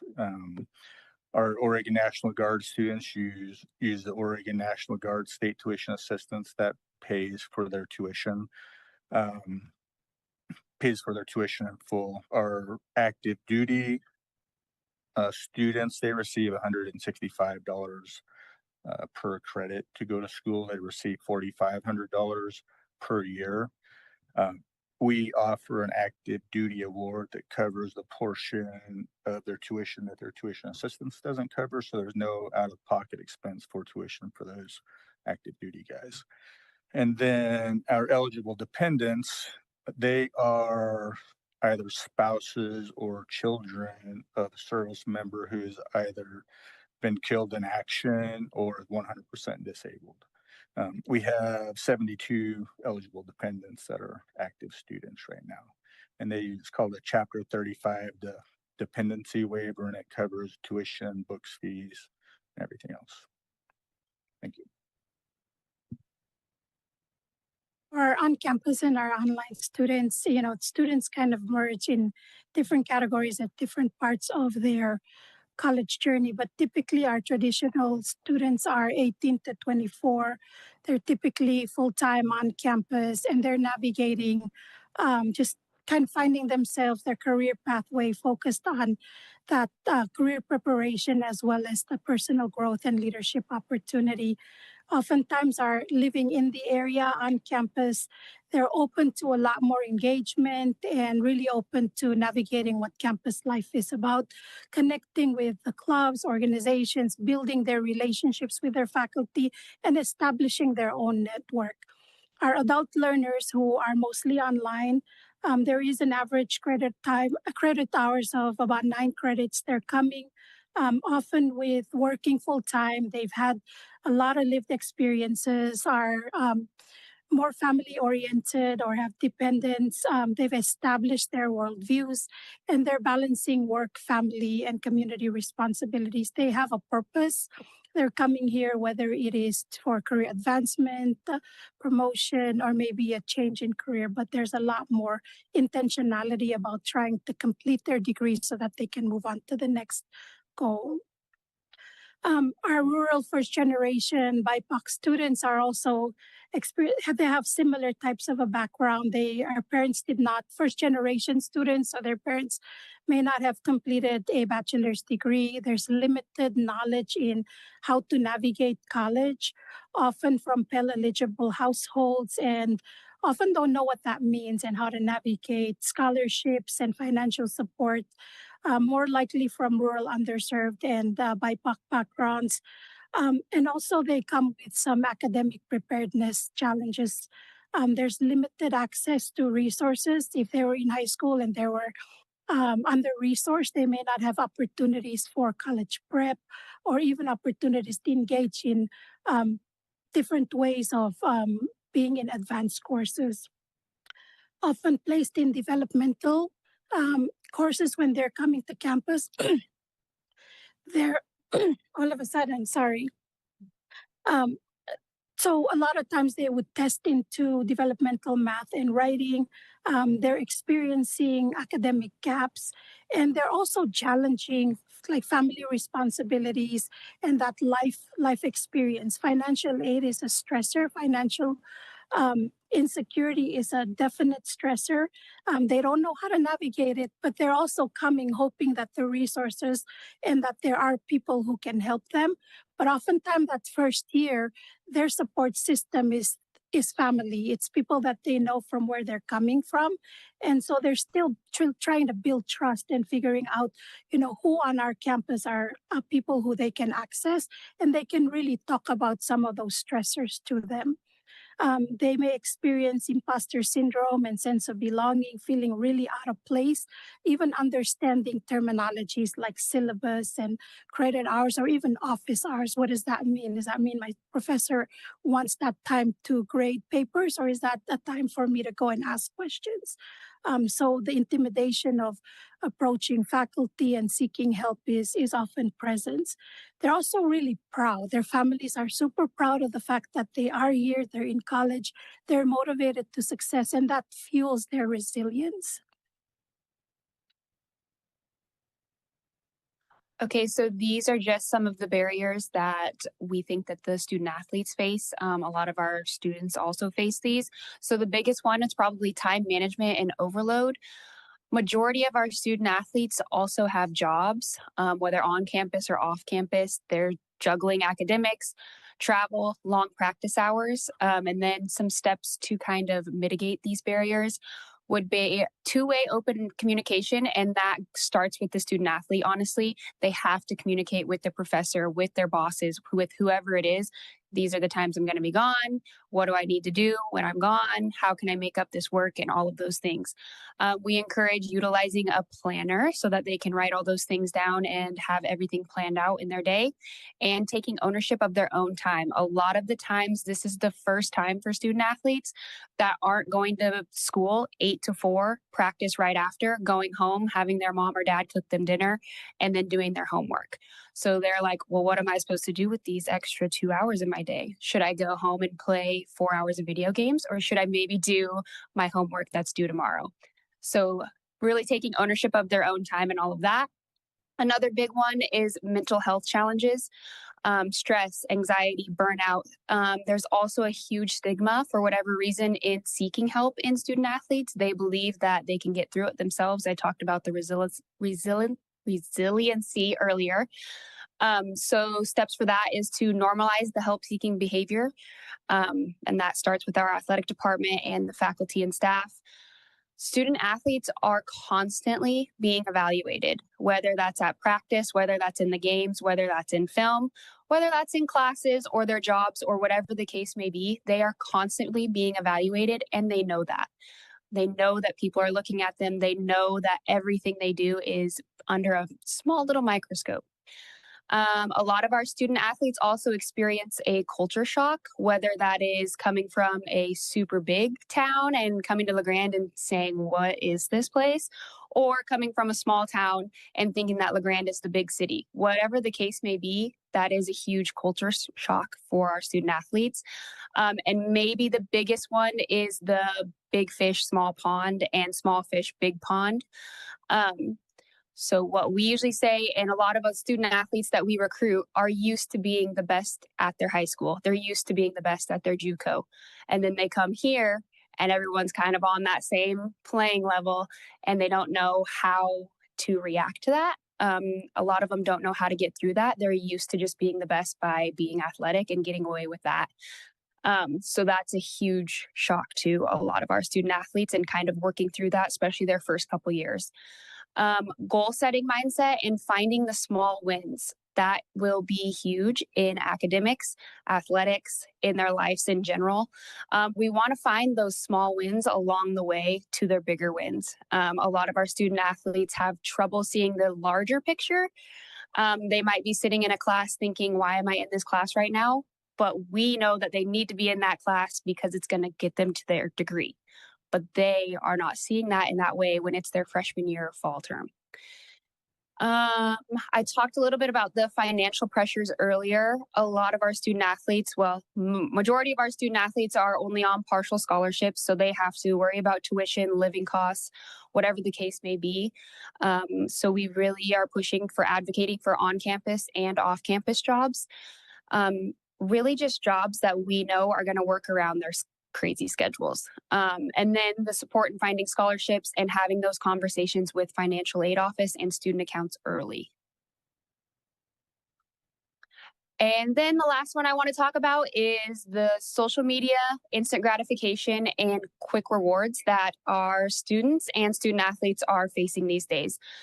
I did talk about being evaluated. So they are also evaluating themselves. They are comparing 24/7, whether that's to one of their teammates, one of their classmates, somebody online. They are always comparing themselves to somebody else. I talked a little bit about this already too. The struggles with the long-term goals, they have a problem seeing the bigger picture and the finish line at the end. So if we can find those smaller little wins along the way, that goes a long way with them. The transfer portal has really changed collegiate athletics as a whole. It's in quotation marks because the NAIA doesn't technically have a transfer portal, but it's still easy for people to transfer. And student athletes are really quick now to transfer rather than persevering and pushing through. And then the external versus internal validations. Our students and our student athletes nowadays are really high on the external validations. They're posting a picture, seeing how many likes they can get. They're playing in this game, seeing how many compliments the coach might give them instead of really doing things for themselves. So if we can reframe that progress into personal goals and not comparisons, utilizing the short-term academic and athletic checkpoints and goals, the grass is not always greener on the other side. Getting those student athletes to realize that the grass sometimes is greener wherever you're going to water it and wherever you can succeed. And then encouraging mindfulness and reflection to foster that internal validation goes a long way too.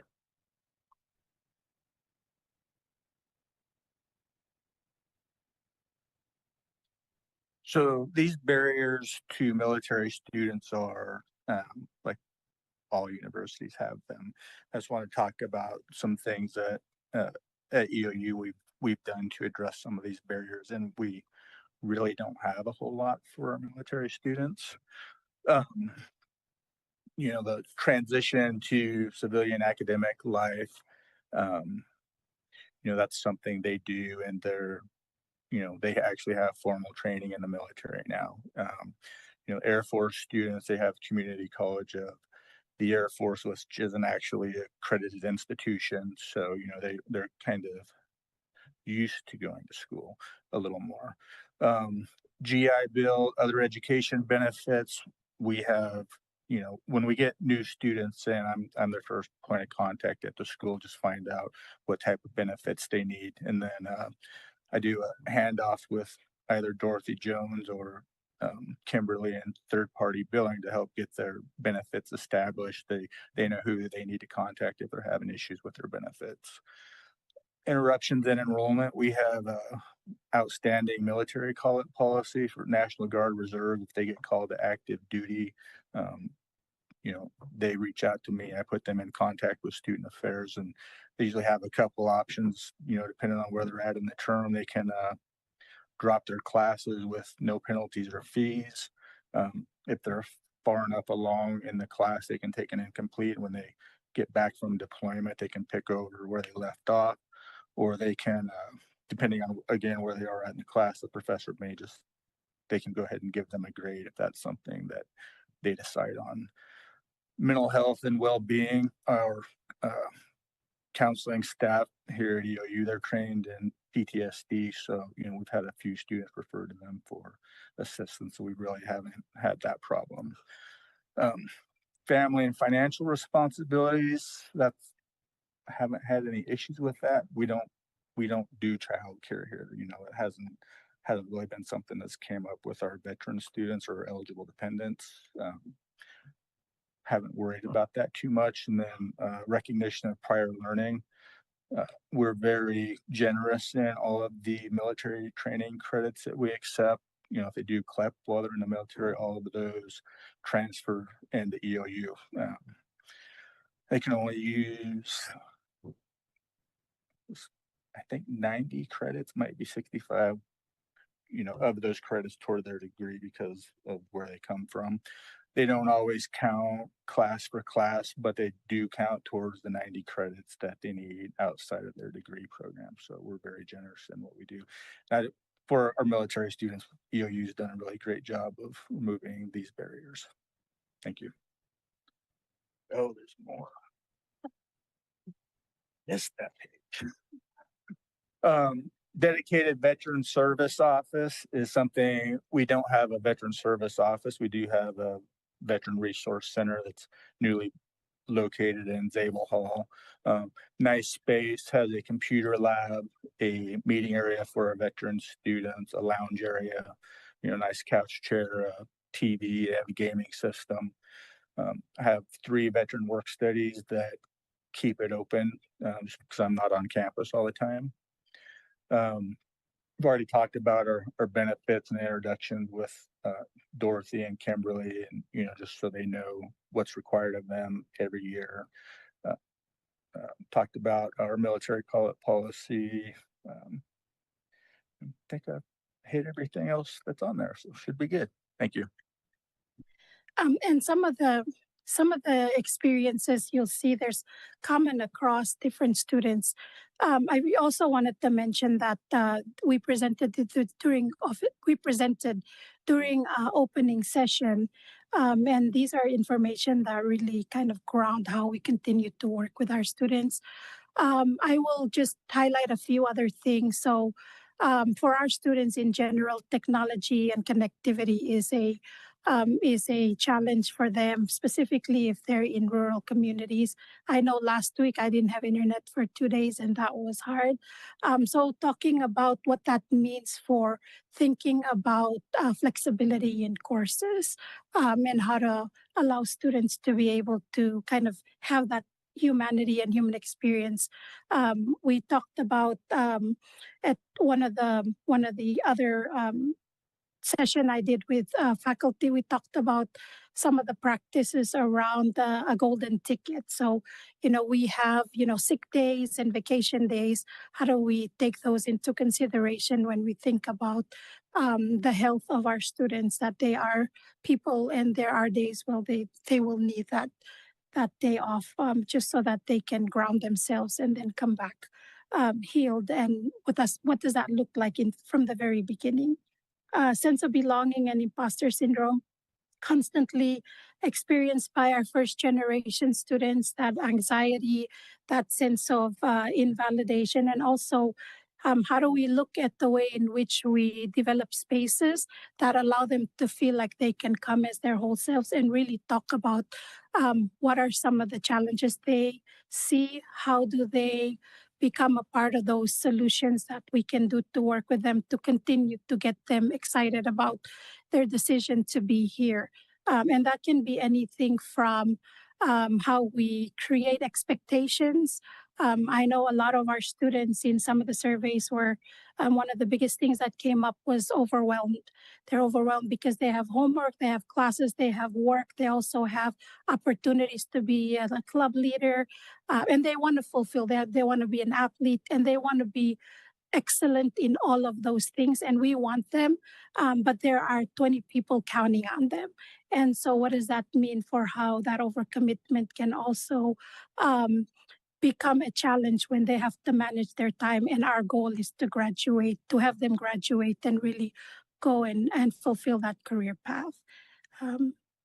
Now I'm just gonna kind of share, have Tressa talk about the way in which we do this as a collective on campus. You were wondering if I was going to speak, weren't you? So this session was put together, as Beanie said, for opening session during our convocation week this year. It was an update on a session we did a year ago when we launched the Mountaineer Success Team program, which featured our success guides, the mentor program.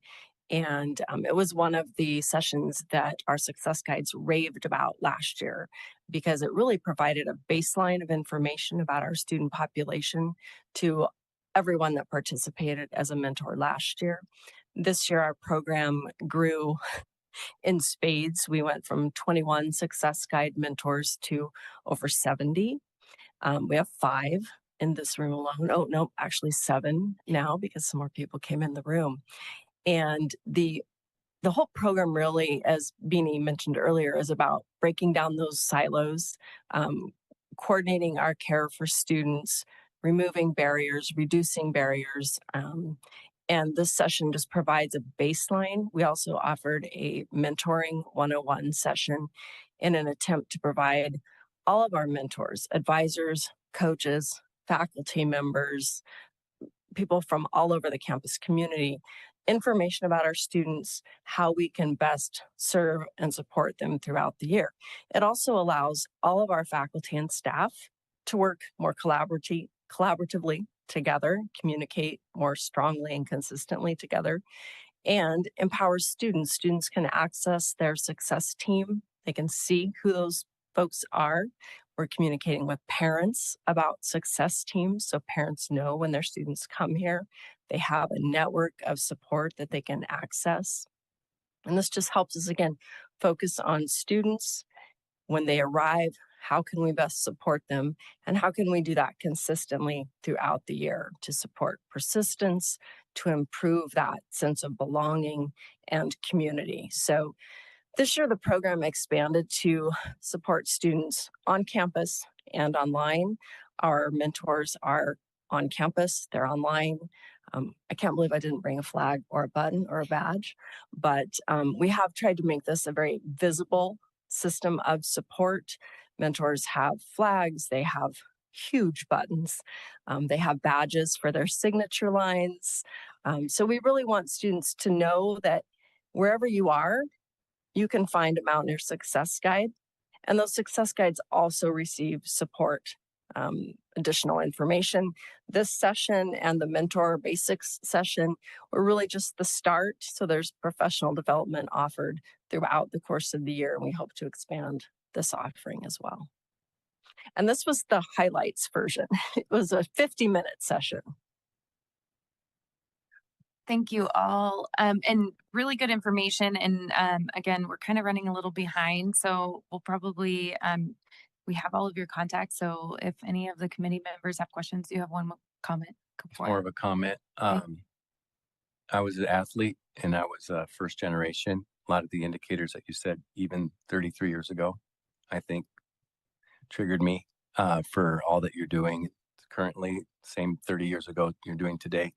The reason I love EOU for the most part is because of all of those relationships, all of those touch points, all of those support systems that you have in place. I felt those long ago, and I love that you guys are doing them and even doing them a little more systematically or cohesively. Thank you. I agree. And I really appreciate, like Beanie, you mentioned being able to see the students behind, like this is a good juxtaposition to the enrollment presentation of, you know, the humanity within the graphs and data. And so as we continue in, I hope we keep that sort of sandwich in this as we look at raw data, but then who is it and what does it mean as we go through? So want to make sure we keep some time for our next one. So we appreciate your presentation. Thank you. All right, and finally today on our agenda is a presentation of the Week of Welcome programming. So Catherine.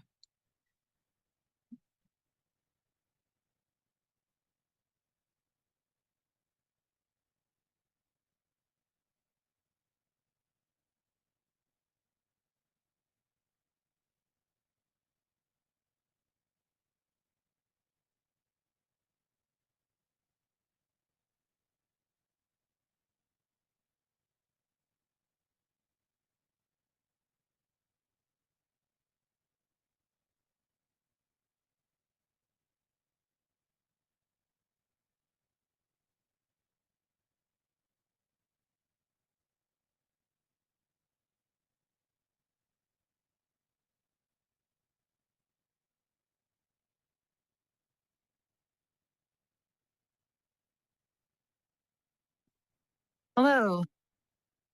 Thank you. I can be quick, and I'm all fun and good news. So it's a good wrap up session. So yes, hello. My name is Catherine Shorts. I'm the Director of Student Involvement. I'm excited to be here to talk about one of my favorite things, and that's Week of Welcome. So I'll just start off with some wonderful images. Most of these were taken by Michael Dakota from this year. Get the next button. So just to share a little bit about WOW and Week of Welcome, we have been following the same format for a few years now. We move families in on Wednesday, we kick off WOW, and on the next day, and it's a lot of focus around social interactions, make friends, meet your small teams, meet your leaders. On Friday, we get into EOU 101, which we make sure they're ready for classes, get your ID, parking permits, questions. Are you registered? Yes, we always find some that aren't. So we do all of those kinds of preparatory work, but we also make sure to sprinkle in a lot of fun, a lot of activity and engagement throughout and encouragement. And then we don't wrap the week because we keep going into week one, but we make sure that any athletic events that are held during that session and those times are highlighted. We take students to the games, we buy extra swag, we have a lot of fun, really try to develop that passion for being a Mountaineer and participating in some of the best entertainment that we have on campus. So it does roll into week one. That's why we do call it a week welcome. We have first day of school photos on the first day. We've been doing that since 2021 when we purchased those big letters. The individuals in this photo are part of our women's basketball team. They showed up with boards to write down all of their first day of school things for mom to send home. President Ryan smiled for 106 photos that I think made the cut, right? I'm pretty sure there was a few more than that. But it's a lot of fun. The students enjoy it. We have students returning every year coming and saying, I must get a photo. My mom liked mine last year so much. I need another. And we're really excited to see marketing get a permanent installment. The letters are starting to look a little rough. We keep painting them and keep using them, and they're a great added addition to the campus. We roll into week one also with the club fair. So this is our resource fair. This is an opportunity for clubs to highlight their involvement. It's an opportunity for clubs to recruit students, join us, come to these sessions. It's also an opportunity to promote events and talk about all the fun things that are coming up for the fall term. And we also have a great partner with the Benefits Navigator resources, and we have community resources there as well. So they're talking about all sorts of different health, wellness services that are provided in the community, which is a big need and asked by our students. So it's well received and a very popular event. So I wanted to show the picture of the class for this year. President Ryan is in the back there wearing the matching shirt, so she blends in really well. But I wanted to make sure that everyone was aware this incoming fall class is our centennial group.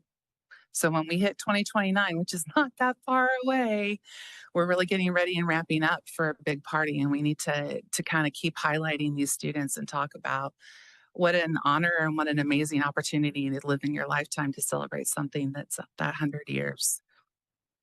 So new, there's always something new.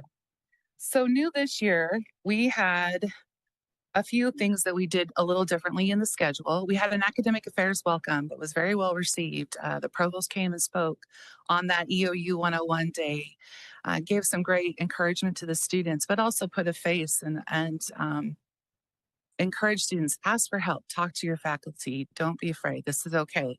So from that welcome, we then went into college panels. So we had faculty from every college meet with students. We had the leaders break up into their own majors. So they went with students for that major to the different colleges. And the feedback I got from the leaders was amazing. So I'm waiting for feedback from new students. We'll see how they feel about it. But these leaders were so proud of the faculty, how they engaged with students, how welcoming they were, how much fun it was, all of those things. I got a lot of great feedback from them. And I didn't get any complaints from the faculty. So I also take that as a 2 thumbs up good moment. And I hope that we'll keep building on it just to try and help students especially get nervous. I don't know how to address my faculty. I'm not sure what to say. I'm a little nervous about that. So the opportunity for them to see multiple leaders greet, hi, say first names, all of those welcome back type situations. They got to witness the leaders do those moments with their faculty. And I think that helped take down some of that fear and de-escalate the situation a little bit. So we'll continue to keep trying to have academic affairs within WOW to help students. We had a financial aid session that was a little different this year. We just had financial aid in Hoke during lunch, and students could drop in. So there wasn't an appointment. It was literally get on a computer, pull up your credentials. Let's see where you are. Will your aid be here on Monday? I got really good feedback from the director of financial aid. Jason said that he had a steady stream of students. He was very pleased with the interaction, and the students enjoyed the um, organic way that that session ran. It wasn't scripted. Another new thing for this fall was the ridiculously large foam hats. And they were a huge hit. And the reason I put them in this is because we do need to continue to find ways to have a lot of fun and encourage students and motivate them for participation. So we bought these. There's no other way to call them. They're just really crazy hats. And we used them as prizes. So we took the students to the games. And then during volleyball, between the sets, we had activities. The students would play. And that was the first photo there. They're competing. They're trying to knock the cup off of each other's foam stick in order to win one of those hats. And then they had a hard time wearing them in the stands because the people behind them couldn't see. But we had the Yeehaw contest winner. Trent was quite proud, and it was impressive. I will say he hands down took that. A cornhole tournament winners. We still have more of those foam hats. We are going to use them during basketball. We're going to use them to keep encouraging students to come to the games and build that rowdiness of a student section that we really love and take pride in. So, and I also had a lot of community members offer me cash on the spot for hats. And I want you all to know I declined every single offer. They're paid for with student fees and they'll go to students. And you can see here, Dr. Ryan is modeling one of those hats in this next photo. Molly is as well. I wanted to just talk a little bit about the students leadership wise. We did do something a little different for this group as well. We offered a scholarship for the first time, at least since I've been in the 14 years now doing WOW. So we offered a small scholarship as a way to help students because this is a big ask. We asked them to give up a week of their time at no compensation. It was just too much for so many. That helped us get to a total of 24 leaders, which made sure that we had smaller teams, more leaders. We also had an RA on each team. So each team had 3 students as mentors to serve, which was an excellent combination. The student leaders are always encouraged to share their story of involvement, their own path, and I encourage them strongly to share their struggles. The students that are new think that our leaders have no problems, no stresses, they're cruising through it, and they think they just have it all together. And when the leaders hear that, they really laugh really hard because it's just not a reality. It's not a reality for any of our students. So I talk a lot about encouraging participation. They talk about what clubs they're involved in, who on campus has been a great resource for them. They also served as civility campaign secret shoppers.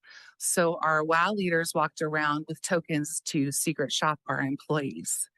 And they gave employees tokens when they saw employees doing good things and encouraging fellowship and friendship on campus. So it was a good addition to the campaign. They also help recruit next year's leaders, which is really important. It's easy for me to talk to students. I talk to students all the time, but it's very much more convincing for a peer mentor to encourage a student to be a leader. I think of the 24 leaders we had this year, if I believe I'm right, 16 of them are sophomores. So we had a big sophomore incoming class. I hope to keep them for a couple of years. And the one thing I wanted to demonstrate with this photo here is we have some of our alumni are all in these images. So Isaac's working at the state capitol as a chief of staff. Savannah, my daughter's coaching she's coaching shooting for Echo High School, but she's also their advanced math teacher. She's also doing dual credit with EOU through that program. And then Dustin Follett is part of the DRC marketing group and has been leading that group for some time and doing excellent work. The thing that I like about all of our WOW leaders, the more experience they get, the better, the more confident they become. They really truly do adapt and get that hands-on experience. They also learn that they can do a lot because we do 16-hour-long days during WOW as a leader. And a lot of them this year had to tap out and come back. And I want to say the old lady, me, hung in the entire time. And I kind of kept telling them, you can do this, you can push yourself and you can really accomplish so much. And we just support each other, and it's a great opportunity. As you can tell, I really do care a great deal about it. I think that's most of what I want to highlight. Just thank you for your time, and I would love to see board members also during WOW. Or you're always welcome to come and hang out and meet new students. Thank you for that. I think one thing that this is just elevating these last two presentations is that we have a lot of variables in higher education that are unlike any other generation prior. But I think this shows us that we're also doing things, meeting the students where they are, and celebrating each student in a way that is really an evolution and a strength. And it's just that the balance of that overcoming the variables that we're up against when we look at enrollment. I just can't overemphasize, like, we can't let that downer piece of this puzzle overshadow that that's not a reflection on how incredible these efforts are. I think back, even like, I had a fantastic university experience, but there's just so many more layers to that engagement now than ever have existed. And that's something to celebrate. Chair Mendoza. Thank you. Well done. I'm impressed with you. I've been impressed with you for a long time, though, Ms. Shorts. Not so much about you. I'm going to put Connor on the spot. Okay, so Connor, get ready. First comment, though, if we ever did a board EOU picture with Dr. Ryan, that would be pretty cool. So next one, Connor, you experienced Week of Welcome. So what is some student feedback, and what did you like, and what did you think probably could be better? Anything that you would want to say? Yeah, I really enjoyed Week of Welcome. I had to be part of it this year with RA. I was one of the student leaders, and I think that it's really, for the students, you get what you put into it. If they're trying to be involved and they're trying to like get themselves out there, they have a positive like experience with it. But then you have students that don't really want to be there and won't really get as involved. Last year, I believe that it was required to go. I think that was it this year? Okay. Yeah, Never. it's required. We did an incentive piece last year that was a little different with some trips. Yeah. Yeah. I really like that incentive piece that you guys did last year. I think that we could do that again if it's in the cards.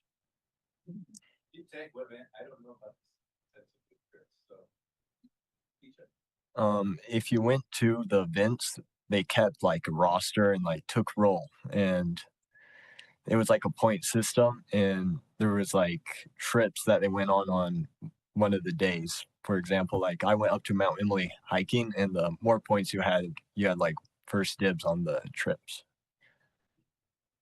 So true. And I had students that didn't qualify that got in their cars and went anyway. So yeah, I need them to sign waivers. Yeah. Connor had a great experience too. His brother was a WOW leader. So everyone knew exactly who he was. And I feel like you were well embraced by the group because of the work that your brother did in your legacy here at Eastern. Yeah.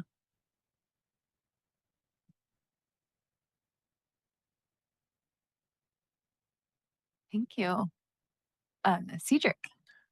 Yeah, I just wanted to say thank you for the presentation.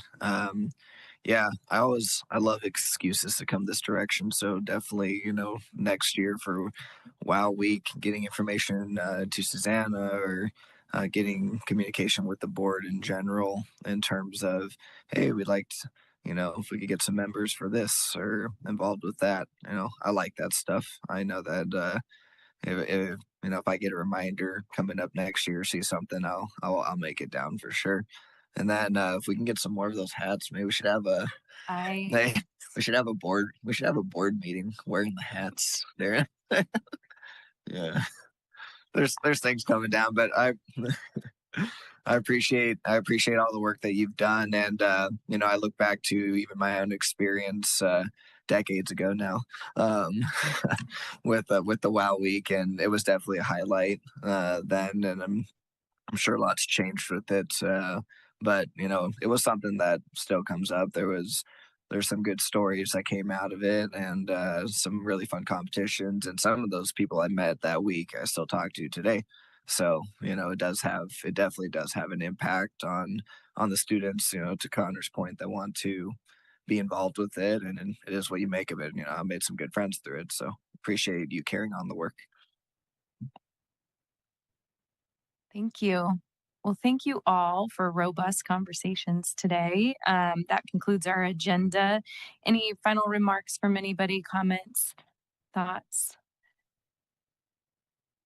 All right. I do appreciate ending the day with ASA only just because it's always so positive and the presentations are so warm, and we talk about students a lot. And at least for me, that's a big piece of why I'm sitting in this seat and supporting a pretty phenomenal university and the work that's happening. So again, much appreciation for the entire agenda. And how much effort goes into all of these presentations. There was a lot this afternoon. So I look forward, a number of these topics will come forward again in November at our full board meeting. And I look forward to seeing that in that respect as well. But with that, we will close at 4:18.